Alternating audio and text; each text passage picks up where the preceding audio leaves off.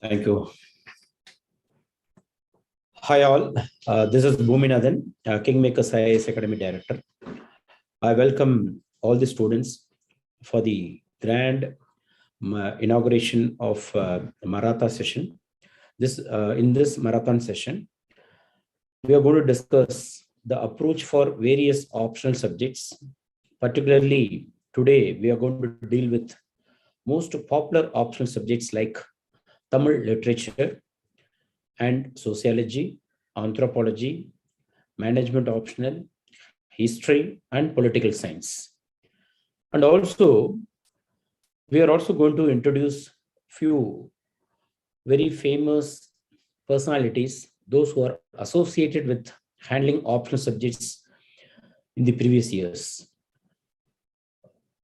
It gives me a great pleasure to introduce Mr. Prabhakar, who is going to handle Tamil literature optional today.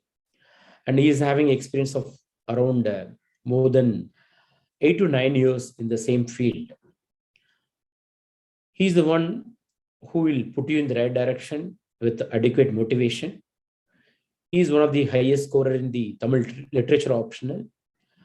He has planned in such a way that he'll complete the syllabus within a period of 2 to 3 months. And also, he'll also conduct the 48 test, because you know very well the writing practice or the essential requirements for clearing the UPSC civil service examinations. So he has planned in such a way that you will be given more number of tests in the optional program. And followed by him, Vijayta Dinagar. Again, she is one who has already cleared the civil service examination in 2019. And she is the one who is going to handle sociology optional. Last year, successfully, she has completed 2 batches. And all the students have given excellent comments. And we have received, good feedback from not only the students from Tamil Nadu, but also from other parts of India, those who were mentored by Madam for facing the mains examinations. So she's the one who is going to handle the sociology optional today. And third resource person, Mr. Vallan, who is again well-experienced resource person. He'll be handling political science and history optional. These 2 optionals are going to be really useful for your general studies papers as well. So Mr. Vallan, he'll be with us and he'll be handling the history optional in particular. But he's also going to give some orientation for the political science optional today. But in KingMakers IAS Academy, the subject is going to be handled by some other faculty. And the fourth one is management optional, Mr. Aman Kumar Dubey, again, who has given 4 mains and 3 interviews in UPSC civil service examinations. And he's having an experience of more than 6 to 7 years in the same field. So he's the one who will be handling the management optional today, and he'll be giving the orientation. One of the highest scorer in the management optional in India. So he's the topper in the management optional. And followed by him, Mr. Bala. He'll be giving orientation for the anthropology subject. And Bala again is having experience of around 6 to 7 years in the same industry. And he has given 3 UPSC interview and many mains exams. And of course, and finally, Mr. Bharat, he'll be giving orientation for the agriculture optional. You know very well that there are many students who have opted agriculture as their optional. Today, they are all successful. Even Tamil Nadu toppers is from agriculture background. So the students from agriculture background, they wanted to know the advantages of choosing the agriculture optional and the problems and the challenges which are faced by the students, those who are going to choose agriculture optional subjects. So all those things are going to be discussed.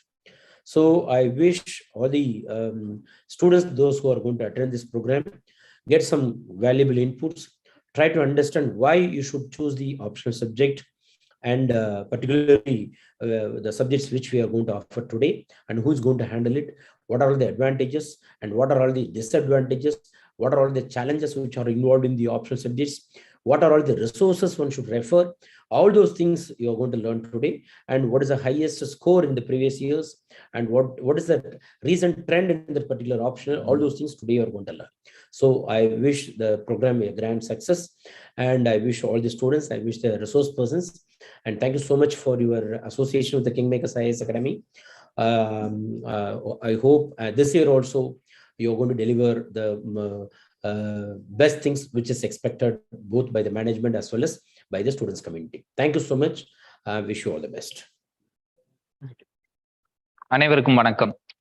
Prabhakaran from KingMakers IAS Academy.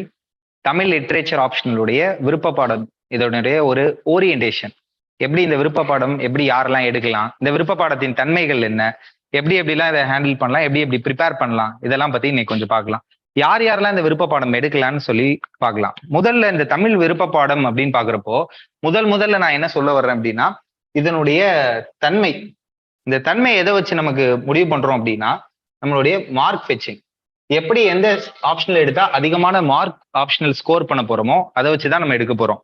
இப்போ நம்ம Tamil optional யாரெல்லாம் படிப்பாங்க? முதல்ல India ஃபுல்லா ஜம்மு காஷ்மீர்ல இருந்து யாரும் படிக்க போறாங்களா? டெல்லியில இருந்து, மகாராஷ்டிரால இருந்து யாருமே இல்லை.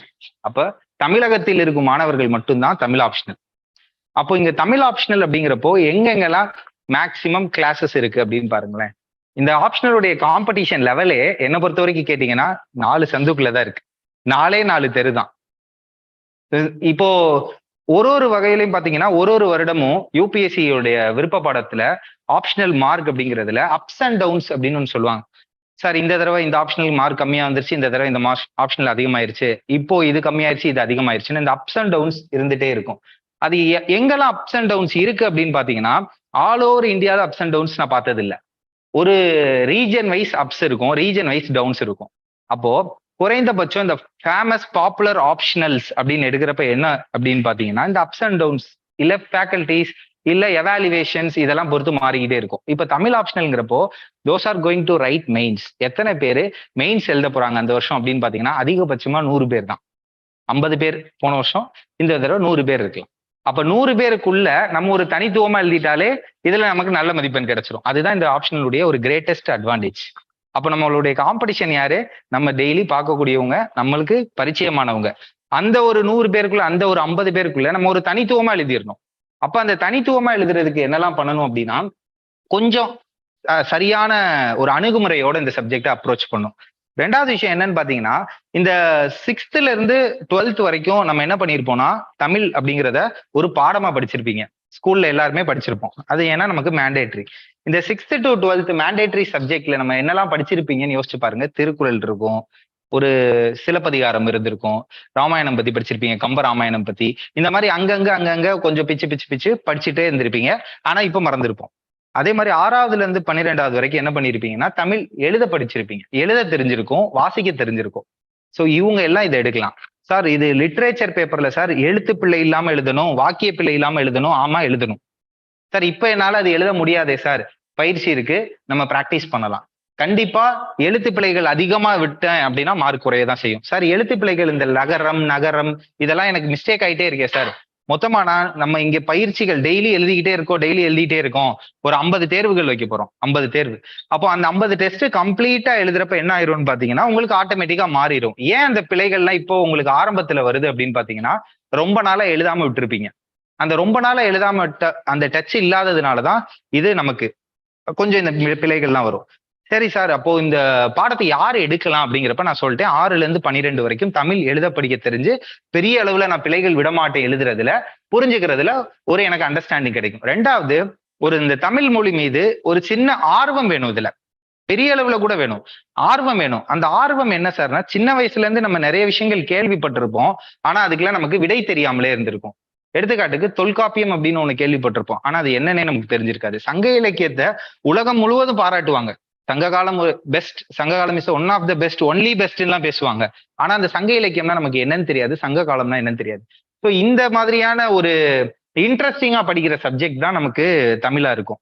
இன்னொன்னு என்ன சொல்றேன்னா, இப்போ நமக்கு 2 பேப்பர் இருக்கும், தாள் 1 தாள் 2.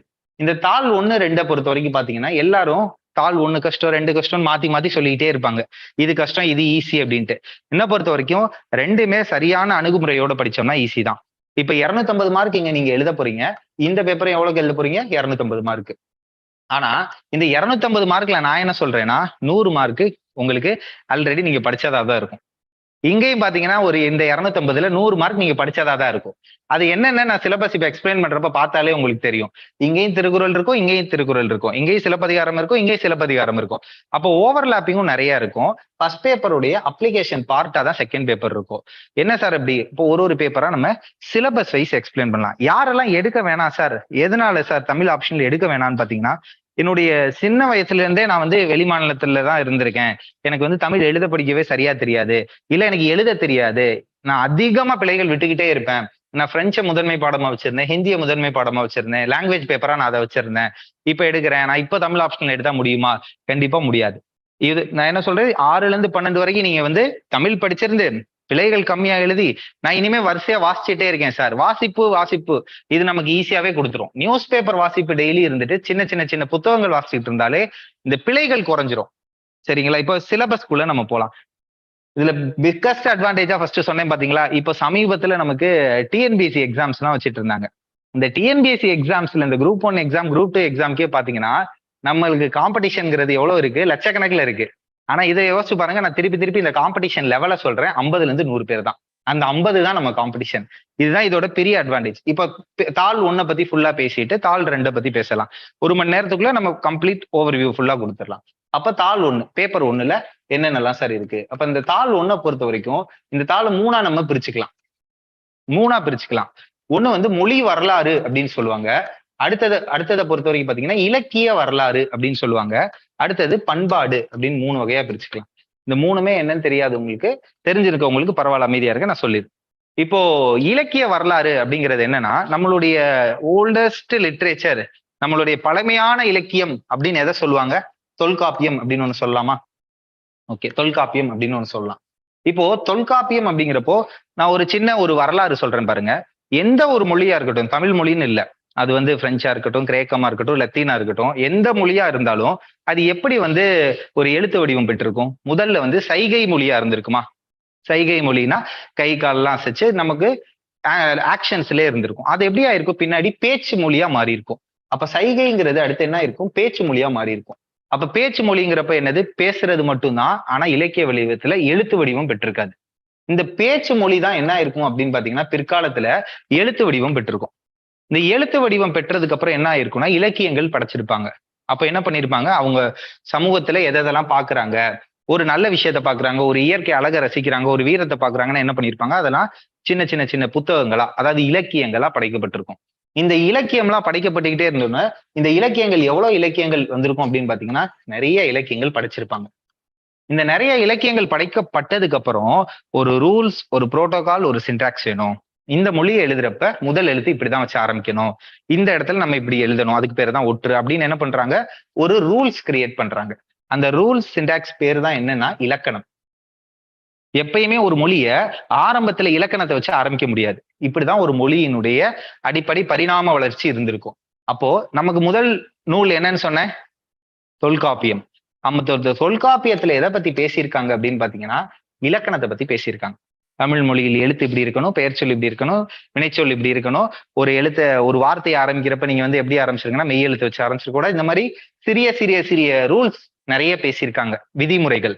அப்போ தமிழில் தொடங்கப்பட்ட இப்ப ஏற்றுக்கொள்ளப்பட்ட நூல்ல தொல்காப்பியம் முதல் நூல்னா அப்ப தமிழினுடைய பழமையை யோசிச்சு பாருங்க, இதற்கு முன்னாடி எவ்வளவு நீண்ட நெடியது இருக்குன்ட்டு. ஆனா நம்ம இப்ப ஒத்துக்கிட்டது என்னது? தொல்காப்பியம் தான் என்னுடைய முதன்மை, இதுக்கப்புறம் தான் அடுத்தடுத்த காலம்லாம் இருந்துச்சுன்னு ஒத்துக்கிட்டோம். இப்ப என்ன சொல்ல வரேன்னு புரியுதா? தமிழினுடைய பழமை தெரியுதா? இந்த தொல்காப்பியம் முதல்ல சொல்றாங்க, ஆனா முதல் நூலே என்னதான் இருக்கு? இலக்கண நூல்னு சொல்லிடுறாங்க. என்னடா இது முதல்ல ஒரு நூல்னு சொல்றாங்கன்னா அது இலக்கியமா இருந்திருக்கணுமே. இலக்கண நூல் தான் இவங்க முதல் நூல்னா இதுக்கு முன்னாடி தொல்காப்பியத்துக்கு முன்னாடி பல இலக்கியங்கள் படைக்கப்பட்டிருக்கணும், அதுக்கு முன்னாடி பல எழுதப்பட்டிருக்கணும், அதுக்கு முன்னாடி பல காலமா பேசப்பட்டிருக்கணும், அதுக்கு முன்னாடி சைகை மொழியா இருந்திருக்கணும். இதுக்கப்புறம் வந்ததுதான் தொல்காப்பியம். ஆனா நம்ம படிக்கிறப்ப தொல்காப்பியத்துல இருந்தா நம்ம ஸ்டார்ட் பண்ணுவோம். அப்போ இங்க மொழி வரலாறு, இலக்கிய வரலாறு, அதுக்கப்புறம் பாத்தீங்கன்னா பண்பாடுன்னு சொன்னேன். முதல்ல தொல்காப்பியம் அப்படிங்கிறத பத்தி சின்னதா பேசினேன். அடுத்தது சங்க காலம் அப்படின்னு சொல்லுவாங்க. சங்க காலம் அப்படிங்கிறப்போ இது சின்ன வயசுல இருந்து நம்ம கேள்விப்பட்டுட்டே இருந்திருப்போம், சங்க காலம் சங்க காலம் சங்க காலம்னு. என்ன அந்த சங்க காலம் அப்படிங்கிறப்போ பெரும்பாலான வேற்று மொழியாளர்கள் என்ன சொல்றாங்கன்னா, சங்க காலம் அப்படின்னு ஒண்ணு இருந்துதா, அது கற்பனையே அப்படின்னு சொல்லுவாங்க.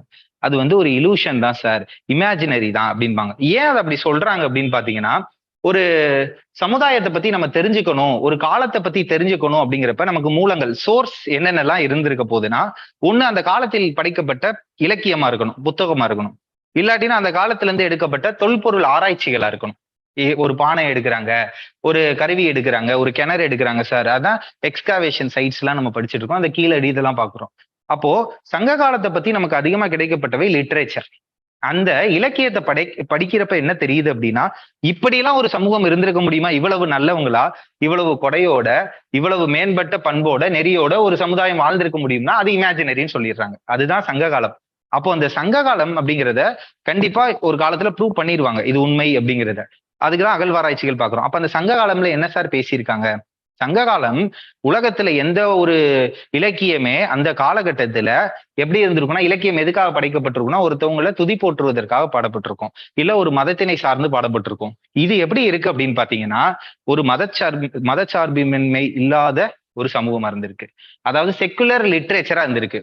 எந்த ஒரு மதத்திற்கும் ஒரு சாயில காட்டாம எல்லா மதத்தையும் ஈக்குவல் இம்பார்ட்டன்ஸ் இருக்கணும், இது வந்து இயற்கை வழிபாடுதான் இருக்கணும், அந்த மாதிரி சொல்லியிருக்காங்க. அப்போ அந்த காலத்துல படைக்கப்பட்டுள்ளதுல சமயச்சார்பற்ற ஒரு சமயச்சார்பு அப்படிங்கிறத இல்லாத ஒரு இலக்கியமா இருந்திருக்கு. இது ஒரு பெஸ்ட். ரெண்டாவது, இந்த சங்க காலத்துல ஒரு கோட்பாடை நம்ம என்ன படிக்க போறோம்னா, அகம் புறம் அப்படின்னு ஒரு கோட்பாடு படிப்போம். அகம் புறம் அப்படின்னா என்னன்னா, அகம்னா நம்மளுடைய இன்னர், புறம்ங்கிறப்ப எக்ஸ்டர்னலா நம்ம பார்க்கக்கூடிய விஷயங்கள். அகம் சார்ந்த உணர்வுகள் நமக்கு என்னெல்லாம் இருக்கும்னா, ஒரு காதல் உணர்வா இருக்கலாம், ஒரு பிரிவு உணர்வா இருக்கலாம். இந்த இடத்துல நமக்கு இப்போ ஒரு பாட்டு சொல்றேன் பாருங்க, நம்ம திருவிளையாடல்ல கூட வரும். பொங்குதேர் வாழ்க்கை அஞ்சிரை தும்பி காமம் செப்ப கண்டது மொழிமோ, இந்த ஒரு பாட்டு வரும். அப்படின்னா என்னன்னா, இயற்கையிலேயே இந்த பெண்ணுக்கு கூந்தல்ல நறுமணம் இருக்கா இல்லையா அப்படின்னு சொல்லி பாடுறாங்க. இப்போ இது எப்ப பாடப்பட்டது? சங்க காலத்துல பாடப்பட்டது. இந்த சங்க காலத்தோட அகத்தோட கேரக்டர் என்னன்னா, எந்த ஒரு இடத்துலயுமே யாரு பேரையுமே குறிப்பிடப்பட்டிருக்க மாட்டாங்க. அப்ப எப்படி சார் அந்த கேரக்டர் எல்லாம் வர்ணிச்சிருப்பாங்க அப்படின்னு பாத்தீங்கன்னா, தலைவன் தலைவி அப்படி சொல்லியிருப்பாங்க. அப்ப தலைவி, தலைவன், தோழி, தோழி, அப்புறம் செவிலித்தாய், நற்றாய், இப்படிதான் கொடுத்திருப்பாங்களே தவிர அந்த மன்னனுடைய பெயரோ அந்த தலைவியின் பெயரோ கொடுத்திருக்க மாட்டாங்க. இப்ப இன்னொரு வேற்று மொழி எடுத்துக்குவோம். நமக்கு ரொம்ப ஃபேமஸான ஏதாவது ஒண்ணு எடுத்துக்கலாம், ரோமியோ ஜூலியட்டே எடுத்துக்கலாம். இப்ப அந்த ரோமியோ ஜூலியட் இலக்கியத்தை நம்ம படிக்கிறப்ப என்ன தோணும் அப்படின்னா, இப்படி பண்ணிட்டானே ரோமியோ, இப்படி பண்ணிட்டாங்களே ஜூலியட் அப்படின்னு நமக்கு என்ன பண்ணுவோம்னா, அது படிக்கிறப்ப அவங்கள திட்டணும் போல, சே இப்படி பண்ணிருச்சே, இப்படி ஆயிருச்சே, பரவாயில்ல ஒரு சந்தோஷம், அவங்களுடைய கதையை படிக்கிற மாதிரியே இருக்கும். ஆனா இந்த அக இலக்கியத்தை படிக்கிறப்ப எப்படி இருக்கும்னா, அந்த தலைவன்ல நம்மளை பொருத்தி பாக்குற மாதிரியே இருக்கும். அப்போ இது நம்மள ஒரு இலக்கியத்துல ஒரு பாடல்ல எப்படி இருக்கும்னா, நம்மள பொருத்தி பொருத்தி பொருத்தி பொருத்தி பாக்குற மாதிரியே இருக்கும். அப்ப என்ன ஆகுதுன்னா, இதனுடைய காலத்தை எவ்வளவு காலம் முற்பட்டாலும் இப்போ வரைக்கும் எப்படி இருக்கும்னா ரெலவன்ஸ் இருக்கும். இப்போ வரைக்கும் அதோடைய பொருத்தப்பாடுங்கிறது இருந்துட்டே இருக்கும். அது அக இலக்கியத்துடைய ஒரு பெஸ்ட் அப்படின்னு சொல்றது. புற இலக்கியம்னா என்ன சார் அப்படின்னா, இந்த புற இலக்கியத்துல என்ன பேசுவோம்னா, ஒரு அரசன் இருக்காரு, அவருடைய வீரம், அவர் எவ்வளவு கொடைத்தன்மையோட இருந்திருக்காரு, அவர் எப்படி ஒரு வள்ளல் தன்மையோட இருந்திருக்காரு, இது எல்லாத்தையும் நம்ம பேசுறதுதான் வந்து நம்மளுடைய புறம் அப்படின்னு பேசுறோம். அது என்ன சார் அப்படின்னு கேட்டீங்கன்னா, இப்போ எதுப்பா உண்மையான மகிழ்ச்சி அப்படின்னு ஒண்ணு கேக்குறாங்க. அப்ப எது உண்மையான மகிழ்ச்சி அப்படின்னு கேக்குறப்போ, ஒருத்தவர் பாடுறாரு. என்ன பாடுறாருன்னா, புற இலக்கியத்துல ஒருத்தவன் எல்லா இடத்தையும் ஜெயிச்சிருக்கான், நாடெல்லாம் அந்த மன்னன் எல்லா செல்வத்தையும் கையில வச்சிருக்கான், எல்லாமே அவன்கிட்ட இருக்கு. ஆனா அது மகிழ்ச்சியா, அதுதான் செல்வமா அப்படின்னா அது இல்ல அப்படிங்கிறாங்க. வேற என்னப்பா செல்வம் அப்படின்னா, ஒரு சிறு குழந்தை, அந்த சின்ன குழந்தை தவந்துகிட்டே வந்து நீ சாப்பிட்டுட்டு இருக்கப்ப உன்னுடைய அது தட்டுல வந்து அது கை வச்சு, அந்த கை அழுக்கா கூட இருக்கலாம், வச்சு அது கொஞ்சம் எடுத்து அது வாயில அப்பிட்டு, ஃபுல்லா வாயிலே சாப்பிடாம முகத்துல மூஞ்சில எல்லாம் அப்பிட்டு, அதுக்கப்புறம் அது சிரிச்சிட்டு இருக்கும். அது பாக்குறதுதான் உன்னுடைய அதுதான் உனக்கு உண்மையான செல்வம், உண்மையான மகிழ்ச்சி அப்படின்னு குழந்தை செல்வத்தை பத்தி பெருசா பேசியிருப்பாங்க. சோ இந்த மாதிரி ஒரு இடத்தையும் உங்க வர்ணிக்கிறது எல்லாம் பாக்குறப்ப நமக்கே எப்படி இருக்கும்னா, சரி இந்த மாதிரி எல்லாம் பாட முடியுமா, இந்த மாதிரி எல்லாம் படைக்கப்பட்டிருக்க முடியுமா, இப்படி நம்ம இலக்கியத்து மேலேயே நமக்கு ஒரு ஆர்வத்தை தூண்டுற மாதிரிதான் இது எல்லாமே இருக்கும். இது வந்து ஒரு சங்க காலத்துக்கு ஒரு சின்ன எடுத்துக்காட்டு சொன்னேன். என்ன சொன்னேன்னா, சமய சார்பற்றது, கேரக்டர் பேர் கொடுத்திருக்க மாட்டாங்க, காலத்திற்கும் பொருத்தப்பாடு இருக்கு. மன்னனின் வீரத்தை பத்தி பேசுவாங்க, கொடையை பத்தி பேசுறாங்க, குழந்தை செல்வத்தை பத்தி பேசுறாங்க. இப்போ வரைக்கும் பேசிட்டு இருக்கோமே, யாதும் ஊரே யாவரும் கேளீர் அப்படின்னாங்கன்னா அது அங்க பேசியிருக்காங்க. அப்ப இப்படி ஒரு குளோபலைசேஷன் கான்செப்டா, ஒரு பொது உடைமையான கான்செப்டா இப்ப எல்லாரும் உலக அமைதியை பத்தி பேசிட்டு இருக்கப்ப அப்பயே பேசியிருக்காங்களா அப்படிங்கறதெல்லாம் இந்த ஏரியால இருக்கும். இன்னொன்னு என்ன சொல்லியிருப்பாங்க, நல்லது செய்தலற்றதாயினும் அல்லது செய்தல் ஓம்பு மீன்பாங்க. அப்படின்னா என்ன, நீ மத்தவங்களுக்கு நல்லது செய்யலைனாலும் பரவாயில்ல, கெட்டது செய்யாம அதுவே ஒரு பெரிய நல்லது அப்படிங்கறதுலாம் எங்க பேசியிருக்காங்கன்னா சங்க காலத்துல நமக்கு அதிகமா பேசப்பட்டுள்ளது. இதே மாதிரி ஒரு இலக்கியத்தை நான் சொல்லிட்டே போனேன்னா இன்னைக்கு நமக்கு ஓவர் வியூ கொடுக்க முடியாது. அப்போ கிளாஸஸ்ல டீட்டெயிலா சொல்றேன். ஒரு 2 எடுத்துக்காட்டு மட்டும் சொன்னேன், தொல்காப்பியத்துக்கு எப்படி, சங்க காலத்துக்கு எப்படின்னு. அடுத்தது ஒரு காப்பியம் படிக்கிறாங்கன்னு வச்சுக்கோங்க, காப்பிய காலம்னு சொல்லுவாங்க. இந்த காப்பியத்துல எப்படி இருக்கும்னா, இப்ப தமிழ் எவ்வளவு பழமைன்னு உங்களுக்கு தெரிஞ்சிருச்சு.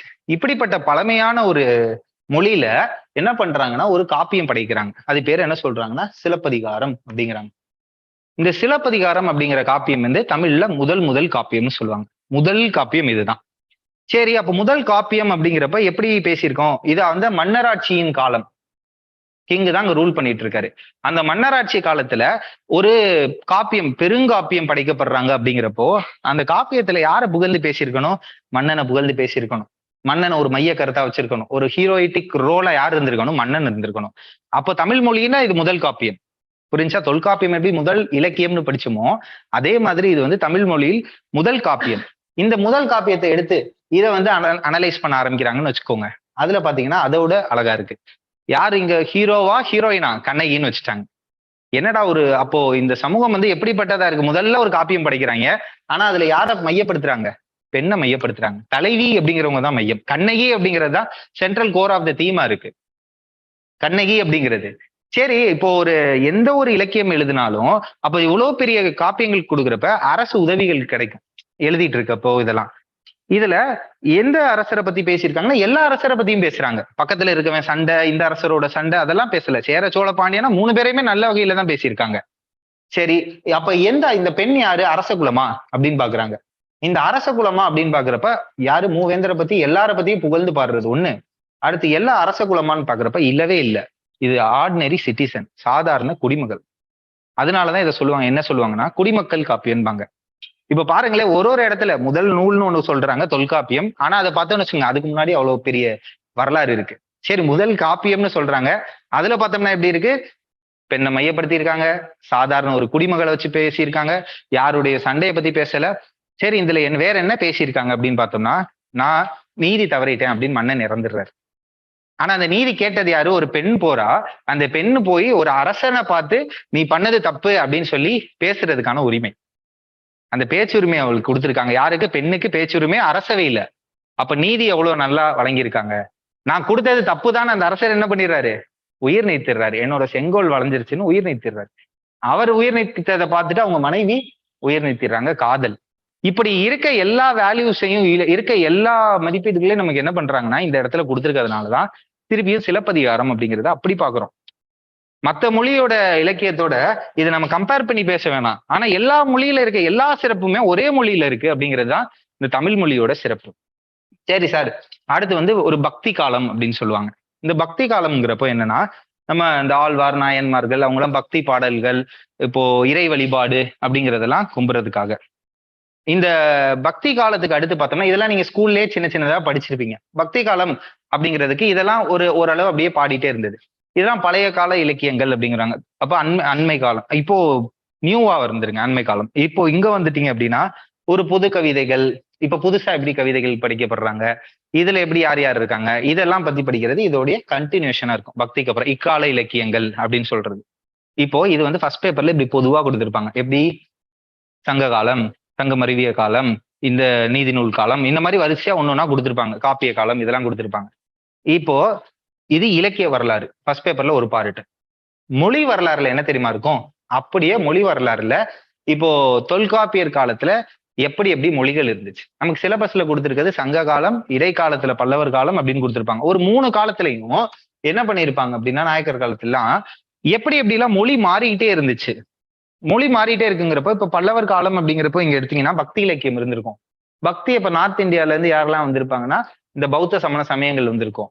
அப்ப புது புது வார்த்தைகள் இங்க பயன்படுத்த ஆரம்பிச்சிருப்பாங்க. எழுத்துக்கள்ல புதுசா பயன்படுத்தி இருப்பாங்க. இப்போ நம்ம பேசுற தமிழ் மொழிக்கும் எழுத்து மொழிக்கும் இப்ப தொல்காப்பியர் காலத்துல பேசினதுக்கு கண்டிப்பா வித்தியாசங்கள் இருக்கும். அதான் நீங்க செயல்ல எல்லாம் படிக்கிறீங்கல்ல. இப்ப திருக்குறள்ல எழுதியிருக்க மொழிக்கும் நம்ம மொழிக்கும் வித்தியாசம் இருக்கு. அப்போ ஒரு காலகட்டத்துல எப்படி எப்படி மொழி மாறுதல் அடைஞ்சிட்டே இருந்துச்சு. அதுதான் சொன்னேன், இது ரிப்பீட்டேஷன் ஆஃப் த சிலபஸ். எப்படி ரிப்பீட்டேஷன்னா, இங்க ஒரு இங்க படிக்கத்தானே போறீங்க. இது எப்படி இருக்குன்னு படிச்சா அது முடிஞ்சு போச்சு. சங்க இலக்கியம் படிக்கிறீங்களா, அப்ப இது எப்படி இருக்குன்னு படிச்சா முடிஞ்சு போச்சு. அடுத்து பக்தி இலக்கியம் படிச்சிருக்கீங்களா, இது எப்படி இருக்குன்னு படிச்சீங்கன்னா முடிஞ்சு போச்சு. இதுவே என்ன கேட்டா ஒரு ரிப்பீட்டேஷன் ஆஃப் த சிலபஸ் தான் நம்மளுடைய பார்ட்ல. ரிப்பீட்டேஷனா தான் இருக்கும். இப்ப சிலபஸ் உள்ள போயிட்டு நான் இன்னும் வாசிச்சு காட்டுறேன் பாருங்க. அதுல வாசிச்சு காட்டுறப்ப இவ்வளவு எளிமையா இருக்கும் அப்படிங்கிறது தான் நமக்கு தோணும். இப்ப சிலபஸ்க்குள்ள போலாம். இப்ப சிலபஸ்க்குள்ள ஒரு விஷயமா நம்ம பார்க்க ஆரம்பிக்கலாம்.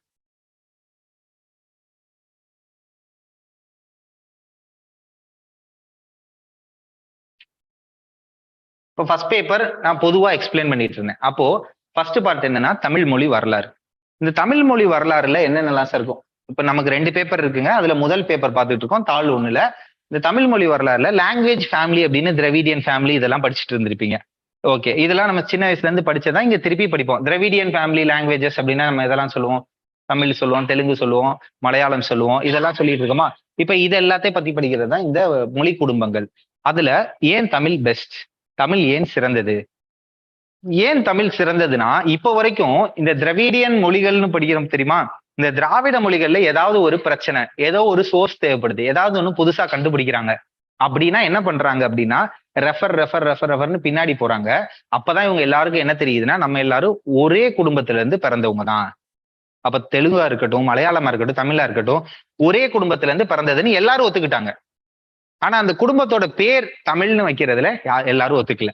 அப்ப அதுக்கு என்ன வச்சுட்டாங்கன்னா, மூல திராவிட மொழிகள் அப்படின்ட்டாங்க. அப்ப மூல திராவிட மொழிகள் அப்படிங்கிறதுல இருந்துதான் இந்த மாதிரி திராவிட மொழிகள் எல்லாமே வந்துச்சுன்னு ஒத்துக்கிட்டாங்க. ஆனா அந்த மூல திராவிட மொழியே தமிழ் தான் அப்படின்னு நிறைய பேர் வாதிட்டு இருக்காங்க.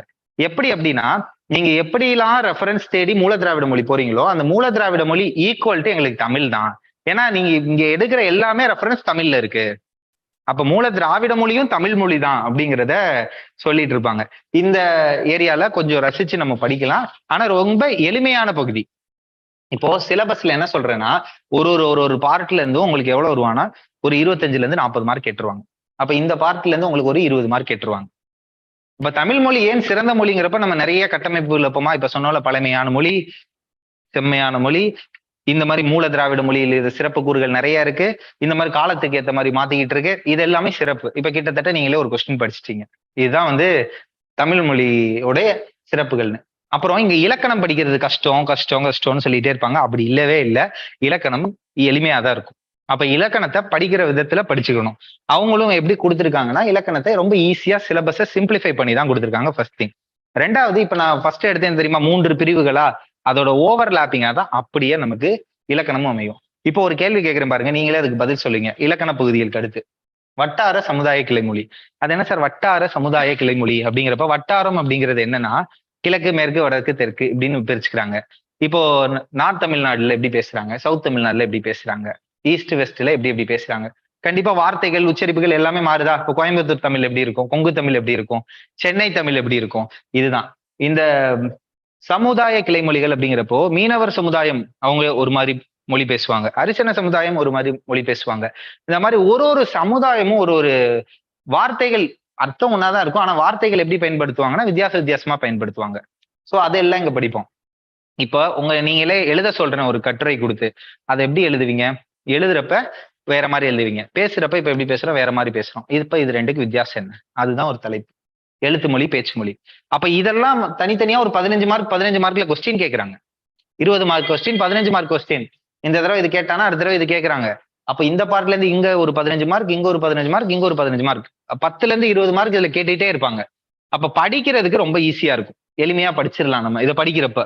அடுத்தது இலக்கிய வரலாறு தான் இவ்வளவு நேரம் நான் பேசினதுலாம்.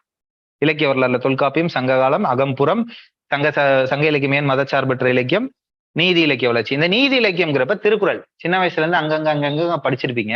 இப்ப மொத்தமா ஒரு கன்சால்டேட்டரா படிக்க போறோம்.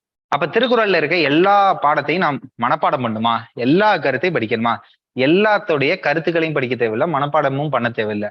முக்கியமான சில பகுதிகளை மட்டும் நம்ம நல்லா தெரிஞ்சுக்கிட்டோம்னா போதும். மனப்பாடம் அப்படிங்கிறது இது எப்பயுமே தமிழ்ல ஒரு செயல் வரிகள் நான் எழுதணுமா, இந்த டவுட் எல்லாருக்குமே இருக்கும். பாட்டு படிக்கிறது எனக்கு கஷ்டமா இருக்கு சார், அதை ரீப்ரொடியூஸ் பண்றது கஷ்டமா இருக்கு சார் அப்படின்னு கேட்டீங்கன்னா, இங்க பாட்டு வந்து உங்களுக்கு ஃபுல்லா படிங்க.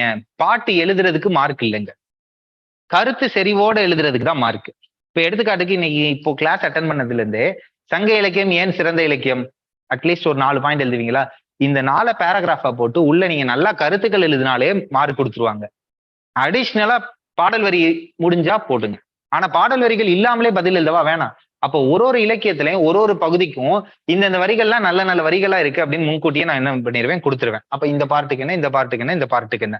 அப்ப அதை மட்டுமே நம்ம படிச்சு ரிப்பீட்டேட்டிவா படிச்சுட்டே இருந்தாலே போதும். அப்ப பாடல் வரி படிக்கவே கூடாதுன்னு நான் சொல்லல, எழுதவே கூடாதுன்னு சொல்ல. ஆனா பாடல் வரியை மட்டுமே எழுதிட்டு இருந்தீங்கன்னா மார்க்கே வராதுங்கிறேன். அப்ப கருத்து செறிவு அப்படிங்கறத இங்க கொடுக்கணும். நம்பர் ஆஃப் பாயிண்ட்ஸ் நீங்க நான் ஆப்ஷனலே எப்படி படிப்பேன்னா, எப்படி உங்களுக்கு டீச் பண்ண போறேன்னா, இதை ஜிஎஸ் ஓரியன்ட் மாதிரி தான் நான் உள்ள கொண்டு போறேன். அப்ப டு த பாயிண்ட் எப்படி வேணா வர்ணிக்கலாம். ஆனா கருத்து என்ன, அந்த கருத்துக்கு அதிகமா முக்கியத்துவம் கொடுத்து ஒருத்தவன் 5 பாயிண்ட் தான் கொடுப்பான். இங்க தமிழ்நாட்டுல எப்படி எழுதுறாங்க எனக்கு தெரியும்.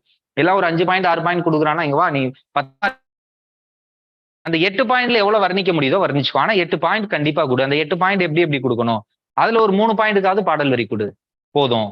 அப்ப மொத்தமா நம்ம எழுத போற கேள்விகளுக்கு பாடல் வரிகளை மட்டும் தனியா எழுதி வச்சுட்டு, ரொம்ப கம்மியா தாங்க இருக்கும், ஒரு 10 பேஜ் கூட தாண்டாது. அதை எழுதி வச்சுட்டு நம்ம ரிப்பீட்டேட்டிவா எல்லார்ட்டையும் இப்ப போன்லாம் நல்லா இருக்கு, ஆண்ட்ராய்டு போன்லாம் வச்சிருக்கீங்க. அப்ப என்ன பண்ணிக்கலாம், ரெக்கார்ட் பண்ணி உங்க வாய்ஸ்லயே வாசிச்சு ரெக்கார்ட் பண்ணி டெய்லி 2 தடவை கேட்டுக்கிட்டே இருந்தாலே பாடல் வரி பிரச்சனை முடிஞ்சு போச்சு. சிலப்பதிகாரம்னா எல்லாத்தையும் மனப்பாடம் பண்ணணும்னு அவசியம் இல்லை. ஆனா சிலப்பதிகாரத்துல எல்லாத்தையும் 5 நாள் நான் கிளாஸ் எடுப்பேன். அந்த 5 நாள் கிளாஸ்ல என்ன பண்ணுவேன்னா, கருத்தா நிறைய சொல்லிட்டே இருப்பேன். இந்த மாதிரி வர்ணிக்கிறாங்க, இந்த மாதிரி இருக்குப்பா நிறைய சொல்லிட்டே இருப்பேன். அது எல்லாத்தையும் நல்லா உள்வாங்கிக்கோங்க. எந்தெந்த இடத்துல வரிகள் தேவைப்படுதோ அந்த இடத்துல மட்டும் கொடுத்துக்கோங்க. இப்போ அடுத்து பக்தி இலக்கியம், இது எல்லாமே இலக்கிய வரலாறோட கண்டினியூவேஷன் தான். சிற்றிலக்கியங்கள்னு ஒண்ணு இருக்கு. இப்ப பெருங்காப்பியங்கள் பெரிய இலக்கியங்கள் படைச்சுக்கிட்டு இருக்கப்ப அரசியல் காரணத்துக்காகவோ மற்ற காரணத்துக்காகவோ படிக்கிறதுக்கு எளிமையாக்குறதுக்காகவோ என்ன பண்றாங்க, சிற்றிலக்கியங்கள்னு ஒண்ணு உருவாயிருச்சு. ஸ்கூல்ல படிச்சிருப்பீங்கல்ல, சிற்றிலக்கியங்கள் எத்தனை வகை, 96 வகை அப்படின்னு படிச்சிருப்பீங்க. அதுலயே நிறைய டிஸ்பியூட் இருந்தாலும் 96 வகை இருக்குங்கிறீங்க. இதுலயே ஒரு மாண்பை சொல்றேன் பாருங்க, தமிழருடைய மாண்பை. ஒரு அரசன் இன்னொரு அரசன் போய் சண்டை போடுறான். இப்ப சண்டை போடுறப்ப அவன் ஜெயிச்சுட்டான். யாரு, தமிழக அரசன் ஜெயிச்சுட்டான். இந்த தமிழ்நாட்டு மன்னன் ஜெயிச்சப்ப தோத்த அரசனுடைய நிலப்பகுதிகளை கைப்பற்றுறான், தோத்த அரசனுடைய செல்வத்தை கைப்பற்றிட்டு அதை சேர்த்து ஆட்சி நடத்துறான். இதுதான் வழக்கம். நம்ம இலக்கியத்துல என்ன பண்ணிருக்காங்கன்னா, ஒரு தமிழக அரசன் போய் இன்னொரு அரசன்ட்ட சண்டை போடுறான், அந்த அரசன் தோத்துட்டான் தெரியுமா, அப்ப தோத்த அரசனை பத்தி புகழ்ந்து பாடுவாங்க. இதுவும் நமக்கு ஒரு மரபு. கலிங்கத்து பரணி அப்படின்னு படிப்பீங்க. பரணி அப்படிங்கிறது ஒரு சிற்றிலக்கியம். அப்ப தோத்த அரசனையும் நம்ம பெருமைப்படுத்தணும், அவன் இவ்வளவு நாளா அந்த நாட்டை ஆட்சி செஞ்சிருக்கான், அங்க உள்ள மக்களை செம்மையா ஆட்சி செஞ்சிருக்கான் அப்படிங்கிறது. இதுவும் ஒரு தமிழ் இலக்கியத்தினுடைய ஒரு மரபு. ஏன் தமிழ் இலக்கியம் சிறந்த இலக்கியம், இன்னைக்கு நான் சொல்றதுலயே பாருங்க எவ்வளவு பாயிண்ட்ஸ் கிடைக்கும்ட்டு. இந்த பாயிண்ட் எல்லாம் தான் கன்சால்டேட் பண்ணும்.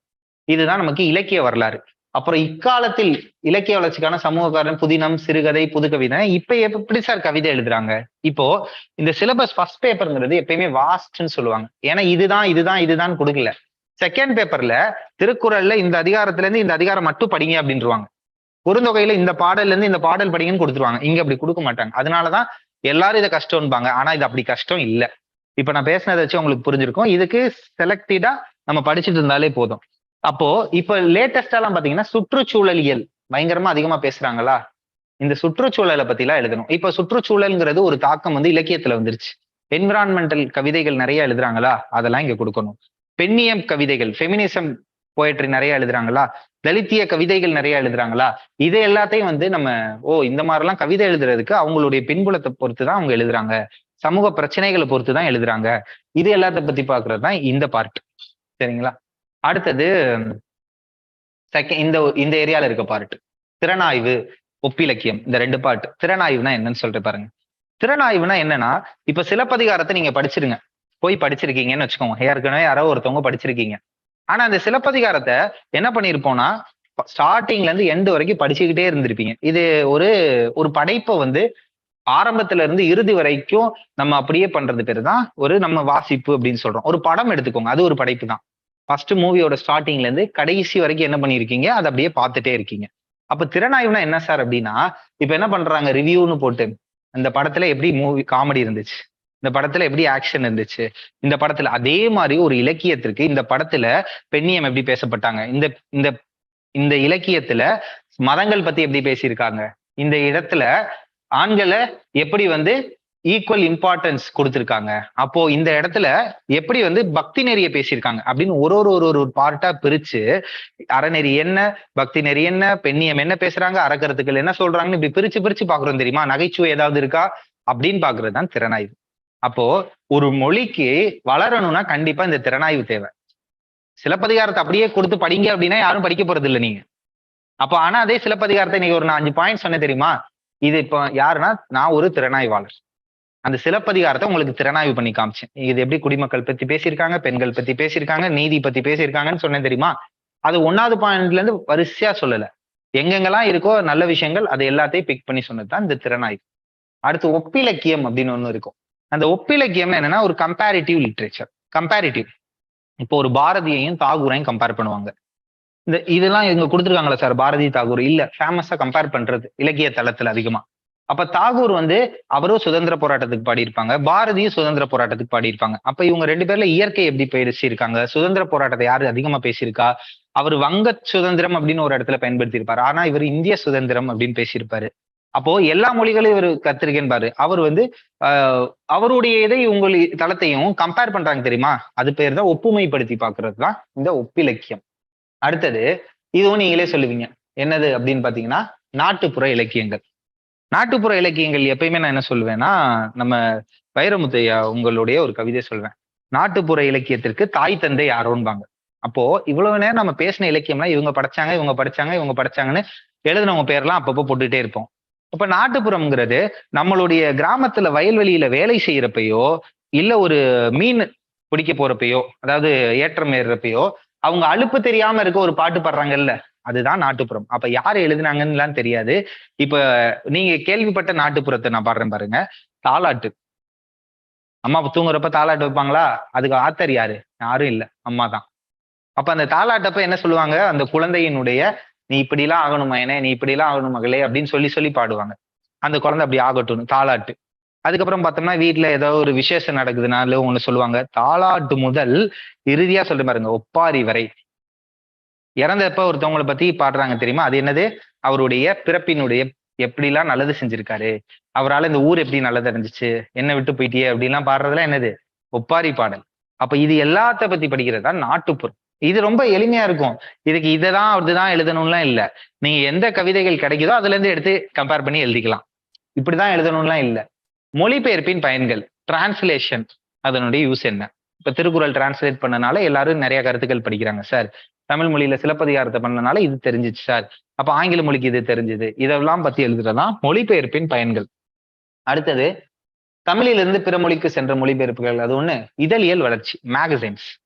ஏன்னா அச்சு ஊடகம் வந்ததுக்கு அப்புறம் தமிழ் மொழியோட எந்த மொழியா இருந்தாலும் வளர்ச்சி வேற மாதிரி இருக்கும். அப்ப என்ன பண்ணுவாங்கன்னா அச்சு ஊடகத்துக்கு அப்புறம் இப்ப இந்த மணிக்கொடி வானம்பாடி இவங்கெல்லாம் கொஞ்சம் ரோல் பிளே நிறைய பண்ணாங்க. இப்ப எப்படி உங்களுக்கு விகடன் பப்ளிகேஷன் அப்படின்னு எல்லாருக்கும் தெரியுது. இப்ப ஹிந்து அப்படிங்கிறப்ப அதை நம்மளால விட்டுட்டு நியூஸ் பேப்பர் போக முடியல தெரியுமா. அதே மாதிரி இப்ப இங்கிலீஷ் தமிழ்நாட்டுல வளர்ந்திருக்கு இந்து ஒரு முக்கியமான காரணமா. இங்கிலீஷ் அப்படிங்கிற மொழி ஆங்கில மொழி வளர்ந்ததுக்கு ஹிந்து பேப்பர் ஒரு முக்கியமான காரணம். இதே மாதிரி தமிழ் மொழி வளர்ந்ததுக்கு என்னென்னலாம் இந்த ஊடகத்துல காரணம் அப்படின்னு சொல்லி பாக்குறதுதான் இது. இந்த தேர்ட் பார்ட்டை பொறுத்த வரைக்கும் அப்படியே பண்பாடு. பண்பாடுங்கிறப்ப இப்போ யோசிச்சு பாருங்க, நான் ஏன் 3ஆ பிரிச்சேன்னா, சங்க காலத்துல என்ன சொன்னேன், காதல் பத்தி பேசணும், வீரம் பத்தி பேசணும். அப்ப மொழி அமைப்பை பத்தி பேசினா அதுதான் மொழி வரலாறு. ஆனா அந்த காதலும் வீரமும் எப்படி இருக்குன்னு படிச்சா அது 3வது காலம். என்னது 3வது பண்பாடுன்னு அர்த்தம். இந்த மாதிரி 3 வகையா நம்ம பிரிச்சு வைக்கிறோம்.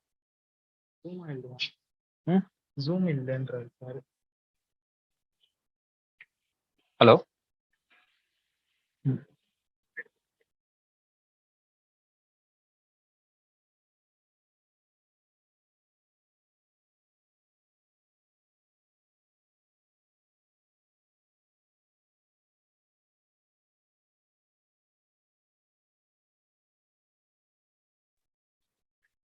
ஓகே பேசாதீங்க, அப்படியே கவனிங்க.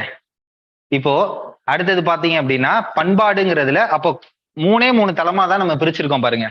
இப்போ பண்பாடு இது முடிச்சுட்டு நான் சமரை பண்றேன். அப்போ இந்த நம்பிக்கைகள்லாம் ஒண்ணு படிப்பீங்க. அதெல்லாம் பாத்தீங்கன்னா ரொம்ப வினோதமா இருக்கும். பூனை குறுக்கால போச்சுன்னா இது தமிழர்களுடைய நம்பிக்கையா இல்லையா? பள்ளி கத்துச்சு அப்படின்னா அது ஒரு நம்பிக்கையா? அப்ப தீ சகுனமா இருக்கட்டும், நல்ல சகுனமா இருக்கட்டும், ஒரு போருக்கு போறப்ப இதெல்லாம் பார்ப்பாங்க. இதெல்லாம் பத்தி படிக்கிறது தான். நான் சொன்னேன்ல, நீங்க ஏற்கனவே 100 மார்க் படிச்சிருப்பீங்க. ஆனா அது நமக்கு தெரியாது. அதை ஒரு ஃபார்மலைசேஷன் பண்ணி சரியா எழுதி ஒரு நோட்ஸ் மாதிரி எழுதி ஒரு 3 பக்கத்துக்கு ப்ரிப்பேர் பண்ணி வச்சோம்னா அதுதான். சடங்குகள் அப்படிங்கிறப்ப திருமண சடங்குகள் இருக்கு. திருமணத்தப்ப தாலி கட்டுறது ஒரு சடங்கு. தாலிங்கிறது பிற்காலத்துலதான் வந்துச்சு அப்படின்னா அகநானூர்ல தான் சான்றுகள் இருக்கு அப்படிங்கிறது சொல்லுவாங்க. அப்ப மெட்டியிடுதல், அப்ப களல் அணிதல், இதெல்லாம் ஒரு சடங்கு. அப்போ வேற எதுக்குலாம் வளகாப்புன்னு ஒரு சடங்கு, குழந்தை பெற்றதுக்கு அப்புறம் ஒரு சடங்கு. அப்ப திருமணம், அப்ப குழந்தை பெறுறதுல இருந்து இறக்குறது வரைக்கும் நம்ம என்ன பண்றோம், சடங்குகள் நிறைய பண்றோம். அந்த சடங்குகள் பத்திலாம் வழிபாட்டு இப்போ நம்ம இப்படியே நம்ம இயற்கை வழிபாடே நடத்திட்டு இருக்கப்ப என்ன ஆகுது அப்படின்னு பாத்தீங்கன்னா, சமண பௌத்தம், புத்திசம், ஜெயினிசம் அவங்க வந்ததுக்கு அப்புறம் அப்படியே வழிபாட்டு முறை மாறுது. அவங்க சில அறக்கருத்துக்கள் சொல்லி தர்றாங்க. இப்படி எல்லாம் நல்ல நெறிமுறைகள் இருக்கணும், இந்த மாதிரி எல்லாம் இருக்கணும் அப்படின்லாம் சொல்றாங்க. அப்ப நம்ம பண்பாடு எப்படி மாறுச்சு, மொழி எப்படி மாறுச்சு, இலக்கியத்துல என்ன படைப்பு, இது எல்லாத்தையும் பத்தி படிக்கிறது தான் இந்த ஃபர்ஸ்ட் பேப்பர். இதுல இப்போ நம்ம யூஸ் பண்றோம்ல டிஜிட்டல் மீடியா, அப்போ இதுல எல்லாம் இந்த டிஜிட்டல் மீடியால எல்லாம் இப்போ எப்படி நீங்க தமிழ் மொழி பயன்படுத்துறீங்க, அது வாட்ஸ்அப்பா இருக்கட்டும், ஃபேஸ்புக்கா இருக்கட்டும், இதை பத்தி எல்லாம் படிக்கிறது தான் இந்த பேப்பரோட ஃபர்ஸ்ட் பார்ட். இப்ப இந்த ஃபர்ஸ்ட் பார்ட்டை நான் ஒரு சம்மரி பண்றேன் பாருங்க உங்களுக்கு.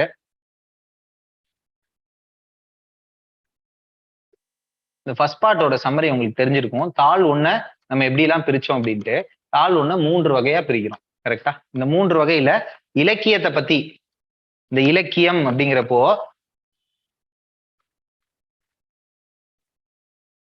ஒரு லிஸ்ட் படிச்சீங்க. இந்த லிஸ்டோட லாங்குவேஜ் பத்தி, மொழி வரலாறா படிச்சீங்கன்னா அது ஒரு பார்ட். கரெக்டா? முடிஞ்சு போச்சு. இங்க செயல்பட்ட ஏதாவது ஒரு நடவடிக்கைகள், இப்ப காதல் எப்படி இருந்துச்சுன்னு ஒரு எடுத்துக்காட்டு, அப்போ வீரம் எப்படி இருந்துச்சுன்னு ஒரு எடுத்துக்காட்டு, இதுல கொடுத்திருக்க கருத்துக்களை பத்தி படிச்சா அதுதான் பண்பாடு. இதுவும் சிலபஸ்ல ஓவர்லாப் தான். புரியுதா என்னன்ட்டு? இந்த லிட்ரேச்சர் அப்படிங்கிற ஒரு இலக்கியங்கள் கொஞ்சம் இருக்கும். இந்த இலக்கியத்தை வச்சு மொழி கட்டமைப்பையும், அந்த இலக்கியத்துல இருந்து பண்பாடு கலாச்சாரத்தை பிரிச்சு எழுதிட்டோம்னா அதான் ஃபர்ஸ்ட் பேப்பர். ஆனா தமிழ்நாட்டுல தமிழ் ஆப்ஷனல் படிக்கிற பெரும்பாலான பேர் சொல்றது என்னன்னா, ஃபர்ஸ்ட் பேப்பர் கஷ்டம் கஷ்டம் கஷ்டம். ஏன் கஷ்டம்னு சொல்றாங்கன்னா, இதை எங்க ஓவர்லாப் பண்ணன்னு ஒண்ணு தெரியல, ஃபர்ஸ்ட் திங். ரெண்டாவது பாத்தீங்கன்னா, சார் சங்க காலம்னா சங்க இலக்கியத்துல எல்லாத்தையும் போட்டு படிக்கணுமா, அப்ப ஃபர்ஸ்ட் பேப்பர் பறந்து விரிஞ்சது சார் அப்படின்னு சொல்லுவாங்க. இல்ல, தமிழ் மொழிக்கே உள்ள சில சிறப்புகள் இருக்கும். அதிகமா பேசப்பட்டது தளங்கள்ல, தமிழ் தளங்கள்ல எல்லாம் பேசப்பட்டது இருக்கும். அப்ப அது எல்லாத்தையும் எடுத்துதான் நம்ம கொஞ்சம் கொஞ்சமா படிச்சு வச்சுக்கணும். இதுல இன்னொரு பண்ற மிஸ்டேக் என்னன்னா, நான் இப்ப என்ன சொன்னேன், அதிகமா படிக்கணும்னு நினைச்சு பேசுறது ஒரு குரூப். இன்னொன்னு என்னன்னு பாத்தீங்கன்னா, செகண்ட் பேப்பர்ல நீங்க என்ன படிப்பீங்களோ அதை மட்டுமே எக்ஸாம்பிளா வச்சு எழுதுறது ஒரு குரூப். இந்த ரெண்டுமே நம்ம பண்ணக்கூடாது. செகண்ட் பேப்பர்ல இப்ப பாத்தீங்கன்னா எப்படி இருக்குன்னு பாத்தீங்கன்னா, இப்போ செகண்ட் பேப்பரோட எக்ஸாம்பிள்ஸ் எது காமிச்சேன்னா உங்களுக்கு புரியும். இப்ப பேப்பர் 2 போறோம். இந்த பேப்பர் 2 எடுத்துக்கோங்க. பேப்பர் 2ல நான் 2 கிளாசிபிகேஷன் தான் பண்றேன். பண்டைய இலக்கியங்கள், அதாவது பழைய இலக்கியம், இப்ப இக்கால இலக்கியம், அக்கால இலக்கியம், இக்கால இலக்கியம்னு 2 கிளாசிபிகேஷனா பிரிக்கிறேன். ஓகேவா? அங்க 3ஆ பிரிச்சமா, இங்க என்ன சொல்றேன்னா அக்கால இலக்கியம், இக்கால இலக்கியம், முடிஞ்சு போச்சு. 2ஆ பிரிக்கிறேன். அப்ப அந்த கால இலக்கியம், அக்கால இலக்கியம்ங்கிறப்ப குறுந்தொகை, புறநானூறுன்னு கொடுத்திருப்பான். வேற ஒண்ணுமே இல்ல. சங்க இலக்கியத்துக்கு எக்ஸாம்பிள் ஃபர்ஸ்ட் பேப்பர்ல சங்கம் படிச்சீங்கன்னா அதுக்கு எக்ஸாம்பிள் இங்க. ஃபர்ஸ்ட் பேப்பர்ல நீதி நூல் படிச்சீங்கன்னா எக்ஸாம்பிள் திருக்குறள். ஃபர்ஸ்ட் பேப்பர்ல காப்பியங்கள் படிச்சீங்கன்னா எக்ஸாம்பிள் சிலப்பதிகாரம். என்னன்னு புரியுதா உங்களுக்கு? இப்படிதான் அப்ளிகேஷன் தான் எல்லா ஆப்ஷனல்லையுமே இருக்கும் யூபிஎஸ்சில. மற்ற ஆப்ஷன்ல பாத்தீங்கன்னா first paper full and full concept explain பண்ற மாதிரி இருக்கும். செகண்ட் பேப்பர் அதோட அப்ளிகேஷன் பார்ட்டா இருக்கும் பெரும்பான்மையான ஆப்ஷனல்ல. அப்போ இங்க என்ன பண்ணுவாங்கன்னா, நம்ம பசங்க படிக்க சோம்பேறித்தனப்பட்டு குறுந்தொகை பாட்டை எடுத்து கொண்டு அங்க சங்க இலக்கியம்னு கேட்கிறப்ப இங்க என்ன படிக்கிறானோ அதையே எழுதி வைப்பான். அதே மாதிரி இங்க தமிழ்ல இங்க ஆப்ஷனல் வகுப்புகள் அப்படிங்கிறப்போ ஒரு கொஞ்சம் லிமிட்டட் தான் தமிழ்நாட்டுல. கரெக்டா? நான் சொல்லிட்டேன் 4 தெருக்குள்ள தான் நம்ம காம்படிஷனே. அப்போ அந்த 4 தெருவுக்குள்ள படிக்கிற பசங்களும் 4 ஒரு அகாடமில தான் படிப்பாங்க. அப்ப என்ன பண்ணுவாங்கன்னா, ஒரு அகாடமில நல்ல புக்கு போட்டிருப்பாங்க. அந்த ஆசிரியர்களுடைய திறமையை கண்டிப்பா செல்யூட். என்ன பண்ணிருப்பாங்க, ஒரு புக்கு போட்டிருப்பாங்க, ஒரு மாடல் நோட்ஸ்ன்னு போட்டிருப்பாங்க. நம்ம தமிழ்நாட்டுல படிக்கிற எல்லாருமே என்ன பண்ணுவாங்கன்னா, அந்த மாடல் நோட்ஸ்ல என்ன எக்ஸாம்பிள் இருக்கோ அப்படியே மாறாம போய் பரீட்சையில் எழுதுறது.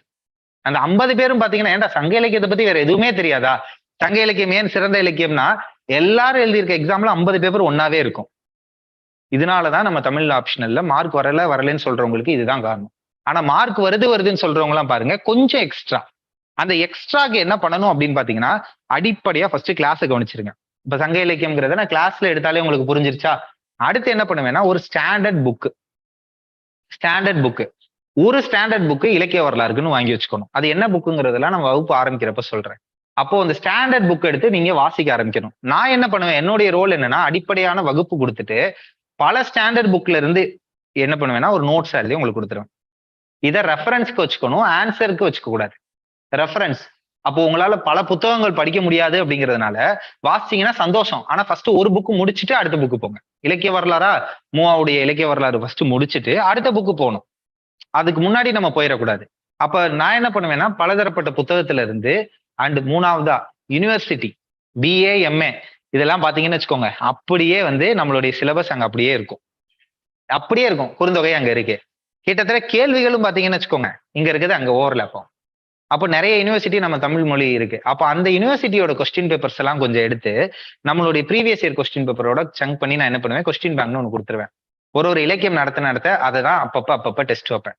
சரி, இப்ப செகண்ட் பேப்பர் பார்த்துட்டு போலாம். இப்ப குறுந்தொகை, அந்த தலைவன் தலைவி அதே கதை தான் குறுந்தொகை. அங்க பாருங்க பாடல லிமிட் பண்ணிட்டாங்க. 1ல இருந்து 25 பாட்டு படிச்சா போதும், மத்த எல்லாம் படிக்க தேவையில்லை. அந்த 25 பாட்டை மனப்பாடம் பண்ணுமா, கருத்தை 4 தடவை படிங்க. பாடல வாசிக்கிட்டே இருந்தீங்கன்னா ஆட்டோமேட்டிக்கா உங்களுக்கே 2-3 வரிகள் வந்து அற்புதமா தெரியும் கிளாஸ்ல. அப்ப அதெல்லாம் படிச்சு வச்சுக்கோங்க. புறநானூறு 182ல இருந்து 200 பாட்டு தான். திருக்குறள்லையும் பாருங்க லிமிட்டட் தான், அந்த 35 அதிகாரம் தான். அப்போ அரசியல் அது இறைமாட்சி முதல் அவை அஞ்சாமை வரை தான் அந்த 35 தான். இதை மட்டும் படிச்சாலே போதும். அதுவும் பாடல் 350 படிக்கணுமா அப்படிலாம் இல்ல. நீங்க திருக்குறளை வந்து எந்த அளவுக்கு ரசிக்க ஆரம்பிச்சிட்டீங்களோ அதுக்கப்புறம் நீங்க பாடல் படிக்கணும் படிக்க கூடாது இந்த கேள்வியே கேட்க மாட்டீங்க. இப்ப திருக்குறளை நீங்க எங்கெல்லாம் எக்ஸாம்பிளா எழுதலாம்னா, குறுந்தொகையில ஒரு கேள்வி கேட்கறாங்கன்னு வச்சுக்கோங்க, இதேதான் வள்ளுவர் பிற்காலத்தில் கூறினார்னு நீங்க அங்கேயும் கோட் பண்ணி எழுதணும். ஃபர்ஸ்ட் பேப்பர்ல எழுதுறப்பையும் அந்த மாதிரி கோட் பண்றப்ப நிறைய நமக்கு உதவுறது திருக்குறள். அதனால இதை கொஞ்சம் ரசிச்சு படிக்கணும். இப்ப இந்த திருக்குறள் உரையை பத்தி மட்டுமே நம்ம என்ன பண்ணலாம், ஒரு 5 நாள் வரைக்கும் கிளாஸ் வைப்பேன் திருக்குறள். அதையே நம்ம நிறைய பேசலாம்.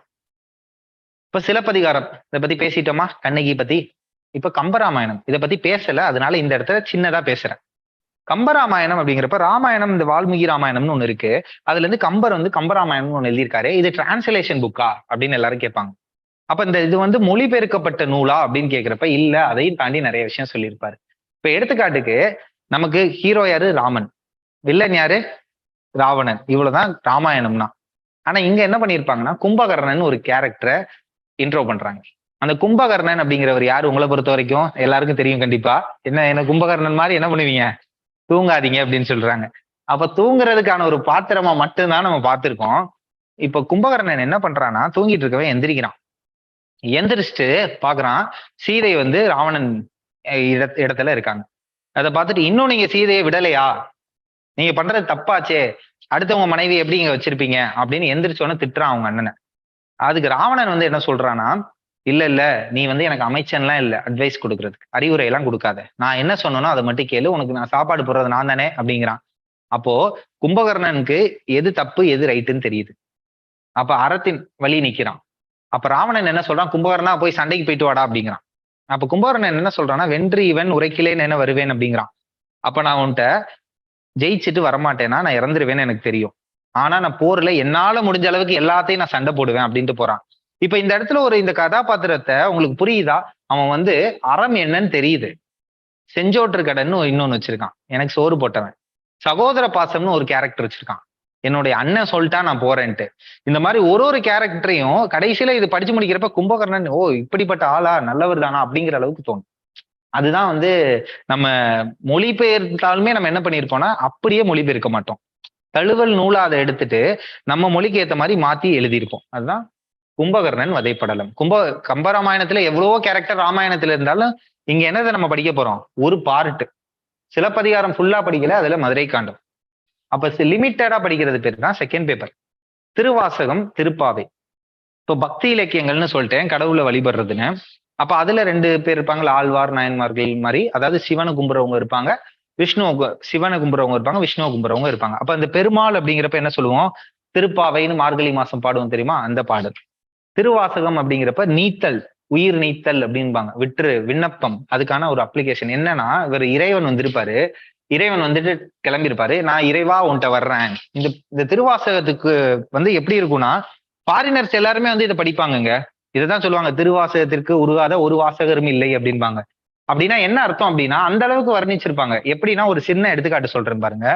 திருவாசகத்துல என்ன பேசியிருப்பாங்கன்னா, இறைவா நான் உன்கிட்ட வரணும், எப்படியாவது நான் நல்லது செஞ்சு உன்கிட்ட வரணும். ஆனா என்னோட இந்த ஐம்புல இன்பங்கள் இருக்கே, கண் காது மூக்கு இருக்கு பாத்தீங்களா, இந்த பெண் இன்பம், இதெல்லாம் என்ன உன்கிட்ட சேர்க்க விடாம என்ன தடுக்குது. இந்த சிற்றின்பத்தினால பேரின்பம் என்னால அடைய முடியாம இருக்கு. பேரின்பம் எது? இறைவன் அடி சேர்தல். ஆனா சிற்றின்பம் என்னது? இப்ப டெம்பரரியா தற்காலிகமா நான் என்னெல்லாம் இன்பம்னு செய்யறனோ அதுதான் என்னை ஆட்கொண்டுருச்சு, என்னை எப்படியாவது உன்கிட்ட கூட்டிட்டு போயிரு, இந்த மாதிரி பாடுறது. இப்போ சிற்றின்பம் பேரின்பம்ங்கிற கான்செப்டை இப்படியே நம்ம ப்ரிப்பரேஷனுக்குள்ளேயே அதை நீங்க மேட்ச் பண்ணி பாருங்க. சின்ன சின்ன சின்ன இன்பங்கள்னால பேரின்பத்தை நம்ம விட்டுறக்கூடாது. ஸோ எல்லாமே ஒரு நல்லா ரசிச்சு படிக்கிற மாதிரி இருக்கும் இலக்கியத்தை. இப்போ இது வரைக்கும் படிச்சது எல்லாத்தையும் நான் என்ன சொல்லுவேன்னா அக்கால இலக்கியம்னு ஒரு கேட்டகரியா வச்சுட்டேன். இப்ப இக்கால இலக்கியம்னா யாரு? பாரதியார்ல இருந்து படிக்கிறதுல நம்ம ஒரு நவீன இக்கால இலக்கியம்னு வச்சிருவேன். இந்த இக்கால இலக்கியத்தை பொறுத்த வரைக்கும் பாத்தீங்கன்னா ஃபர்ஸ்ட் பாரதியாரை விட்டுட்டு நம்ம தமிழ் லிட்டரேச்சர் பேசவே முடியாது. கரெக்டா? யாரையுமே இதுல படிக்கிற யாருமே சாதாரண ஆட்கள் இல்லை நம்ம இதுல. அப்ப பாரதியாரை பொறுத்த வரைக்கும் கண்ணன் பாட்டுன்னு ஒண்ணு எழுதியிருக்காரு. கண்ணன் யாரு? கடவுள். இப்போ பாரதி என்ன பண்ணிருப்பாருன்னா கண்ணன் பாட்டுங்கிற பேர்ல சுதந்திர போராட்ட கருத்துக்களை அங்கங்க போட்டிருப்பாரு. First thing. ரெண்டாவது, ஒரு கடவுளை மற்ற மொழி எல்லா இலக்கியமும் எப்படி பார்க்கும் அப்படின்னு பாத்தீங்கன்னா, கடவுளா, இறைவா நான் இதெல்லாம் பண்ணல, இறைவா நான் தப்பு செஞ்சுட்டேன் செய்யல, இப்படி பேசிட்டு இருப்பாங்க. ஆனா இவர் என்ன பேசியிருப்பாருன்னா கண்ணன் என் தாய், கண்ணன் யாரு? என்னுடைய அம்மா அப்படின்னு அம்மாவை பத்தி பேசியிருப்பாரு. கண்ணன் என் தந்தை, அப்பாவை பத்தி பேசியிருப்பாரு. கண்ணன் என் தோழன், இதை இப்படி எல்லாம் பேசியிருப்பாரு. கடைசியில ஒரு பினிஷிங் டச்ல எல்லாம் என்ன பண்ணுவாரு அப்படின்னா கண்ணன் என் காதலன் காதலின்னு பேசுவாரு. அந்த காதலியில வர்றத இந்த கண்ணம்மாங்கிற வார்த்தையே பாதி பாட்டு அதுல இருந்து எழுதியிருப்பாங்க. கண்ணம்மாங்கிற பாட்டுலாம் இதுல இருந்து தான் வந்திருக்கும். நீங்க படிச்சு பாத்தீங்கன்னா நல்லா இருக்கும்.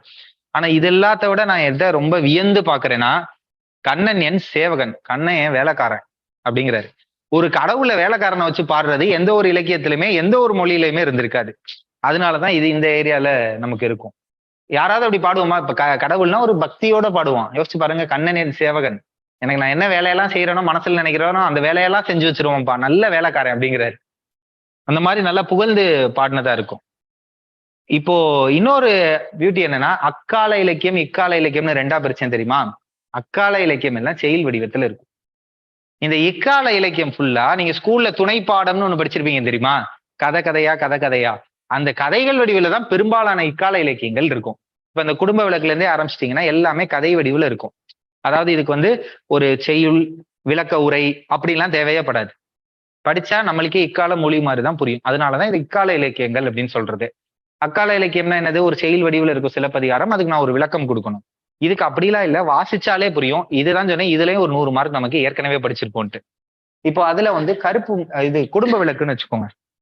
ஒரு குடும்பம், தமிழ் குடும்பம் எப்படி இருக்கணும், இதெல்லாம் பத்தி பேசினது எல்லாமே கிளாஸ்ல நான் உங்களுக்கு சொல்றேன். குடும்ப விளக்கு அப்படிங்கிறது பாரதிதாசனுடைய ஒரு சிறந்த இலக்கியம்.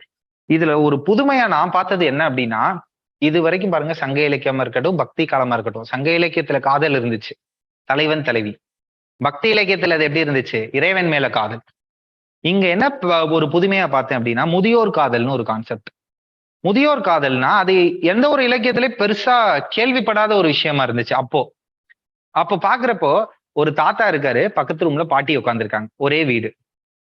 ஆனா அந்த பாட்டி உயிரோட இருக்காங்களா இல்லையான்னு கூட எனக்கு தெரியாது. ஆனா அந்த தாத்தாக்கு அவங்க பாட்டியை இங்க நினைச்சிட்டே இருக்காரு. அப்ப பேர குழந்தை உள்ள ஓடும், அம்மாயி அப்படின்னு ஓடுமா. அதை கேட்கிறப்ப நான் மகிழ்ச்சி அடைஞ்சுப்பேன். அப்ப எந்திரிக்க முடியாத தள்ளாடும் வயதுல அந்த தாத்தா, ஆனா அதனுடைய காதல் வெளிப்பாடுகள் நல்லா இருக்கும். அந்த பேர குழந்தைகள் போயிட்டு அவங்களுக்கு ஏதாவது பொறி உருண்டை கொடுக்குமா பாட்டிக்கு, பாட்டி அப்படியே சாயங்காலமா எடுத்துக்கொண்டு வந்து தாத்தாட்ட கொடுப்பாங்க. அப்போ எப்படி ஒரு முதியோர் காதலை வர்ணிச்சிருக்காங்க பாருங்களேன். மத்த எல்லா இலக்கியத்திலையும் காதல் அப்படிங்கிறது வேற மாதிரி வர்ணிக்கப்பட்டாலும் இது ஒரு மிகப்பெரிய புதுமையா இருந்துச்சு. அதெல்லாம் இதுல படிப்போம். காமராஜரின் கருப்பு மலர்கள். இந்த கருப்பு மலர்கள், மலர் எங்க கருப்பா இருந்திருக்கு? அப்போ இந்த காமராஜர் கொஞ்சம் வருஷத்துக்கு முன்னாடிதான் இறந்தாரு. அப்போ இவர் என்ன எழுதியிருப்பாருன்னா, ஒரு விளிம்பு நிலை மனிதர்கள், வல்னரபிள் சொசைட்டி எல்லாம் டார்கெட் பண்ணி அவங்களுடைய கஷ்டத்தை பத்தி எல்லாம் எழுதியிருப்பாரு. இப்ப எடுத்துக்காட்டுக்கு ஒரு விலை மகளிர் பத்தி எழுதுவாரு. அப்ப என்ன எழுதியிருப்பாருன்னா, அவங்களுடைய ஒரு வரி படிக்கிறேன் பாருங்க. இந்த வரியோட சிறந்த வரி கவிதைகள்ல இருக்கா நீங்களே சொல்லுங்க. நாங்கள் நிர்வாணத்தை விற்கின்றோம் ஆடை வாங்குவதற்காக அப்படின்னு எழுதியிருப்பாரு. ஒரு விலை மகளிர் சார்பா எழுதியிருப்பாரு, நாங்கள் நிர்வாணத்தை விற்கின்றோம் ஆடை வாங்குவதற்காக அப்படின்னு. இந்த மாதிரி இவருடைய கவிதைகள் படிக்கிறப்ப இப்பெல்லாம் யோசிக்கிறாங்க அப்படின்னு தான் இருக்கும். இதுதாங்க நம்ம தமிழ் மொழியோட சிறப்பே. ஒரு காலத்திலே படைக்கப்பட்ட மொழிகள் இருக்கு பாத்தீங்களா? இந்த நான் சொன்ன வரிகளை உங்களாலேயாவது இமேஜின் பண்ணி பார்க்க முடியுதா? இதை ஒரு கவிதையா எழுதியிருக்காரு. இது ஒரு அதே மாதிரி 3ஆம் பாலினத்தவர் அலிகள்னு அப்ப சொன்னாங்க. இப்ப நம்ம வந்து எப்படி சொல்றோம்னா திருநங்கை திருநம்பின்னு சொல்றோம். அப்போ இந்த கவிதைகள்ல அந்த அலிகள் அப்படிங்கிறத பயன்படுத்தி இருப்பாங்க. அப்ப சொல்லியிருப்பாங்க, நாங்க வந்து ஒரு காகித பூ. அப்ப காகித பூக்கள்னா பூக்கள் மாதிரியே இருப்போம், ஆனா மனம் இல்லை, எங்களை ஒரு காகிதமா தான் பார்ப்பாங்க. இது எல்லாத்தையும் பத்தி படிக்கிறது தான் கருப்பு மலர்கள். அதெல்லாம் இன்னும் நல்லா இருக்கும். அடுத்தது மூவாவுடைய அறமும் அரசியலும், ஒரு அரசியல் சார்ந்த ஒரு கட்டுரையா இருக்கும், நல்லா இருக்கும். அப்ப அந்த அரசியல் சார்ந்த கட்டுரைகள் என்ன இருக்குன்னா, இந்த பஞ்சாயத்து எலெக்ஷன்லாம் எப்படி வைக்கணும், ஒரு தேர்தல் முறை எப்படி இருக்கணும், இத குறுகிய நோக்கம் இருக்கக்கூடாது, ஒரு பிராடான பரந்த மனப்பான்மை பரந்த நோக்கம் எப்படி இருக்கணும் அரசியல்ல, இதெல்லாம் பத்தி பேசுறதா இந்த பார்ட். அண்ணாவின் தாழ்ந்த தமிழகமே.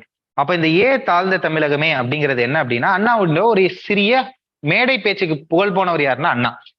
மேடை பேச்சை ஒரு கலையாக வந்து ஏற்றுக்கொள்ளப்பட்டதே உலகத்துல பெரிய அளவுலங்கிறப்போ, பெரிய லீடர்லாம் பேசுறப்போ அண்ணாவை பேசுவோம். இந்த திராவிட சிந்தனைகளுக்கு அப்புறம் தான் மேடை பேச்சுங்கிறது ரொம்ப பெரிய அளவுல பிரபலப்படுத்தப்பட்டுருச்சு. அப்போ இந்த மேடை பேச்சுல அண்ணா வந்து என்ன சொல்றாருன்னா, தமிழ்நாட்டுல பிறந்தனாலதான் இவங்கெல்லாம் இந்த கவிஞர்கள்லாம் இவ்வளவு கஷ்டப்படுறாங்க, தாழ்ந்த தமிழகமேன்னு தமிழகத்தை திட்டுவார்.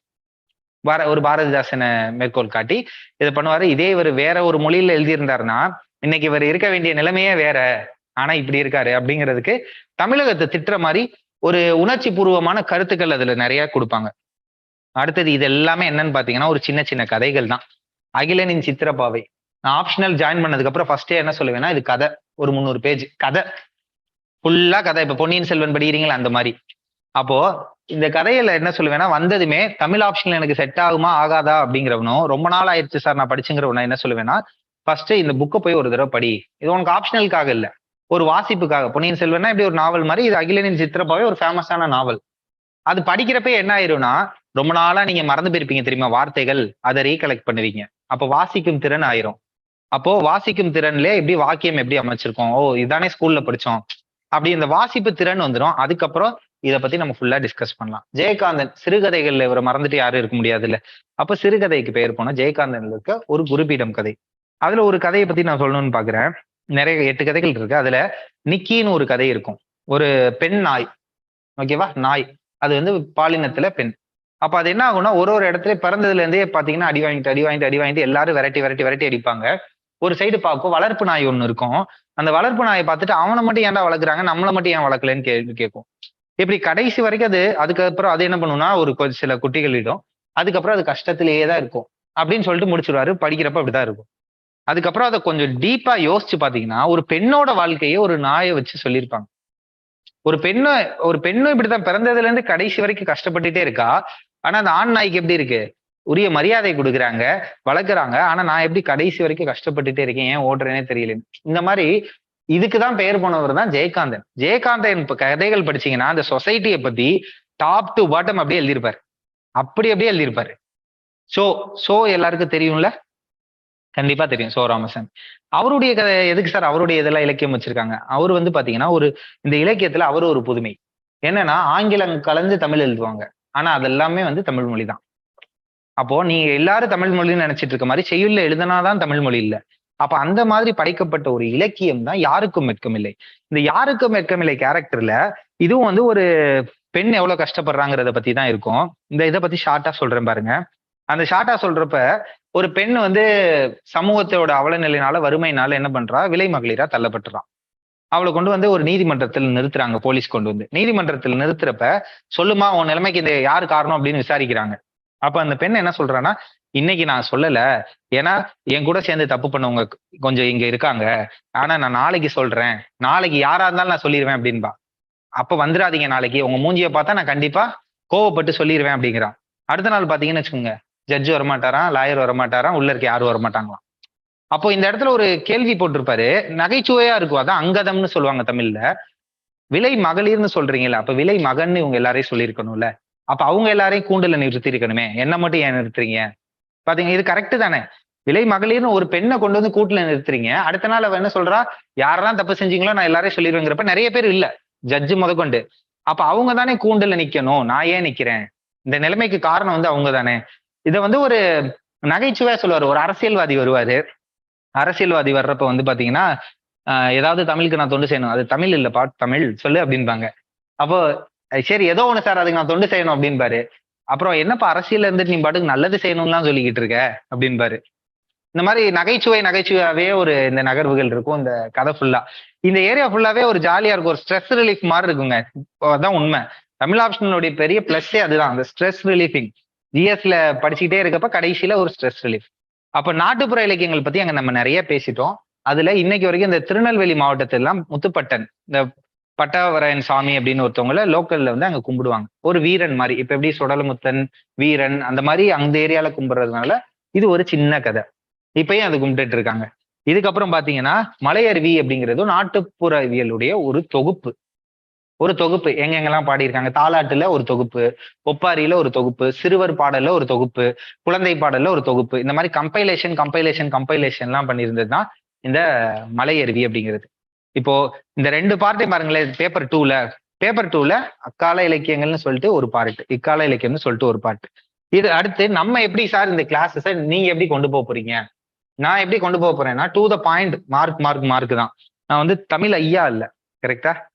தமிழ் ஐயா மாதிரி அவங்க அளவுக்கு இதை வர்ணிக்க முடியாது, ஆனா மார்க் வாங்கலாம். அந்த மார்க் வாங்குறதுதான் எப்படின்னு நான் சொல்ல போறேன். மார்க் வாங்குறதுக்கு என்ன பண்ணணும்னா, ஃபர்ஸ்ட் நான் என்ன சொன்னேன், அடிப்படையான வகுப்புகளை நீங்க என்ன பண்ணிக்கணும், அட்டன் பண்ணிருக்கணும். ஒரு கிளாஸ் கூட மிஸ் பண்ணக்கூடாது. ஃபர்ஸ்ட் அந்த கிளாஸுக்கு வர்றப்ப என்ன சொல்லுவேன்னா, ஃபர்ஸ்ட் நான் இப்ப குறுந்தொகை எடுக்கிறேன்னு வச்சுக்கோங்க, உங்கள் கையில அந்த குறுந்தொகைக்கான வினாக்கள் எல்லாமே கொடுத்துருவேன். இந்த வினாக்கள் எப்படி இருக்கும்னா, 1983 இருந்து யூபிஎஸ்சியில கேட்ட கொஸ்டின் இப்ப கடைசி இந்த வருஷம் வந்தது வரைக்கும் வச்சுக்கோங்க, 2021 வரைக்கும் வச்சுக்கோங்க. அது வரைக்கும் கேட்ட கேள்விகளை நான் என்ன பண்ணிடுவேன்னா, கம்பைல் பண்ணி சிலபஸ் வைஸ் பிரிச்சு வச்சிருவேன். கொஸ்டின் பேப்பரா இருக்கா, இந்த கொஸ்டின் பேப்பர் இது என்ன ஆகும்னு பாத்தீங்கன்னா, எல்லாமே கொஸ்டின் ரிப்பீட் ஆயிட்டு தான் இருக்கும். ஒரு கொஸ்டின் கூட புதுசா கேட்க மாட்டாங்க. அப்படி புதுசா கேட்கிற கேள்வியும் சாய்ஸ்ல விட்டு நீங்க இதே எழுதிட்டாலே போதும். சார் அப்ப கேள்விகள் ரிப்பீட் ஆகுமா? கேள்வி ரிப்பீட் ஆகாது. இப்ப நான் சொல்றேன் பாருங்க, சங்க இலக்கியம் ஏன் சிறந்த இலக்கியம்னு கேட்கலாம்.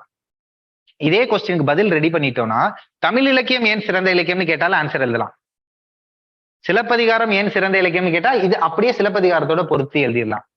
கோவலனின் பண்புகள்னு கேட்டாலும் இப்ப லிமிட்டடா ஒரு 20 கேள்வி 25 கேள்வி ஒரு சாப்டருக்கும் இதே மாதிரி இருக்கும்.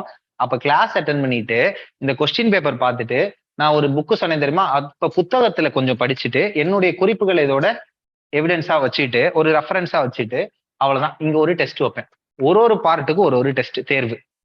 இந்த தேர்வு எழுத என்ன ஆகும்னா, ஃபர்ஸ்ட் தேர்வெல்லாம் ரொம்ப ஒண்ணுமே எழுத தெரியாமலாம் நிறைய பேர் எழுதியிருக்காங்க. நிறைய உற்றுப்பிழைகள், கருத்து பிழைகள், உட்தலைப்பு போட தெரியாது, பாடல் வரிகள் எழுத தெரியாம. ஆனா ஃபுல் டெஸ்ட் அப்ப என்ன ஆயிடுறான்னா, மெச்சூர் ஆயிடுறான். இது யாருன்னா, இங்க படிச்ச மாணவர்கள்ட்டே போன வருஷம் மாணவர்கள்ட்ட கேட்டீங்கன்னாலே சொல்லுவாங்க.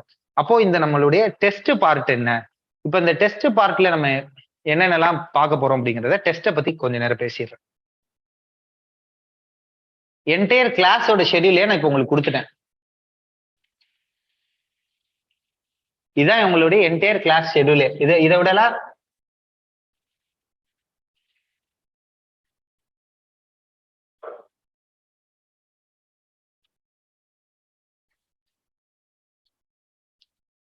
இப்படிதான் கிளாஸஸ் இருக்கும். இந்த டைமிங் மட்டும் மாறுதல் இருக்கும். நான் சொல்றேன், டைம் மட்டும் மாறுதல் இருக்கும். இப்ப என்ன ஆயிருது அப்படின்னா, ஒரு கிளாஸ் அப்படின்னா 3 hours இருக்கும். அப்போ நான் என்ன பண்றேன், 2 ஸ்லாட்டா பிரிச்சுக்கிறேன். ஃபர்ஸ்ட் ஸ்லாட்ல இப்ப முதல் வகுப்புல குறுந்தொகை எடுக்கிறேன்னா, 2வது வகுப்புலயும் கிளாஸ் எடுப்பேன். 2வது கிளாஸ் நான் எடுக்கிறதுக்கு எனக்கு 4 கிளாஸ் ஆயிரு, 4 ஸ்லாட் தேவைப்படுது குறுந்தொகை முடிக்கிறதுக்கு. 3வது நாள் நீங்க வருவீங்க, வர்றப்ப வேற ஒரு டாபிக் பேப்பர் 1ல இருந்து எடுத்துட்டு அப்படியே செகண்ட் ஸ்லாட்ல இங்கேயே உட்காந்து டெஸ்ட் எழுதிருங்கன்றேன். டெஸ்ட் இப்படி டெஸ்ட் தேர்வு 1, தேர்வு 2, சில டெஸ்ட் வீட்டுல எழுத சொல்லுவேன். இப்படி ஒரு பார்ட்டுக்கும் என்னைக்கு டெஸ்ட், என்ன சாப்டர் எல்லாமே உங்களுக்கு நான் கொடுத்துட்றேன். இப்படி கொடுத்துட்டு அந்த டெஸ்ட் நம்பர் 1 என்ன, இப்படி நம்ம முடிச்சோம்னா என்னைக்கு முடிக்க முடியுதுன்னா, ஒரு 45 கிளாஸ்ல அப்படியே சிலபஸை ஃபுல்லா 45 நாள்ல முடிச்சிடலாம். அதான் உண்மை, 45 நாள்ல முடிச்சிடலாம். ஆனா அங்கங்க நமக்கு சில டவுட்ஸ் இருக்கும். அப்ப டவுட்ஸ் இன்னும் கொஞ்சம் அதுல எக்ஸ்ட்ரா பாயிண்ட்ஸ் கிடைச்சா நல்லா இருக்குமேங்கிறப்ப ஒரு அப்கிரேடேஷன் கிளாஸ், ரிவிஷன் கிளாஸ் என்ன பண்ணுவேன்னா, இந்த 45ல இருந்து ஒரு ரிவிஷன் கிளாஸஸ், இந்த 45ல இருந்து ஃபுல்லா அப்படியே ரிவிஷன் கிளாஸஸ் கொண்டு வந்துட்டே இருக்கப்போ அடுத்து என்ன ஆகுது அப்படின்னு பாத்தீங்கன்னா, அடுத்து ஃபுல் இப்படிதான் மொத்தமாவே நமக்கு 60 டேஸ்க்குள்ள இந்த பிளானை நம்ம அப்படியே முடிச்சிடலாம். இந்த 60 டேஸ்ல வைக்க போற டெஸ்ட் எல்லாம் என்னென்ன டாபிக், அங்க தேர்வு 1, 2 முடிச்சு எழுதி இருக்கிறது எல்லாமே இங்க கொடுத்துருப்பேன். தேர்வு 1னா குறுந்தொகை, தேர்வு 2னா வட்டார வழக்கு, தேர்வு 3நான்ட்டு.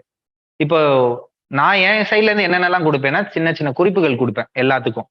2வது அப்கிரேடேஷன் மெட்டீரியல்ஸ், இது உங்க புக்கெல்லாம் நல்லா இருக்கும், கோட் பண்ணி எழுதுங்க.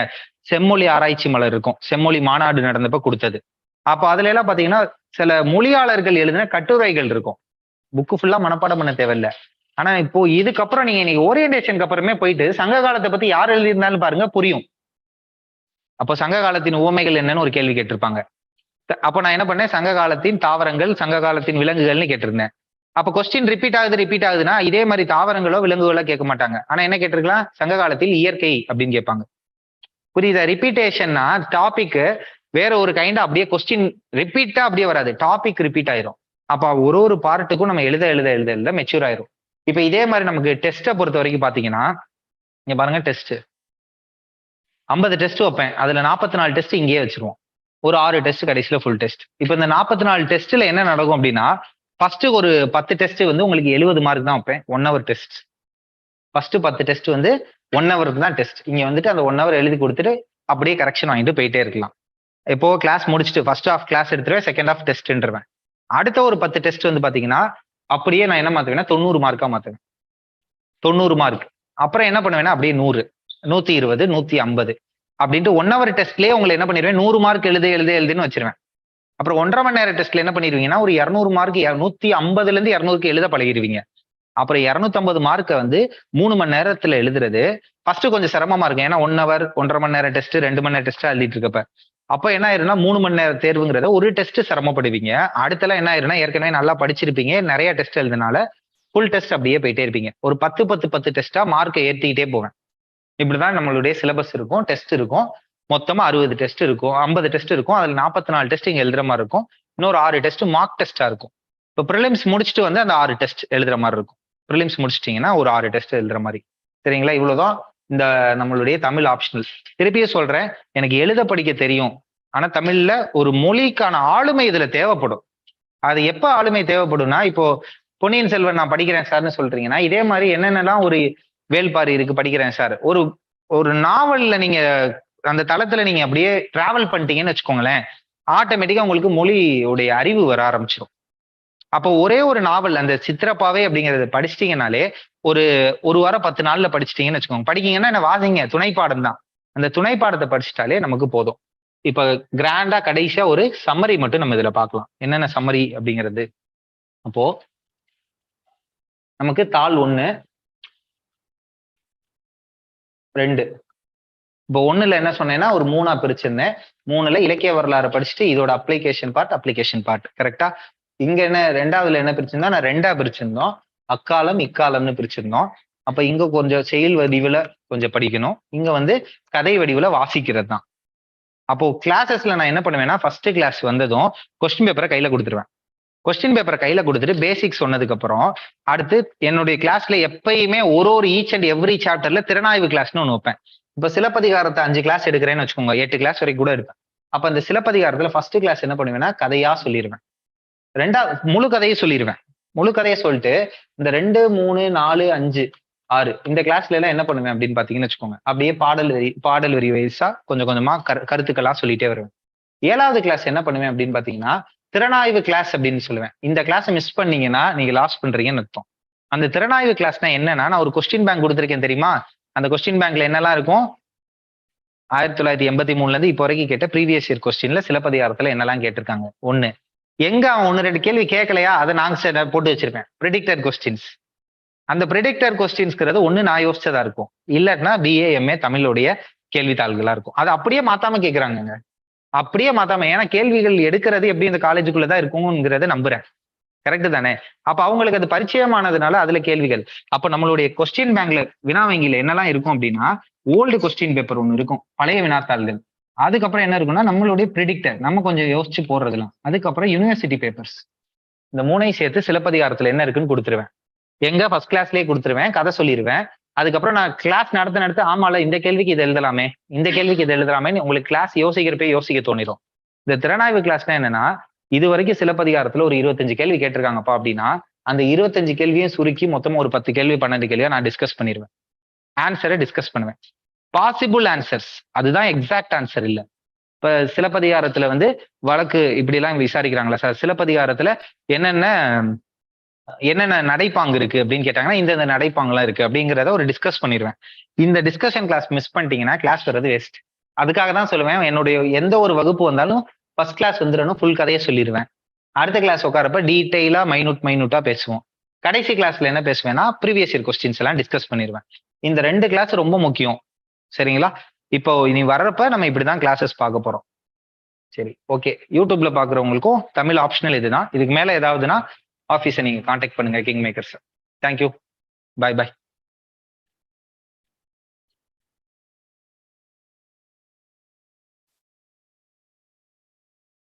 Okay, so first syllabus here, first point. Fundamentals of sociology. First syllabus you see. So it has been given sociology. See, very observe the syllabus. I'll show the questions, that's why. So first is sociology as a discipline. In this, we have to read that how sociology emerged as a discipline, what happened in the European country that time. And trust me, this is not sociology, this is world history. So your portion will be there in the world history, that what happened in the world history, European society, how the French revolutions came, how the American revolution came. World history நீங்க படிக்க தான் போறீங்க. And that part actually related to sociology first chapter itself, that how it is as a discipline, sociology has how emerged it. Then second is sociology as a science. Whether it is science or arts or commerce, which subject we can keep it. Because when the subject will be going to introduce, whether it is a science or arts or what, in which way we can treat, that is the second. Then research method and analysis. Here, if you see, what is the research method? As a statistical exam, you know that the sampling method, quantitative method, like that, you have to test with only that how sociology can be tested as a science or not a science. Very easy, these 3 topics, chapters are in but it is very easy to understand. Okay, and then 4th chapter is actually base for this subject. This is thinkers. In every optional, the base of the first paper or the second paper, 70% will depend upon the thinker. And if you see, the thinker here is only 1, 2, 3, 4, 5, 6. This please check, without a thinker, the optional is not there. And which is the very less thinker? There you get a certainty that the same questions, they can repeat it. You will be very confident that in which thinker they are going to ask the exam. So only 6 thinker, and that all died. It means that no new questions the UPSC can frame on them. If this is the certainty of the exam, means 70% of your paper is there in your hand. That thinker already we have covered. And I'll show that it's also very related to the topic, which is we know it, but only on the point of view of the thinker, we have to see this 4th chapter. Then it comes as a 5th one.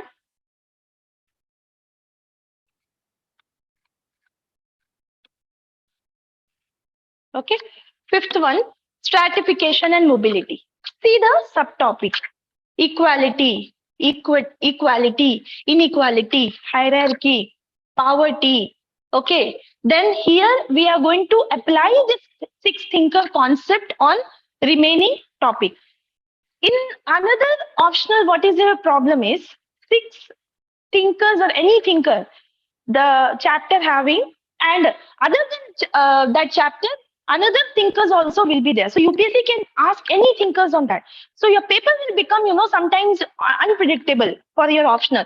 But here only that 6 thinkers will be going to repeat again and again according to their topic. So if you're used to with the 4th chapter, it will be very easy.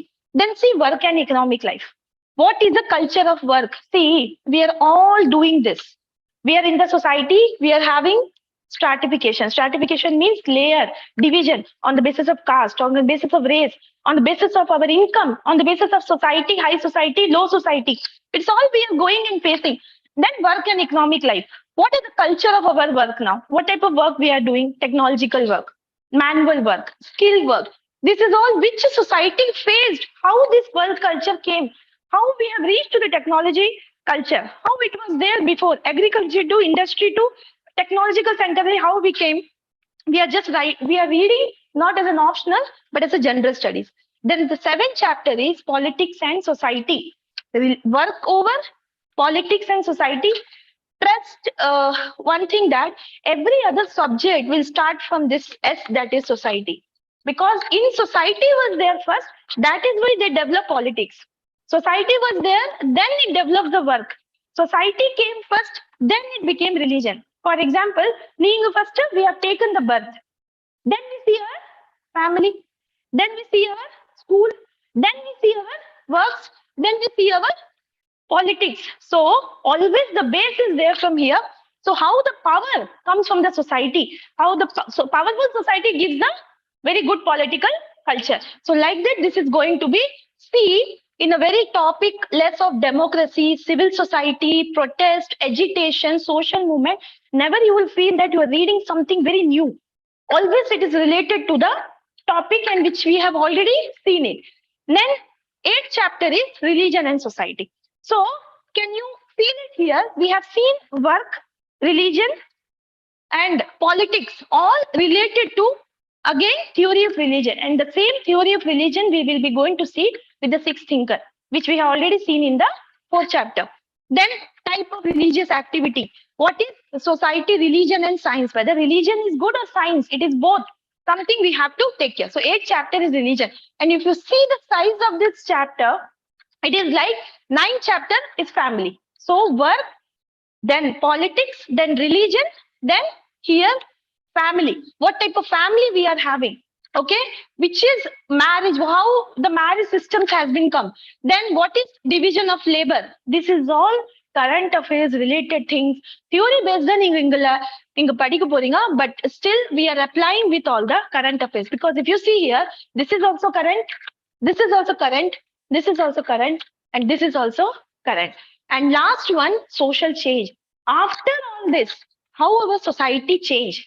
Now you won't realize that what type of changes you're feeling. 10 years back, konja yosichu paranga, ippo irukra changes ungalku feel now.